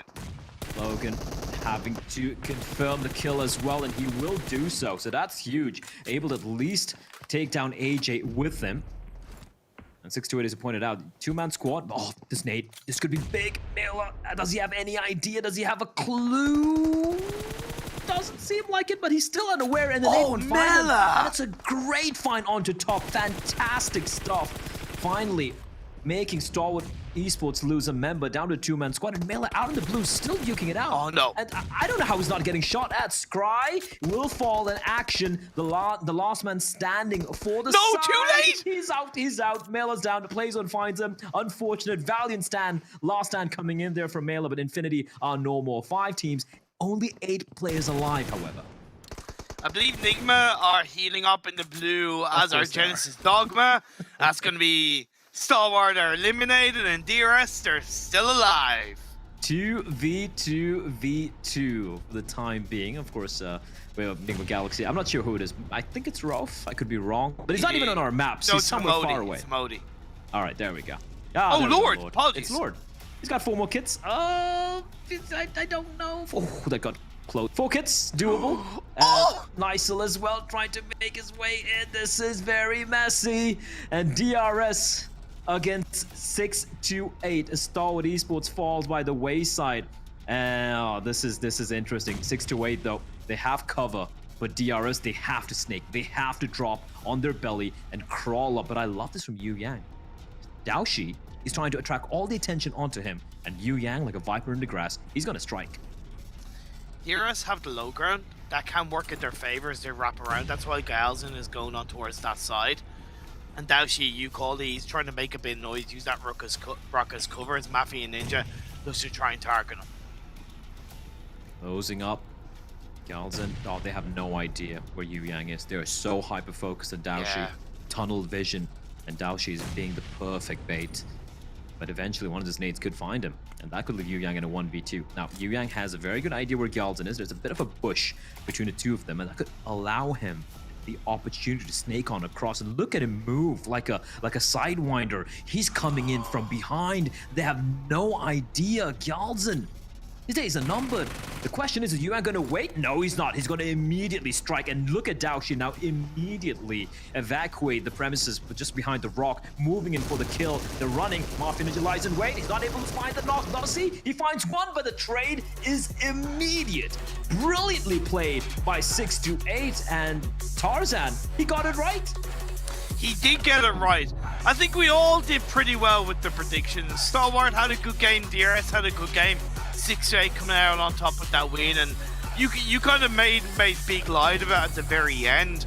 That wraparound by Yu Yang on the low ground, while Daoshi was a huge distraction point, was absolutely perfect. At that point in the game, DRS knew that it was just basically 2 players left up, and they should have recognized that it was of the same team. I understand why they did focus on Daoshi, but you gotta be aware around you. In no way, shape, or form did Galzin look to the side for another player. It was kind of very tunnel vision from DRS, but very clean execution from 6-8. One of the kind of cleanest finishes in this kind of situation we've seen in the PMGC so far, and a deserved win from 6-8. Yeah, I felt like we could have a lot of good things to say about a lot of these teams, right? Like we saw 6-8 obviously getting a chicken dinner, Stalwart Esports again, they came very, very close, battling out in the blue as well. And with Sean Murray, a little unfortunate. They were in a great spot, but in the rotation, they just got peppered by felt like 3 or 4 teams simultaneously. It was just overall, and it started in that phase 3, I think, where they were a little bit slow to react to BTR, and that put them on the back foot. We're down 1 gaming wrapped around them, and then obviously the circle shifting up north didn't help their ability to control from the mountainside, but I still think it was over a little bit slow from MS Chambari. That's why we saw them getting drowned out towards the end. Well, that's enough from us. We of course have 1 more game remaining, but before that we have the analyst desk with Jason Kaplan and the boys to break everything down. Jason Kaplan. I don't know why you say my last name weird, but I like the way you say it. And I have to give credit to pretty much every talent out there with their predictions, bar Imperium. Everyone doing pretty damn good with their predictions. Imperium didn't give a prediction, just guess he didn't want to play in the game this time. So Blood had to give him one for him and actually gave him DRS. But Tarzan getting the 6-8 correct. That is 2 on the day. You are... Thank you. You're doing pretty good. Let's just say that.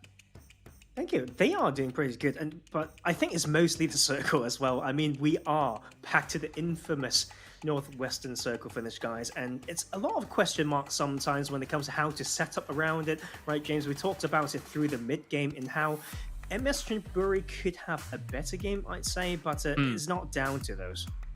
Yeah, up on that hills, obviously, there's a lot of tendencies to split 1-1-1-1 and control every single angle, right? But some of those points later on in the game, you've got to know that eventually somebody's going to be coming up on that hill, and you need to group up and kind of hold that off. So yeah, it could have been better for them. Actually, fully enough, Jason, now that you talk about the predictions and us doing so well, has there ever been a time that 4 talent got 1, 2, 3, 4 in a game? This is ridiculous. Us and Blair, we did amazing. Whoa. Yeah, we did all right. That's true. It would have been cool if it was 5, if Imperium gave his prediction, but, True. It's not fair. I can't be mean to him when he's not here to defend himself. Top, yeah. Again, MVP. If I were to do the predictions of, who's the MVP at the end of the day, I'm pretty sure we know who you'd both be picking, let's be honest. But again, like Stalwart Esports showing that they are an insanely strong team, and it's really hard for teams to go up against them and compete. I think, as we were discussing and listening to you talk about, like the only way there with the position Stalwart was in up against 628 were able to get into the zone is if DRS was able to pull off a distraction big enough. But they were just, stuck behind the tree, nowhere to go. Definitely. It's one of the hardest locations to play in Sanhok. If you're coming off of this mountainous area and having to go down on towards a compound like that location, there are no dips. You have very limited rocks to run to. You have very limited trees to run to, right, Tarzan? It's one of the most open areas to try and traverse in all of Sanhok. Yeah, I think it's also important to talk about how Stalwart got there in the first place. They are that bootcamp team that kind of just get pinched from the outside, but they took that fine. The crossing could be scary, knowing it's a pretty saturated northwestern island, sorry. So STE, that can be their 628, but also MS Bury. So what did they do that allowed them to get all these elimination points and also found a spot on that high hill? We may have to go back and see how they've done that, but I also actually want to give a shout out to Cryptics, right? Like they go back to Chem Charlie, that hot drop again against TJB, and they won it again after the first day of the Super Weekend. I mean, maybe I shouldn't do this, but I will put the asterisk there. There was definitely like a disconnect out of one player or something out of TJB because he was just standing doing nothing. So obviously they did get the victory. Not going to deny that, but it definitely did change. It was a little bit different to not have all 4 players there participate in that one. But I also want to give a shout to Genesis Dogma. They've actually broken the record so far here in Super Weekend of most points accumulated. We had Infinity last week at 155. Just Dogma was at 123, and now they're sitting at 168 so far this week. But also credit to Infinity at 140, being consistent as ever. And maybe they'll pull off a chicken dinner here to get to 155 yet again, though that would be impossible because they would have to basically have 0 eliminations. But anyways, it is Erangel coming up next, and you guys at home, you let us know about your most aggressive play style and what the style you enjoy the most. And funny enough, you guys said you enjoyed just watching the analysis desk. So, you know what? Credit to you guys. I have another question for you, though. Which player will have the most elims at the end of the day? Now, this one, well, I feel like spoiled a little bit. I feel like everyone's out there is going to be guessing top now for what we've seen out of the MVPs. But let us know who you think is going to be the MVP in terms of eliminations. It's a shame that Paraboy's not here to take that title this week. Yeah, even when this team's not doing that well, somehow he still does all the damage. It's ridiculous. Okay. Well, yeah. Go ahead, Tarzan, real quick. Just real quick, just thinking about the prep that they're doing, I'm really looking forward to Nova coming back in the league play. Oh yeah, I think we all are. I mean, it's a replication of what happened last year, and they went on to win the whole shebang, but we still have weeks to go before we get into that. We still have a break to go before we can head to the final match and close the final chapter here on our second Super Weekend. So we'll see you guys soon.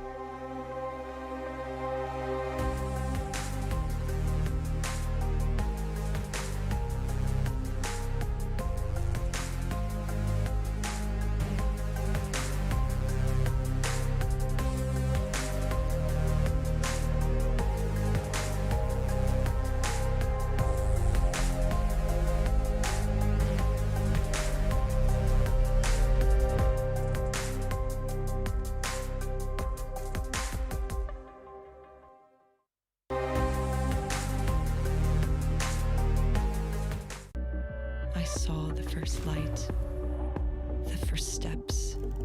Now I see much more. I capture Earth in all its beauty. I see action. I see drama. And I see it in the finest detail. Moments of inspiration. And the first steps. I am the 1+9. All right, just as fast as that, you guys blinked. You guys went up and got something to drink. Maybe you made yourself a delicious smoothie with some strawberries, some blueberries. Who knows what's going to be in your smoothie, but I got one right next to me, and it's ready to be enjoyed while watching this final match of the day as we're going to be heading over to Erangel. But this is, more importantly, the final match of the second Super Weekend. And this is a little bit worrisome for some teams. Again, Cryptic's able to at least step up, as you did mention, Tarzan there towards the end. Tong Jiao Bao is able to at least perform a bit better today. But I feel like if you're any of these teams here, you got to start scraping together some points. There is a major threat that FaZe Clan, Bigatron, even Damwon right now could surpass you and knock you out of top 16. I think it's about mentality that we're talking about here as well. Teams may need to think, hey, this is the last game, let's go out with a bang, right? We have no pressure, no nothing. So that could be very good for them, but some of them may be a bit scared, right? If we don't make this work, we'll be stuck with this result for the rest of the week until we come back again, or we may not even do that. So I think it's a mental game right now in this last game, guys. Yeah, I could understand that too, right? If you end on a good note going into league play, which again we have tomorrow off and we'll be back on Tuesday, it's a good way to get into league play, to get yourself feeling better about the day off and obviously the work you're going to need to do, and obviously requalifying once again. Yeah, for sure. I mean, you mentioned FaZe before. They were one of the teams that obviously I came in with high hopes for this Super Weekend, and they've done well, but today has been a bit of a disappointment, right? I mean, they got themselves like 12 kills, 3 placement points. It's just not what you really want here. Likewise, Reject and Rico Infinity team not really doing the best either. At least though, we've seen STE and STE doing very well for themselves. Thankfully for 628, of course, they got themselves the Tarzan blessing in this one, and the circles fell their way quite nicely to be able to get themselves this spot. I mean, speaking of the Tarzan blessing, Clark, you're going to need to get your blessing, and you're going to need to think about who you want to predict so we can make sure to get what you say with what we see on screen properly as we take a look at most throws used. I was actually a little bit sad for Mello there at the very end. I was hoping for a little bit more. I think he went for like a long-range shot up against... I don't remember who it was in particular, but it didn't work out in the end for him not able to actually click the shots, and then the heal off as well. Healed a little bit too late. But again, Infinity are still performing well. They're still being as consistent as ever. DRS, though, I feel like we need the Bled blessing, the double Bs on them, because he predicted them for Imperium, and hey, they did pretty damn well. Do it. I think just do it. Like, someone needs to choose DRS for him again, but he was not wrong. Like, I think they have been relying on a very specific style on Sanhok that worked out for them. I mean, this is the last game now, and but then we will have no Sanhok for the league play. So if that's their strongest map, that is going to be quite scary if I'm anyone who supports them, to say the least. Well, scary for me is really about one team in particular, because again, week 1 really surprised us. They really showed their improvement over the last year when they were known as Blue Bees. Reject. Yeah, I don't know. I feel like these last 2 days, they've just kind of disappeared a little bit. I mean, at the start of the day, Reject had 46 points, so they weren't at the bottom of the table, but they weren't even remotely near the top. They're more towards the lower half of the bottom of the table. So technically, yeah, towards the bottom of the table. I guess that's what I'm just really going for here. But a team who was so consistent on Miramar, a team that was able to pick up some amazing eliminations. We then started to question some communication going into yesterday and some of the matches we've seen. This team, for me, has kind of fallen off, and it's kind of reminiscent for me about last year at PMGC with Bluebees, who did well in the beginning, and they fell off as the weeks went on. At least a few kills coming in here and there, right? From Sanhok, which is quite nice. Even a clutch moment there that we're able to watch throughout that previous game. But yeah, I think sometimes it's difficult for the Japanese region to keep up, especially in these long form tournaments as well, because they're just generally a region that's not that well known for the top caliber of teams, especially in the East as a whole. So yeah, it is difficult to keep up with some of these amazing teams across the board.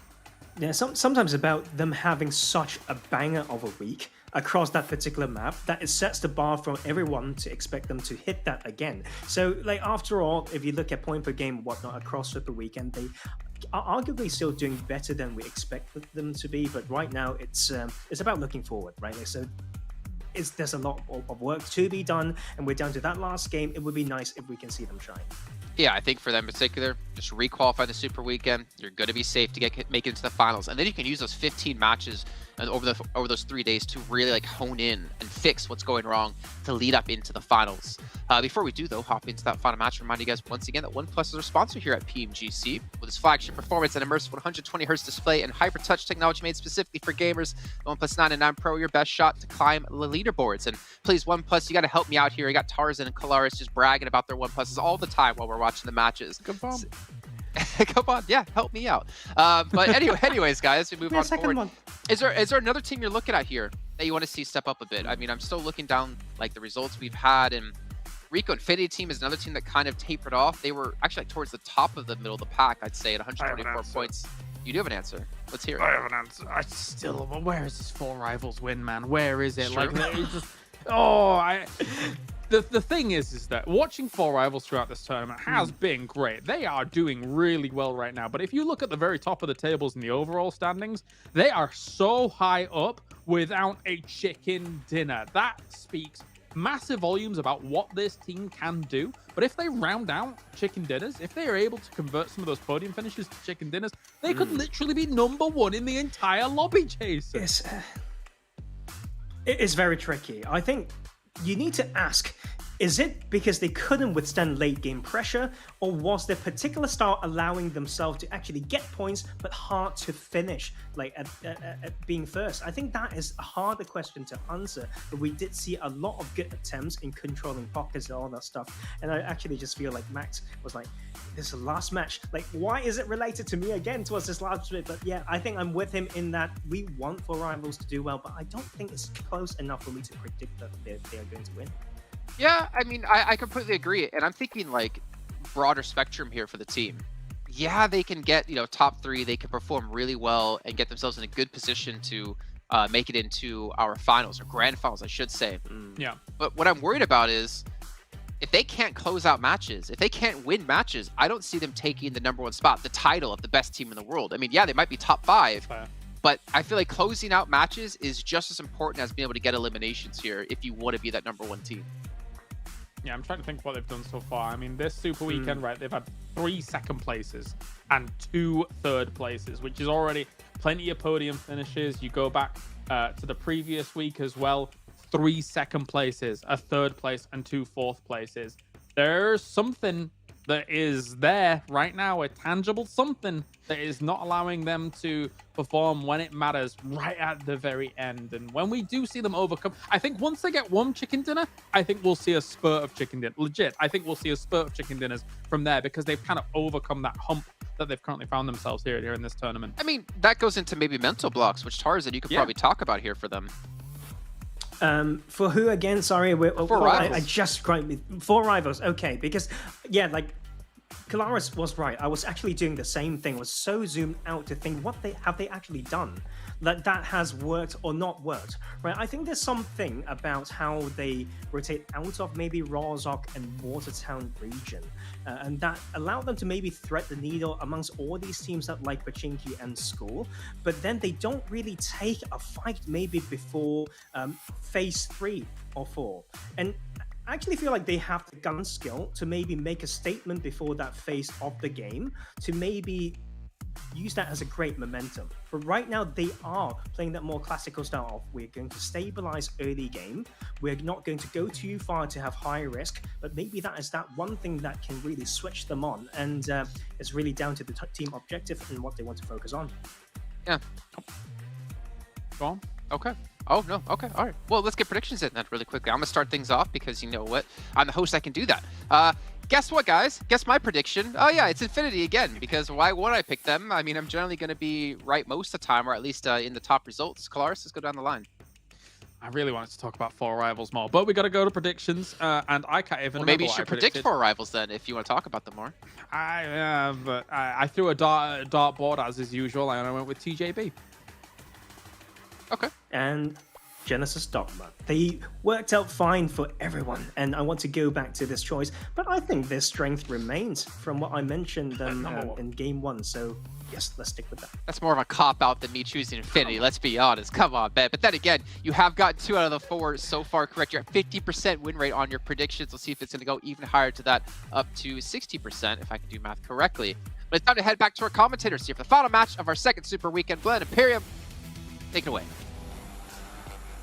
Thank you, Jason. I like Hilaris. He's a brave man going for Tang Jiabao. But Imperium, I know you've been ungagged for this particular game, so do you want to take a crack at our own little prediction game here? I'm going to go for DRS. 4 rivals. Okay, all right. Seeing as Kalaris hasn't got the cojones to put his money where his mouth is, I'm gonna go for it because I'm really glad Jason brought up the fact that in a final situation where you have 3 days and you have 18 games, give or take, you need to be able to close out games. You need to be able to get chicken dinners, and we can give right now 4 rivals a hell of a lot of credit with how they performed without securing a chicken dinner. But when push comes to shove, when your back's against the wall, you need to be able to win games. Champions win games. So I'm glad Jason brought it up, but I'm going to go for 4 rivals. I believe in them. All right, we shall find out if the famous Imperium blessing or the curse might be coming into play over here for 4 rivals. But yeah, I feel like it is long overdue. 4 rivals not getting chicken dinner. They should be finding one. As we take a look at the circle, it won't be a military island this time around. It's going to be a much more western circle than what we're used to. We saw one earlier today as well. I guess a lot of the teams are going to be very comfortable with this, considering it is directly on the plane path as well. Okay, Nima. He just completely smashed his ankles, and that's the way we want to start off the map here. And okay, and we're also seeing BTR and Genesis Dogma, a big pattern of the fact that it's a very western playing path, so teams that want to drop on the east, such as Yasnaya with DRS, MS Chambori and around Farm, and Milta for BTR and Genesis Dogma, they are having these early skirmishes. Early battles make me so very happy. The 3v3 right now, Satar and Ryzen might be having a bit of a duel of their own. Nickel doesn't have a gun. Oh, that's not ideal. I mean, you could go for the punch, but it's not ideal. Zuxi and Luxy, the 1-2 wombo combo, able to find a couple of knocks and a good reply coming in. Never mind, what? Did he actually land? Yes! BTR! Hi Boy is just an absolute god. Oh my god. What was that, Professor Tarzan? What was that, Tarzan? But anyway. Listen, I mean, you know, it's always... Oh, no, Nima hunting down TG13 and very early in the game, we've lost 4. 3 from Genesis Dogma, and hold up, DRS, they're just hunting down the members of MS Chonburi, who seem to be kind of, discombobulated. They seem to be just spread thin. The 2 members are a bit of a distance away from the 2 surviving members, rather, from DRS, so they're going to be fine, but early casualties for 2 very heavy-hitting teams. By the way, I never actually got your prediction. I apologize. I never kind of allowed you to respond. Who's your prediction for this game? No. Come on. No, because, you know, I want you to be right or wrong as well. Well, I'm not going with Genesis Dogma for sure. You know what? I'm gonna go to FaZe again. I'm feeling FaZe. Okay. Yeah. Okay. I mean, obviously, I do have the advantage of going a little late, so I could look at the zone and be like, yeah, FaZe are pretty comfortable in South Georgie. Good point. At the moment, right? And it's not really centralized either. So a lot of the teams are maybe going to be gravitating towards Ruins, maybe towards Gatka. A few of them going to be gathering up towards North Georgie. So they're not going to be feeling any pressure anytime soon. So yeah, FaZe Clan. Yesterday they got a couple back-to-back. I helped them out, and maybe I can help them out again here today. Exactly. And I'm glad you brought up FaZe Clan and BTR, especially we saw BTR get a couple of early kills on the Genesis Dogma. Like I said, for me, their aim in this Super Weekend was always going to be getting ahead of Nova. Unfortunately for FaZe, they didn't make it easy for themselves in the last game, getting 0 points. So in this final game of the day, they need 16 points. And it's not like they're not capable of it. Look at Tony K, 27% of his team contribution. This team is very, very strong. They need to do it in this final game. For BTR, they started with, I think, 3 kills. They need another 22 to get ahead of Nova in the Super Weekend overall. So, you know, 7 more kills and a chicken dinner. Yeah, I did the math for you Exactly. right there. It's definitely possible, but, you know, starting with 3, to an extent, 3 kills in the first 3 minutes, like, you couldn't ask for a better opportunity to pull that off. And including, you know, a hand cannon kill. You don't see those that often. So yeah, exactly. They're looking good. They were getting, you know, just pushed by a very dangerous team, and they're able to come out on top, looking fantastic. So BTR. I've kind of forgot FaZe as well. You know, if they do manage to win this, as you know, based on my prediction, maybe they could be able to overtake Nova as well. If I'm Nova, I'm watching all of this and being a little, it's probably getting a little hot underneath the collar. Because for them, they're going to be like, well, boys, the next league stage, we have to go all out. Can you imagine a reality where Nova sit out next Super Weekend as well? Like, just... I kind of can. Okay. I kind of can. Not because they're not good, just because I really believe that the overall standard of all of these teams, and I really want to include BC as well, despite them not qualifying for 2 Super Weekends in a row, is so high. It's so high. The results can be very volatile. It's incredibly tough to get an element of consistency in your results. I'm not saying Nova have tryhard in every single game they've played so far in this global championship, but you also cannot underestimate and undervalue how good all the other teams are around them. So I could see them not qualifying for the 3rd Super Weekend. Brave words, and I like the fact you said that. I like the fact that you are being, you know, realistic. Speaking of mine, that's why I like having you as my color caster, Imperium.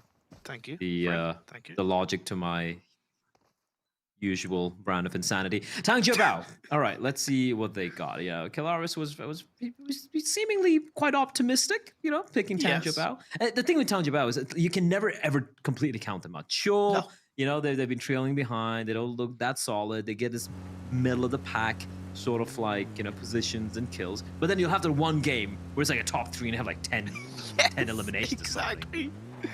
It's just kind of like they'll give us that reason to continue to believe in them to an extent. And yeah, you're dead right. I couldn't have said that better myself about Tang Jiabao. For Downmon Gaming, who are positioned a little bit down south of Tang Jiabao, they've had a very consistent Super Weekend. Day 1, they got 31 points. Day 2, 29 points. So far, in Day 3, they've got 33 points. That's put them on a total of 93. I think coming into this Super Weekend, I didn't really have them under my radar in terms of a target result or a target amount of points or a target position. But looking with this final game, if they can get 14 points in this final game, they will overtake Xavier. And coming into this 3rd league week, I think that would put them in a very healthy spot to keep the pressure on the likes of Xavier and, of course, other teams around them.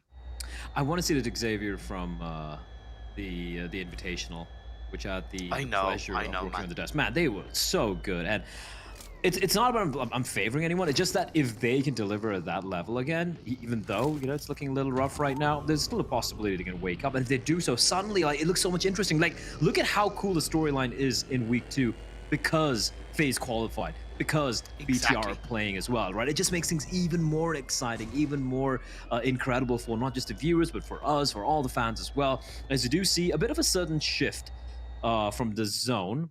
And I like how FaZe are a little, you know, they evacuated South Georgia. I thought they'd probably just stick around on the periphery, but no, they went towards Everest. But that's also allowed Cryptics a free entry into the zone from South Georgia Pole, which could make things a little messy up north towards the towards Everest. they'll want to be aware of the fact that Cryptics dropped behind, which I'm sure they are. I like the fact that Beer 11 sent themselves towards a radio tower field position, which is a little bit more in that northwestern side of this phase 2, will allow them to play in a bit more of a controlling position. They've actually disengaged pretty much fully against Everest, which to me makes sense. That does allow Team Secret to make their way up towards this direction. Teams committing to Chopsticks, I think, is a bit of a risk in this early stage of the game. It's confidently inside this phase 2, but I look at Chopsticks as a little bit of a, you go there and you only leave if you actually win fights. You know, it's a very volatile position to hold on to. So, you know, committing too early can put you at a massive risk. Well, BTR now getting pressed by Stalwart. You look at the HP of all the players here in this particular skirmish. That's Oh, the nades are exchanged, oh my but God. a brilliantly timed one from BTR. They find Pika, they find Scry, and BTR. They've woken up on the angry side of the bed. They're just completely mowing down everyone, and one of the biggest heavy hitters as well in the server, Stalwart. They're down 2 men already, and despite how fabulous, how incredible each and every one of the players are for this Stalwart side, I really doubt Action and his partner in crime are left alive. That is top are going to be going up against BTR here. And you can see with how BTR reacted, they were kind of ready for that fight. I would nearly think that was a little bit of a targeted position in the blue from BTR, recognizing and maybe understanding that Stalwart, they would go to Nova. They would rotate from Nova somewhat late because of the playing path. Very, very well played from BTR. When you're talking about looking to continue to get the points needed to overtake Nova in the standings, they're on a big, big path line, and it's very exciting gameplay from BTR in this game. Phase 2 is halfway through closing in. Teams are in a very good position. It was Rico that went on to Everest and not Team Secret inside this Phase 2. FaZe can have a valuable 2-2 split, both on the western underside of Everest and on towards the radio tower. Perfect positioning for FaZe Clan to be. Cryptics, they've held on to the western side of this Phase 2, staying somewhat out of sight, out of mind. And in this day 3, I gotta give Cryptics a lot of props. In day 1, they scored a total of 26 points. In day 2 of this Super Weekend, they scored a total of 8. In this day 3 alone today, they have scored 44 points. Massive turnaround, of course. A chicken dinner helped them as well. So Cryptics, a lot of props for their turnaround. Miramar, quarry finishes looking very likely. That's oh, I can see some interesting fights breaking out if that's the case. And I'm glad you brought up Cryptics as well, right? Because he said they try to remain tucked in, out of sight, out of mind, right towards the western side. That means they have a free entry into the zone. They can just follow the highway, come on in just west of Quarry, or even head on all the way down towards northern side of Primorsk and make their way in. So they are in a very good spot, and 40 points, they could potentially crack the 50-point barrier here, despite a very quiet day 2. It's a bit of a pandemonium here, though. You can see so many players just driving on by, but Infinity, they will alight from the vehicles and they will light up Tangja Bao. Manhan, he's been knocked. Everyone in a blink of an eye from Tangja Bao on their knees, bloodied and brutalized, and H-Sur, the final man standing. But look at the number of teams who have arrived, and if I'm H-Sur, I'm keeping very, very quiet and not making any indication as to where I am. Enigma Galaxy, on the other hand, going up against the South Koreans in the form of Damwon Gaming, who unfortunately, because of the position, are going to be setting ducks for Logan. And this was just based on the fact that Infinity were rotating from the more southern side of Phase 2, so that entry point into the quarry area was a lot, not only quicker, but easier and less clustered. And we saw Tangja Bao push in, then Damwon, then Enigma Galaxy, and it was just free shots for Infinity. Like you saw how they responded, just like that. Opportunistic, calculated, on point from Infinity in this game. And I was left scratching my head, like going, why were so many teams committing so deep into the center of the circle in phase 3.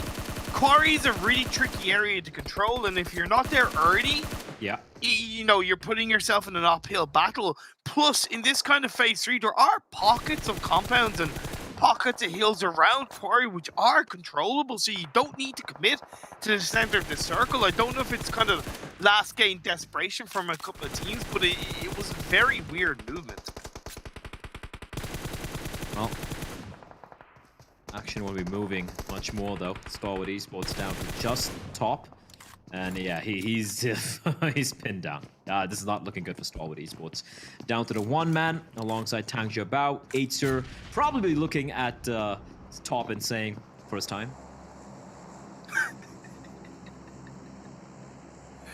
Oh my god. Oh. I like the position from Infinity because they have Uzi, who's kind of patrolling the hill just south of Quarry. So if MS Chonburi do sneak their way up from the southern side, they have eyes there.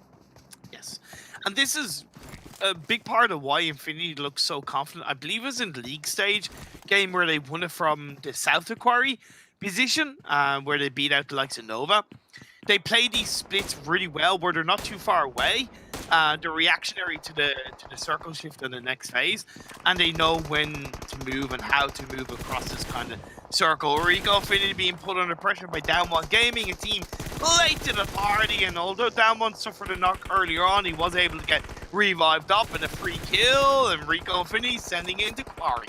Yeah, this is a migration of pain. They are just getting absolutely slaughtered. The players rotating in. It's not looking good. Yeah, Damn One Gaming, despite... Oh, that's not good. They're getting knocked down. As Enigma Galaxy are doing a great job holding on to this this little warehouse, though. Everyone coming. Look at the amount of cars around them. Some of them are theirs, of course, but quite a few of them are from their opposition pushing in. And for Cryptics, even though they were coming in from the southwestern side, unfortunately, it took a little too long. So they're kind of just diving straight into what's been a firefight that's been breaking out for the past 5 minutes or so. So yeah, it was super quiet for Cryptics, and suddenly, you know what they say, when it rains, it pours, and it's pouring lead right now onto Cryptics. Infinity on 7 kills in this game so far. Just such a good team. Really, such a good team. So consistent, so controlling. Oh, it's incredible. I can almost hear Jason smirking right now. Yeah, but he picked it just as easy of a pick as Genesis Dogman. Let's be fair, like that was a, you know, come on. It's not like Infinity have come out of nowhere. They're clearly being a strong team from pretty much the start of. Outside of that qualification for the first league, for the first Super Weekend, they've performed so well every single game, every single day. Yeah, and the fact they're able to consistently carry that through, you know, from Super Weekend to the second league stage, it's just incredible. Reject are full. They are not in a very happy place here. Team Secret and 628 teaming up to kind of make life very uncomfortable here for the side of Reject, as FaZe Clan have also arrived to the fray. And that's a great nade. Look at how long that traveled. And 4 rivals, well, finally, they will be challenged, and they need to hold their ground. But the nade sailing in, but look at Pemburu's position. The thing is, like, he's got a great angle, but if he announces where he is, Damn One Gaming are going to be looking into his general direction as well. MR5 repositions around to try and isolate and get a valuable reposition onto the members of 4 rivals. BTR come in for a bit of a third party from the distance. I thought it was going to be DRS that might have done that, as Beer 11 runs over Pemburu and just, hey, we're here to play, we're here to win. Another elimination for FaZe. 628 though, able to get the knock from the distance. Another shift. FaZe, if they can survive this particular skirmish between 4 rivals and also getting shot at by 628 from the distance, they're in a good spot. There's a bit of cover, right? They had a little bit of reg to work with, and the only team, or rather the only other player to have to worry about is Damn One Gaming's Forest, who is quite a distance away from his teammates. How has he found himself there? It's like he's on the other side of Quarry. I don't know. I really don't know. Only Down One Gaming can tell us that information. Team Secret holding onto the western edge of the circle. BTR being very proactive. They got a couple of third parties, 4 rivals. Fortunately, my pick have gone down with 2 points. I know. Now I can imagine Jason has a smirk on his face. Yeah, it's been interesting how cursed your tongue has been thus far.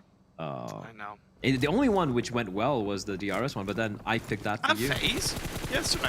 Fine. You got 1 right. Fair enough. I'll give you that. 2. Team Secret though now having to face the wrath of 6-8 in the distance, and 6-8. Oh, look at the spread. This is very brave, but also, at least looking at the number of knocks they're finding, quite effective. Yeah, and that's the thing. Like Team Secret were holding onto the western edge, but in a very isolated position. Now, Quarry can favor you on that, especially on the north side of Quarry, where you have a couple of buildings and you have the likes of the tank around there. But the spread 6-8 is on the elements of the hill, which allows them to control all areas around them, get information, and pretty much as possible not get caught off guard. This is phase 5. So there is that chance it could go against them in a matter of seconds. We'll have to wait and see as Marshall comes in to get the backstab onto Infinity. See that in the kill distance. Tony K with that mini 14 is just a force of nature, seemingly. I've seen maybe only a couple of other players who can wield that gun as proficiently as this lad. Has 628, 33Z. He doesn't have much backup. He's got Daoshi nearby. Apart from that, they're on the side of that ridge, which is not a comfortable position. Marshall, he tries to drive away, but the grenade, it just rams his car straight into the sandbag. So he's going to have to alight from the vehicle, and he will patch himself a little bit. He needs to make a move, though. And the circle starts to shrink even further. It's going to get even more brutal. 12 teams still in contention, but only 30 alive. BTR on 9 eliminations. Sorry, 8 eliminations. FaZe are on 3 eliminations. Again, that target of getting ahead of Nova is definitely getting very accessible for both of these teams. Infinity with 9 eliminations, controlling that southern edge so well. BTR could make that 9 very quickly. The nade find. I don't think they were able to quite confirm the kill, though. But Infinity they're doing a fantastic job, considering they've been taking these fights. They have been on the tippy toes, aware of where everyone are. 33Z will finally fall. This is a bit of a prolonged battle between 6-8 and Team Secret. It could go either way, as for the last man standing for Team Secret, he's got a lot of work to do. 2 members knocked down. The res looking very unlikely. Daoshi just teasing, toying with him. DP gonna be deadly. Gonna go for the quick reload on his M4 as well. It's a 2v1 for the time being, but this 1v1, if he can somehow come out on top, it could be big. He finds him, and now it's a 1 versus 1. He's gonna go for the res as well. Oh no! He has to patch himself up first, so not quite able to save his teammate, but they will stay alive to fight at least yet another skirmish. Team Secret down to a 2-man squad. That's why I said it could all go horribly wrong for 6-8 in a matter of seconds. That spread, I saw the power of it, but also saw the risk. For DRS, they could get involved with this third party. FaZe trying to drive away, maybe reposition into a better spot. BTR, Zuxi's knocked down. Yuhai chucks out of smoke, so Luxi can get the revive. Yuhai's in the front line. BTR need to stay alive. They need to stay swinging. 9 eliminations and counting. 5 teams with 1 player still standing. It's ludicrous, as we will, however, lose MS John Burry and 6-8. You said it. The position they were holding on, it was quite untenable the later it got into the game. And unfortunately, looking at how they were out on the outside, they get punished for it. And 1 man remaining here, and it is going to be fittingly Team Secret to eliminate 6-8 from the server. Secret, though, still only down to a 1-man squad. Infinity on 11 kills now. BTR on 9. Yeah! Okay, BTR on a tear. FaZe down. And BTR looking for more. They want to surpass Nova. 11 points, 3 alive and kicking. The only team to have all 4 members alive are Nigma Galaxy, who haven't budged yet from that warehouse. The couple of warehouses they have control of. I think they've been here since phase 2, as far as I know. Max phase 3, if I'm not mistaken. It's worked out in their favor. 2 very good warehouses to control in this quarter region. They went straight for them, and they've held on to them since. But I'm so impressed with BTR. That was also a very important squad fight on the phase, because not only does it continue to rack up the eliminations and puts them closer to overtaking Nova, but it pushes that cushion against them and phase a little bit higher up, coming into a potential Super Weekend number 3 for both of those teams. So very impressive final game from BTR so far. Slight lull before the storm. Team Secret. Oh, the nade right behind him. He's gonna dodge it.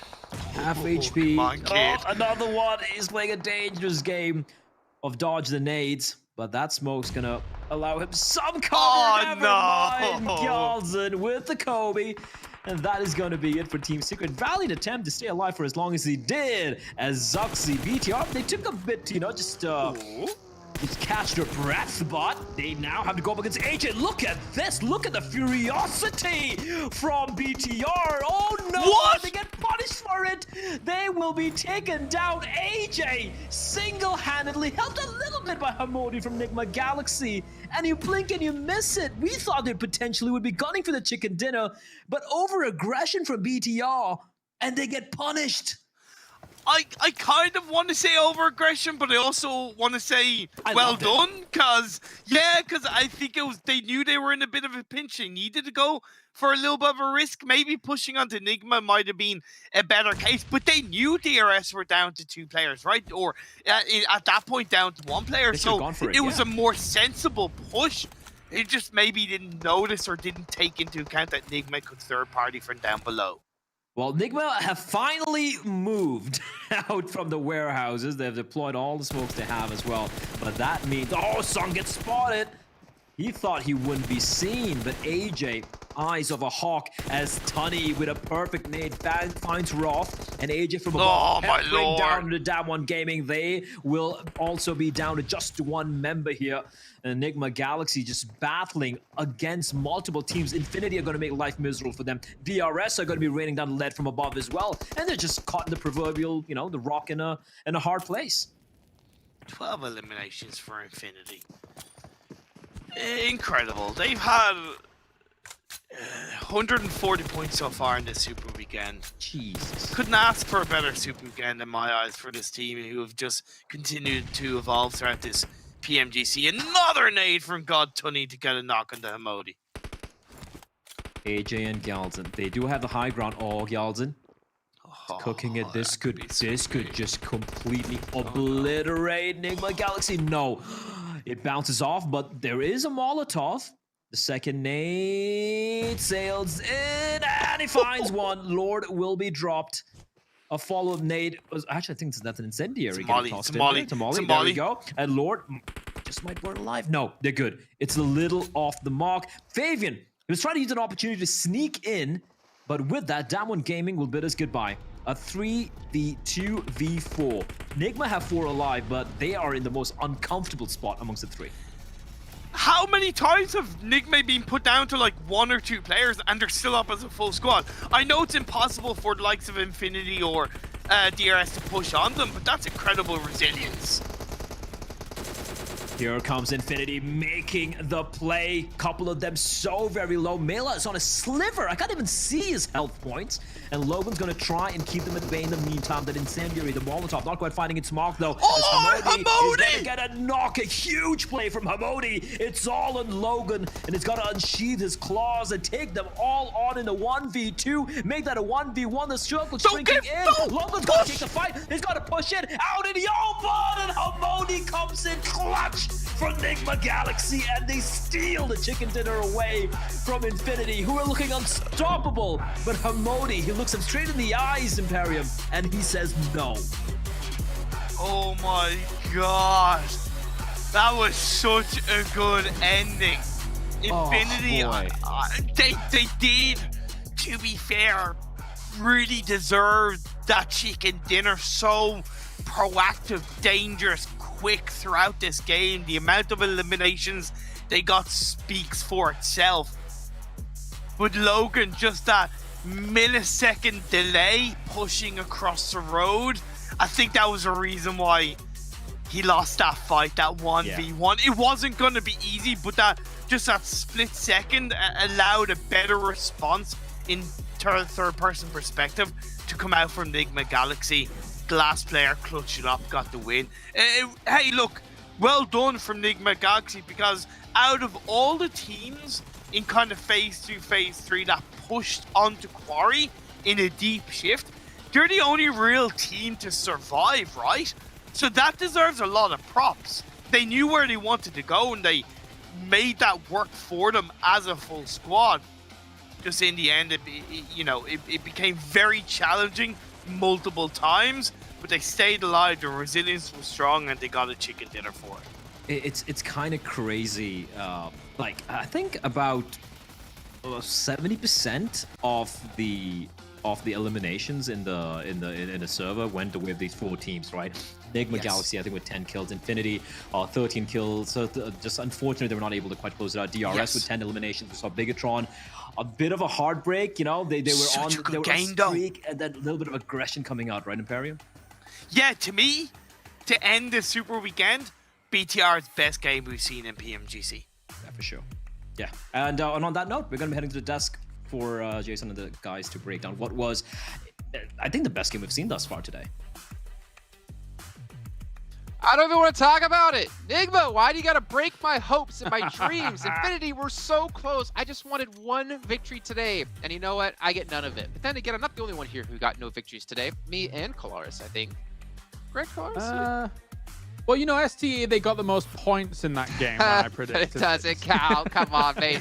Well, you can see here, Enigma Galaxy, 10 eliminations, 25 points. But Infinity as well, 13 eliminations, 12 points. Get themselves 25. But look at number 3, DRS. We talked about them today. They needed to step up, and that is a phenomenal way here, Tarzan, to end the Super Weekend. Important. Yes, important. Very, very important. And I think having this game, they should transition into the league play slightly better, to say the least. But I'm actually happy for BTR, right? Because, Jason, we started today saying that they've been quite disappointing, to say the least. But this Super Weekend, not too bad. We talk about Nova setting the line there, the bar of 126 points. These 3 teams that just joined the Super Weekend have broken at least 3 digits. So I think it's going to make next week a lot more juicier. I hope so. I really hope so. And the thing is, I kind of wish all 20 teams could be playing in the Super Weekend, but that's not how it works in the end, right? But I think the only team right now that really has 0 chance is BC Swell. There is a chance. Let's just say that. I will say that too, just in case for some weird reason they end up pulling it back and qualifying, but it's a very, very slim chance. And for the rest of the teams out here, I mean, Genesis Dogma having a bad finish, but a very, very good Super Weekend overall. Yeah, absolutely. I mean, even though Enigma will be getting a huge amount of points, they're pushing them up the rankings, they still will not take over Genesis Dogma up towards the top here. And who can blame it? I mean, the wins that they got with big kill counts that they were able to convert, Daybot as well as Satar looking absolutely fantastic throughout all of this. So, yeah, you got to give them big props. Wait, hook us up. Hook us up. What? Whoa. How do you 1,400 damage? Infinity. I mean, fair play to you, Jason. You picked them all day. They're always looking good, but that is a massive amount of damage. Is that a record for one player in a game? That's the first time we've ever seen the radar be broken via damage. Usually it's team contribution percent, but that line is way off of the entire thing. That is probably, I think, the highest damage we've seen. Period. I think so. Lars. Yeah, it looks that way. And, we were looking at the start of this game and thinking to us, I saw Action go down, and I'm like, no, Action, don't die to the inferior players. And I'm like, oh, wait a minute, it's Logan. And then he continues to do this in this game here as he's greeting everyone to Quarry. They just look absolutely fantastic. I mean, really quickly, isn't Logan... Is he the guy that subbed in for Newsy originally? I can't remember who the player was that we saw. It was Nia, I think. Okay, right. Okay, you're right. But the fact that they've got 34% team contribution from that amount of kills. I think that is very insane, and I think that should make up for the Jason's disappointment of them not winning that game, because after all, they are in incredible shape. I mean, we talk about Korean being tricky to play. They know where to farm these eliminations. They know how to put this pressure, and the stats really can tell. Okay, well, we can see a lot of good things, actually. I mean, God Tunny, we've seen him so many times. I mean, whether it's most throwables used, which, I mean, obviously isn't the most in-depth strategy, but I think it kind of shows with how his performance has been that it's a big part of how he plays. We talked about his grenades as well, in particular how accurate he's been, and we're seeing him consistently be here in like top 3. Yeah, constantly putting pressure on a team like Nigma Galaxy as well towards the end, which could have quite easily folded in on itself for Nigma Galaxy. But I think when you come to throwables as well, if this counts for smokes too, damn, it's a good job that Nigma Galaxy had a lot of smokes, because they would have been absolutely done if the guys like God Tony and Mello were able to see exactly where they were during those moments. So smokes saved Nigma, and smokes saved their game here going up against one of the best in the lobby. Here's the thing, though. We did talk about how to potentially use those utilities better. I feel like to smoke maybe that rich that they keep getting naded from might be very useful. But as you can see towards that end game, a lot of those utilities was not there because it was used so early on. So I do feel like making use of the blue and the timing of those utilities might have been a better play. But Nigma Galaxy, much needed way to win this week as well. I mean, win this last game, I should say, because week 1 was not good at all, and this week is a complete different story. I mean, let's give context to that, Tarzan. 47 points in week 1, 162 in week 2. They almost got an extra 100 points. Actually, they got over 100 points. I should correct myself there. More between week 1 and week 2. And also Infinity broke their record as the highest scoring team from last week. Just as Dogma, the top team at the end of this. But even Bigatron at 119 points. This has been a phenomenal performance here out of these teams. STE as well.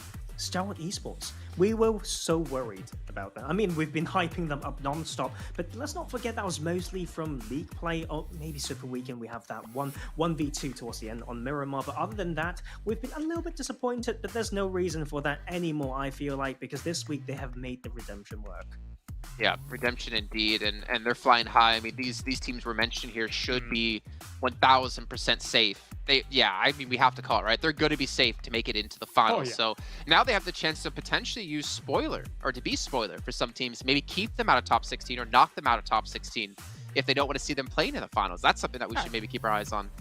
Definitely, though, some of those teams on the bubble, on the cusp, they are some teams that definitely have potential to eventually start rivaling positions. You're thinking about, now at least, you're thinking about teams like Nova, Fnatic, and BTR, right? Those 3 names alone, for a lot of people out there, might strike fear into some hearts. So why on earth wouldn't you mess around with them a little bit? But if we're thinking about in terms of, who's going to be able to go on and do well, for me, Infinity and Stalwart Esports, I feel like these 2 teams are they're the championship caliber teams, Jason. I'm going to say it. Those 2 are going to be marching into that finals, for me, so far, as the big favorites here to be able to make waves happen.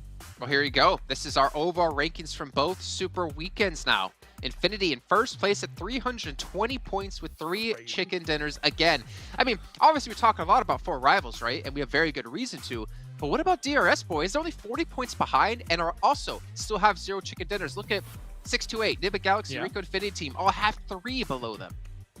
I think it's funny as well because DRS, obviously, they had a bit of a rougher start to this tournament, I think is fair to say. And especially with some of their drop spots, and trying to carve out exactly how they were going to play those was the little bit of a rougher start. But they've converted on it. And I've got to say, I am impressed. Despite no chicken dinners yet under their belt here at the Super Weekend. Yeah. The thing about expectations as well is not just tied to this particular team, it's to a region. Where are the Chinese teams? We got to ask that, right? But 6-8 is just right in there. Like 3 chicken is not too bad, but point average are not quite impressive. And like needless to say, team TJB, like not quite there as well. I think they're in a slightly better shape, like to be fair, but it's not quite at the level that we expect them to be. Well, now, second page here. Bigatron. They technically have been able to score more points than Deke Xavier did in the first week, and FaZe Clan as well. So we do see if we were to stop now, Bigatron would have qualified into the finals. But this puts a lot of worry on Damwon, Xavier, FaZe, BTR, even a lot of teams above them. Deadeyes guys, Nova, Cryptics, TJP. I mean, these teams are all in reach of the teams who are currently outliers at the moment outside of top 16. Yeah, definitely. I think one thing to take away of the fact is I think there's only 4 teams that haven't won a chicken dinner here across Super Weekends. I guess you could say crazy. 3 teams because three. BCS hasn't been there.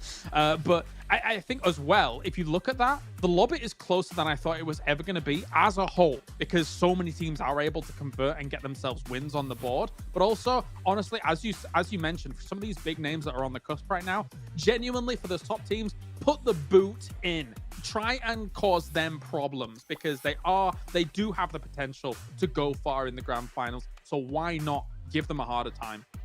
I mean, it comes down to league play then, right? It comes down to, are we going to see teams drop? I think 628, as Maxman pointed out, said they want to stop Reject from qualifying. Hey, drop them on league play, knock them out. Don't let them get into Super Weekend 3. There's a chance that could exactly happen. But one thing we have to touch on here is what you see on your screens. Daybot, 49 eliminations across all Super Weekends. Satar at 46 and Godtani at 42.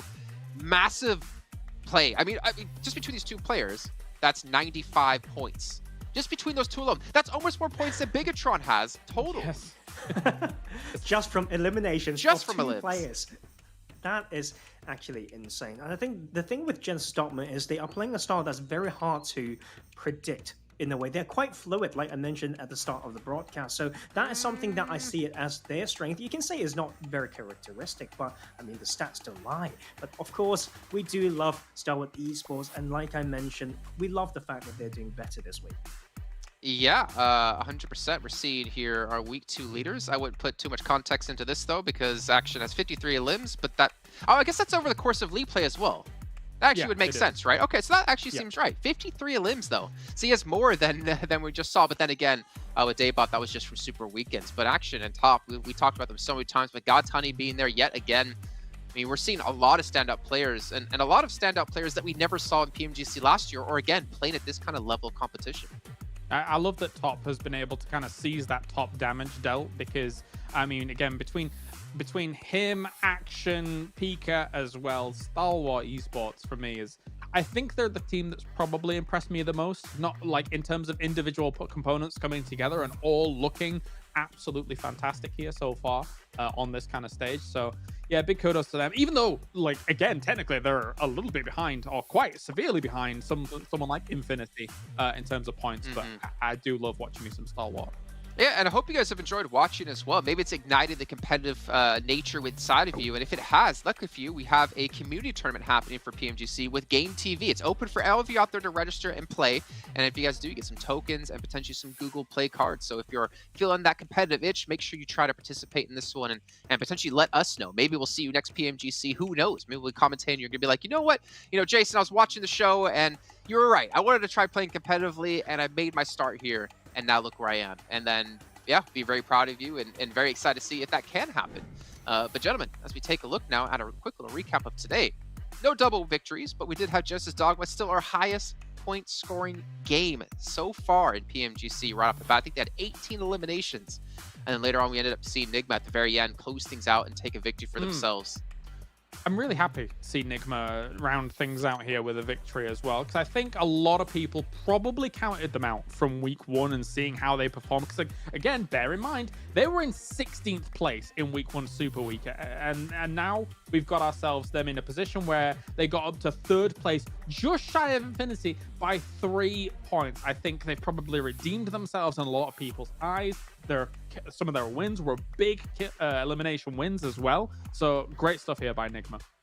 Yeah, and sometimes you do want to slide into DMs for the right reason. You don't want to ask them, like, what changed since last week? What was the secret ingredient that allowed that to happen? Because that are the things that we want to learn from. It's not just by, you know, us, but from other teams as well. So I think slowly we are going to grow a lot more as a scene to explore these options and strengths outside of just fragging power.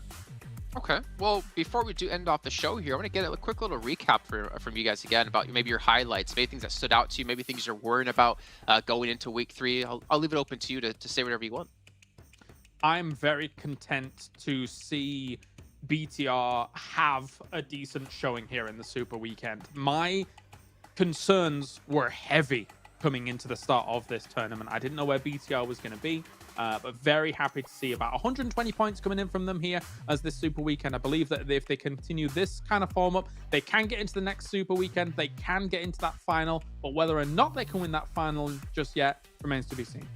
That would be the ultimate turnaround for them to come back and win PMGC this year. What about you, Tarzan? I want to talk about Nova Esports. I feel like people think it's very obvious that we need to focus on them, but for a team that has such a strong history, when given 3 days of time to prepare after a very disappointing 2 days, I want to see something extremely juicy. I'm talking about maybe targeting teams down, making huge changes that can shock the whole lobby and change things up. I think they are the team that can have the power to do that when they're given the time of preparation. Yeah, I think for me, if I kind of look ahead, as I mentioned before, I'm looking to see which teams are going to start dropping in league play. If you're Infinity, if you're Genesis if you're Genesis Dogman, you start hot dropping Bigatron, that is going to be juicy, and I don't know, I want to see all the drama that's going on with that one. But that's the luxury you have. If you're at the top of the table right now in your Super Weekends, again, no points carry with you over into the finals. There's no prize pool for the Super Weekends. Why not? Why not mix things up? Why not try to drop out onto some teams? Maybe you drop on a Nova. There could also be the focus onto that. They didn't get the second Super Weekend. You keep them out another Super Weekend. Realistically, they're going to get knocked out of top 16, and we're going to lose our reigning champion from last year. There's a lot of potentials, and it really makes things spicy for me.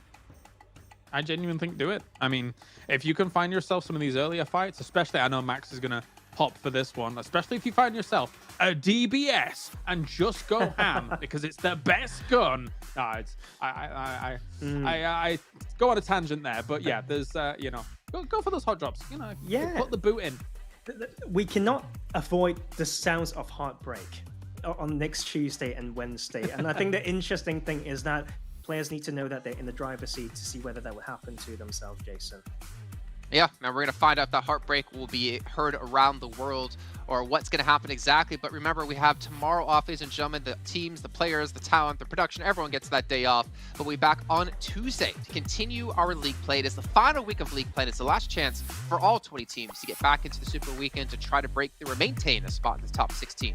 We'll see you on Tuesday for some more PUBG Mobile action.